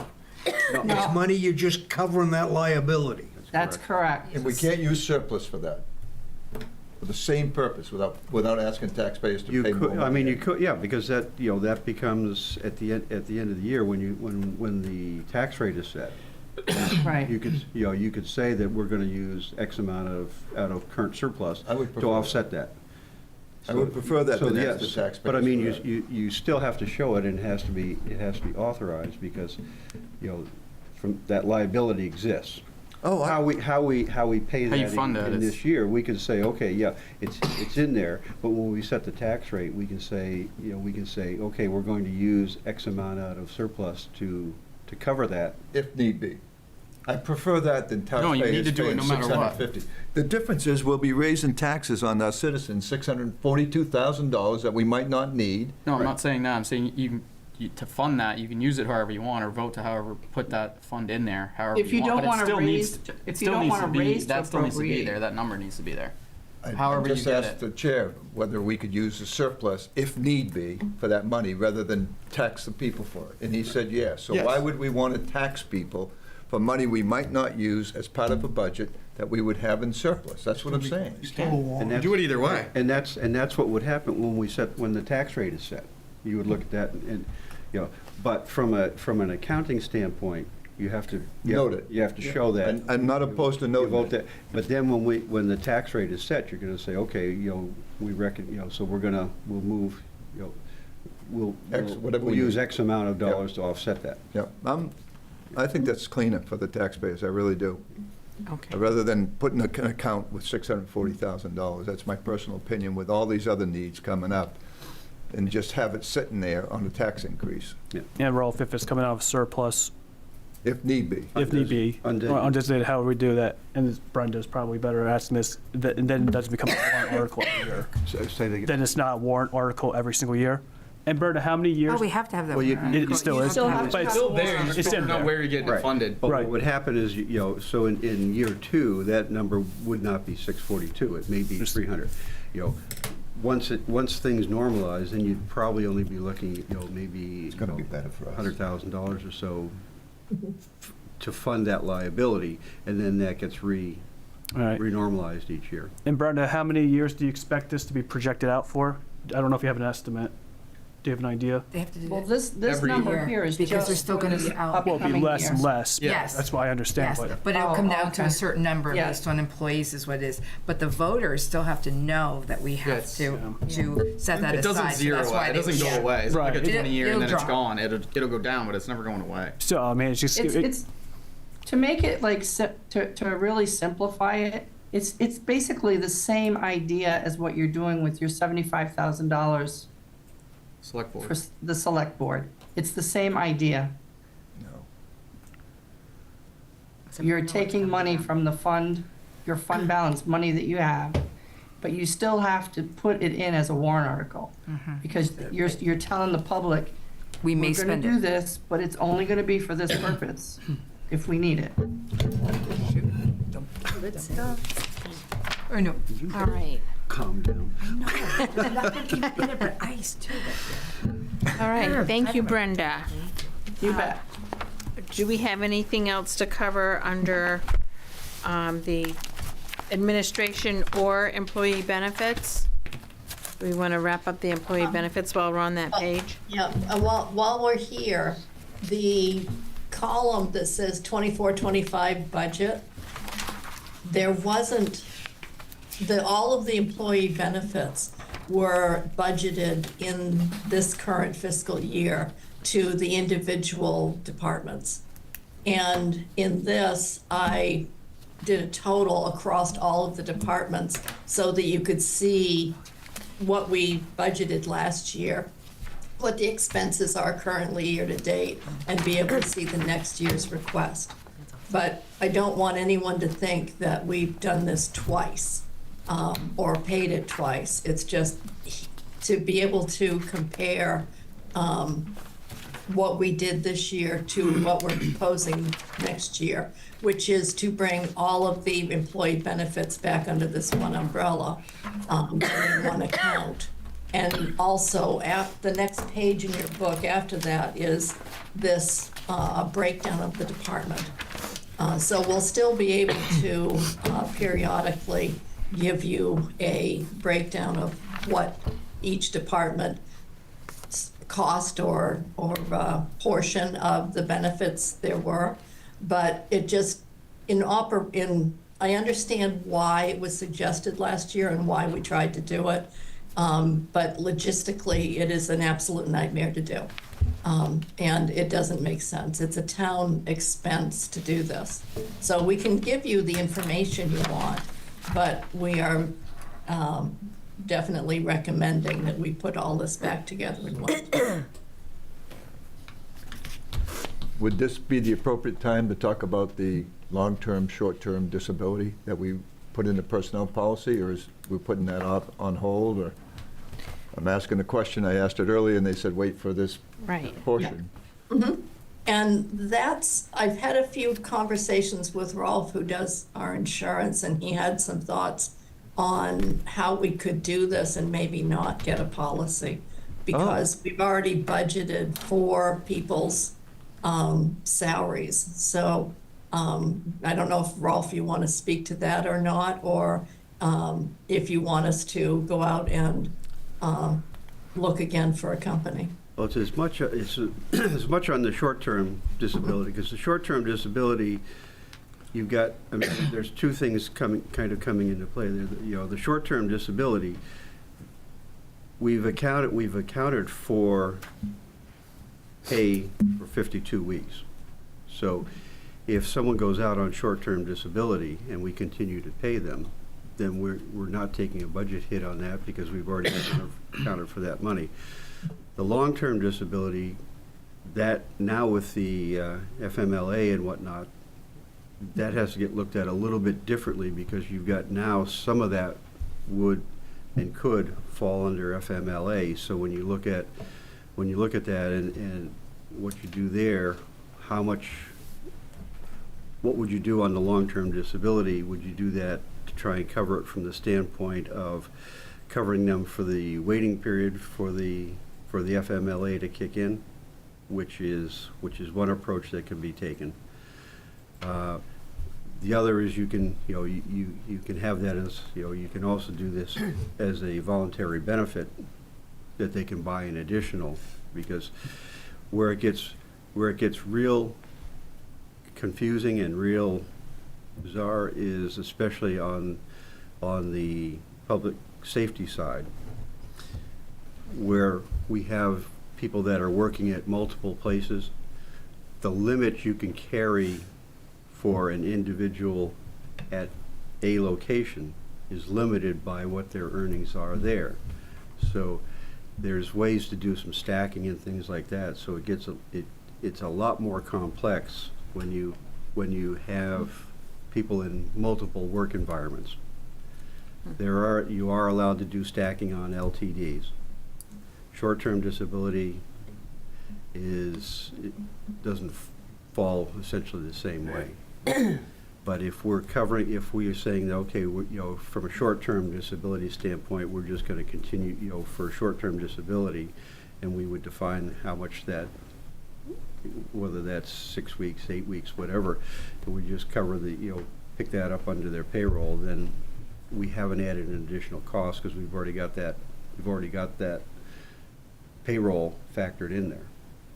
So we wouldn't, to go out and buy an additional short-term policy on there probably would cost us more than the benefit we'd get out of it. And with that short-term disability, was like an example like that, you're talking about the payroll. I know where I am, they don't pay the full amount if you're out.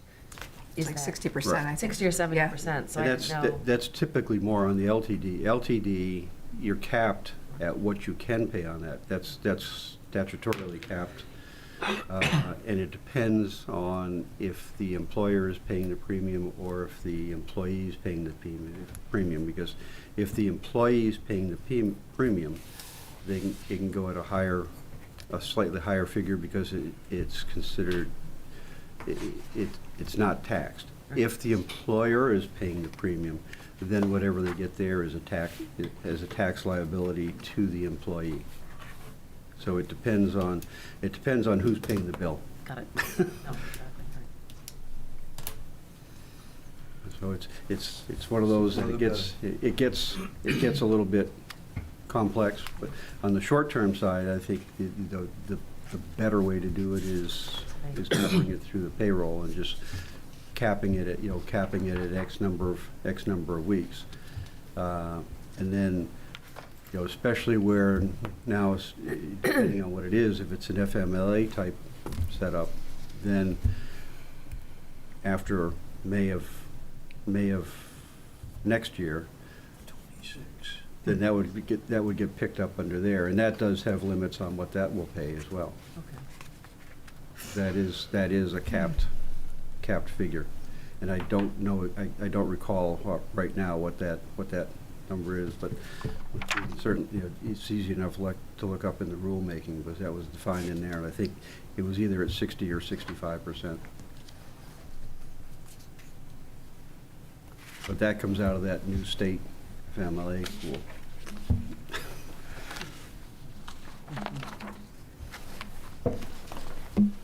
Hey, Ralph, I think that new state program, I think it pays out close to 70%. I'd have to relook at the rulemaking on that, but I mean there is a cap on it, and I don't want to give an exact figure because I don't recall right now. Yeah. I'd have to look at the final rulemaking on there to see what that actual number was, but it is capped at an amount. Okay, any more questions or comments? All right, so can check off some boxes here. Brenda already spoke somewhat about the town insurances in your insurance tab. Okay. And that's another that we had divvied out to various departments, and now we're bringing them back under a central spot. Okay, let's take up the town insurances. We'll skip the general Yeah. assistance and go back to that. As Brenda did broach that one already. Okay. So, And on the bottom of the sheet that you have in insurance, you'll see the breakdown of how it was divvied out by department for this. But it's really a town administrative cost for all of these pieces. And it is something that, again, we could give a breakdown periodically of how it divvies out to the departments, if that's helpful. So she said 13%. No, she said 13% on the PNC. On the what? On PNC, not on health. 'Cause PNC is picked up in a different schedule. That was picked up under administrator. So I don't know if there's any questions here. Excuse me, please. Does anyone have any questions or comments, or I'll The only question is, will we be able to get a breakout, at least annually, on what this is per division, just like you did on the other stuff? Yes. Okay. We will be able to. Because that gives us the ability to at least cross-look and see what something's really costing us with all the pieces. And that was what the attempt was in spreading that out, but it turned, in putting it there, but it turned out to be an accounting nightmare, so. I loved it spread out like that. But I mean, but what would happen is, we know what the per person cost is and whatnot, so then you just take that and you can say, okay, you get the per person cost or per unit cost, you got this number of employees in that department, so here's where, here's what that total cost is. Thank you. Okay. All right. Okay, so do you want to go back to general assistance? Yes, please. Okay. With this one, you might notice that some of it's in Fund 50, some is in 10 for general government, some's in 43 for special revenue. It's kind of all over the place, and Brenda's been working to get it all under 50. So GA will be an account under 50, and the community assistance will be an account under 50. So that we'll be able to see them in a little more, it'll make more sense hopefully next year. But I wanted to show in one place what the expenses are, what the revenues are that we get back from the state. It's a reimbursement for, I believe it's 60% of our cost that we get back from GA. And for folks that don't qualify for GA, and there are strict state guidelines for what does qualify, what doesn't, and income guidelines, things along that line. We have what I think is one of the most generous townsfolk, or not one of them. Raymond is a very generous town, and they have been wonderful in contributing to the community assistance program. So and Jenny's been able to use that to help folks to get some heating assistance or get some gift cards to Hannaford. We have one citizen that brings us in gift cards to Hannaford. They'll bring in 8 or 10 of them at a time and give them to Jenny, and she's able to help folks like that don't qualify usually for GA, or to help them a little bit above what GA could do for them.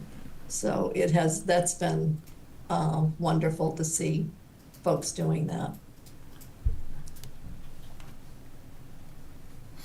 And I think in your book, I gave you the Community Assistance Fund, a breakdown year over year from 2019 through now.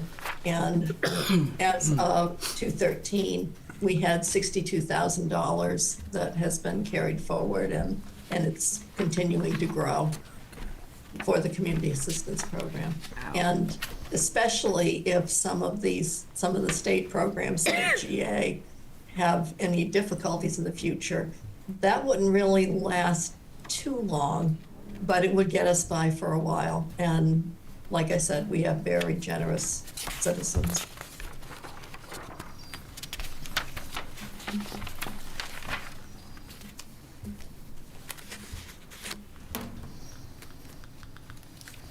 Pretty straightforward.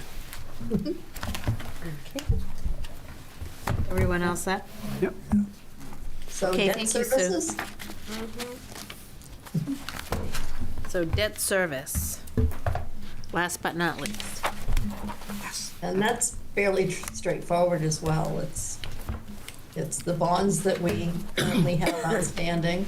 You can see the ones that have been retired. The first 4 in the list, and what we're currently paying on the rest of them.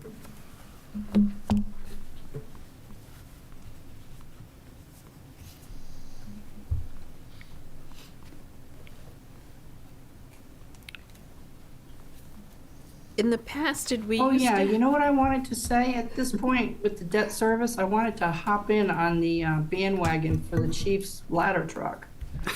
No, not the fire department. So, right now, that lease option that they're offering is actually a lower rate than what we're getting on the fiber bond at the bank. What is that rate? 5.8. I think it was like for, at the bank, it's 6.67. On that letter he gave us, though, it was for only so much time, and I thought I think it was 4 years at 5.69, I think. on the paperwork it says 5.8. Which one's 667? The fiber? Yeah. Oh, okay, fiber. Sorry, I had that under. That makes more sense. No, the Yes. the fire truck though is Is 5? I yeah, know you were saying 5.8. that. I'm like that doesn't match her number, but hers Right, is but fiber. but here's the deal: is this quote for this I was watching through here is only good for 14 days. So what happens Wow. is, does somebody get it locked in? But it's locked in based on whether the town approves it or whatever. And right now it's the rate is 5.14. Oh, wow. Which truck is that? This is the Ladder truck. ladder truck. Ladder. Ladder truck. Which one? Rosenberg? Yeah. Engine 31. Any of them will do it. Once you, Well, no, because that's coming through the Galveston. That's different. That's a little different This is a pumper. switch, and that is a good way to buy vehicles is through that. Yeah, combination. the last time I actually the dealt fire with that apparatus. company, I was working for the town of Peterborough in New Hampshire. The fire company had to purchase a ladder truck there as well, and they actually did, things were less expensive then. Not that it was a big, big boomy in expense, but it was $800,000, and they did it for a 3-year lease option. It's actually the same gentleman running, I read his paperwork, it's the same gentleman I dealt with back then. So I guess he's been with the company quite a while, but they usually are pretty competitive with their rates. And if you talk to them, if it ends up being something you want to do, they may be able to work with you on, even though they're saying 14 days on that quote, I think they'd work with you. Well, but I Their rate's also not- think it's what the current rate is at Yeah, the that time, so rate's- they may not have any control over it. Yeah, it's gonna fluctuate a little bit. It's not gonna. Yeah. right. Let's go to.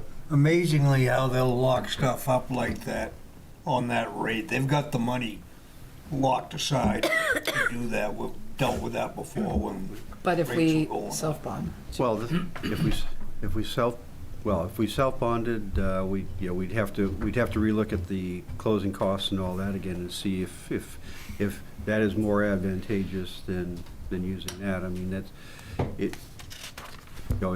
it's always something to look at, but there is cost associated with self-bonding. We did that on the road bond, we've done that in a couple of bonds, and we got much better rates than we were getting certainly through the bond bank and local, but the bond has to be big enough to make sense of doing Self-bond. the self-bonding just because of the closing costs. And it may not. Yeah, $1 million. Closing and the origination. yep, you're absolutely right. I have a question about the chart that we have here. I seem to recall that in some of our past books that we had an amortization chart of when the bond payment went out and when the bond actually ended. I'd be interested to see that the bonds that we're still making payments on, when those bonds end. Yeah, I Under know the we have a spreadsheet like that. I can put something together. Yeah. All right, thank you. These last couple ones are pretty new. Well, yeah, we get the, Right. Yeah. That's why I'm interested in the length of term, the term of the bond, so we know Yeah. when they end. I Because think- we've got well, some I big mean- expenses coming up. And one thing I do want to point out, the two figures that are highlighted, and the note below that says items incorrectly booked and reversed, so the expense revenue report isn't true. I wanted to explain that a bit. There were a number of ins and outs of dollar amounts because things were booked to the account that this is in.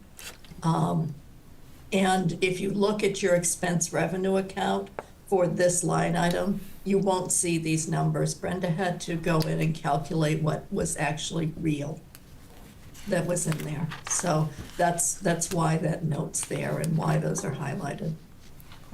Thank you. Okay, thank you.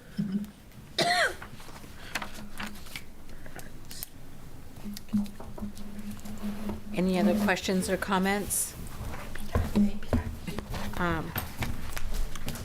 time. Oh my God. Any other comments from the room? Peter?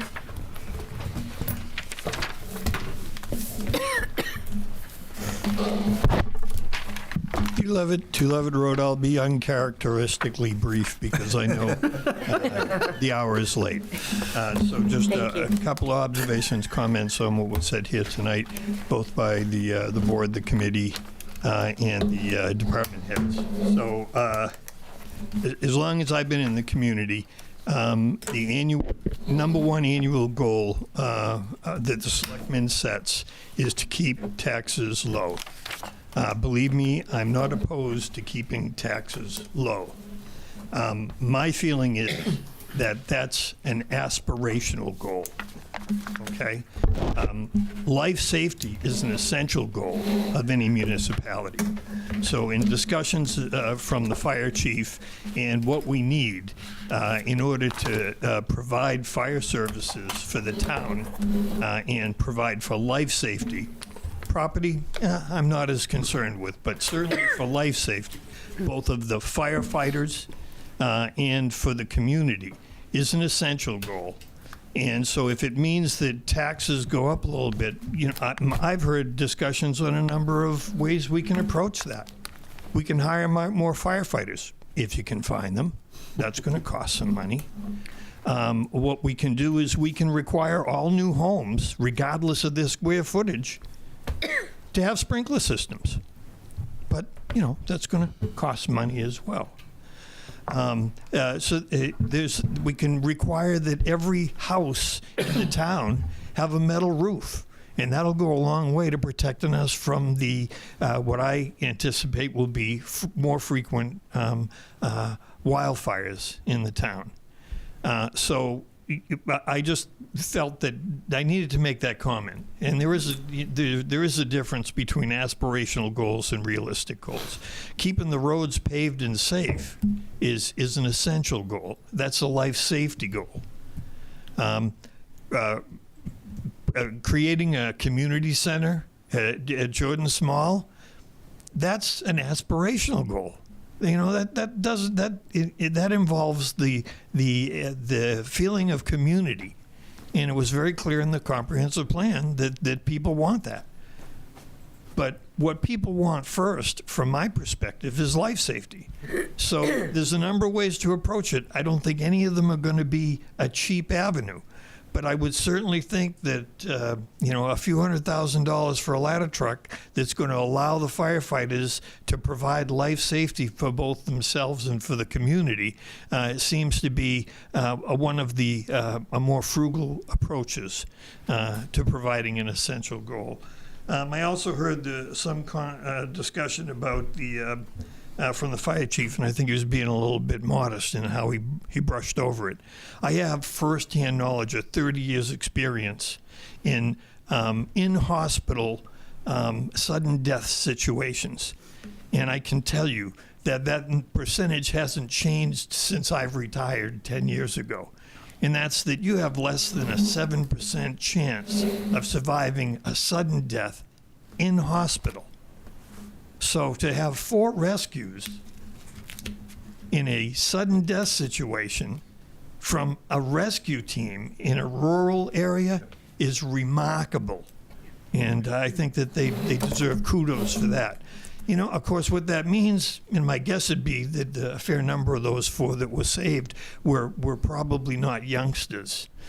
So what that means is if we look at the demographics going forward in this town, the largest population growth is in people over the age of 65. So yes, it's going to mean more in the way of resources for rescue. And, you know, whether or not you subscribe to climate change or whatever. But I happened to go down and witness that fire on the lake.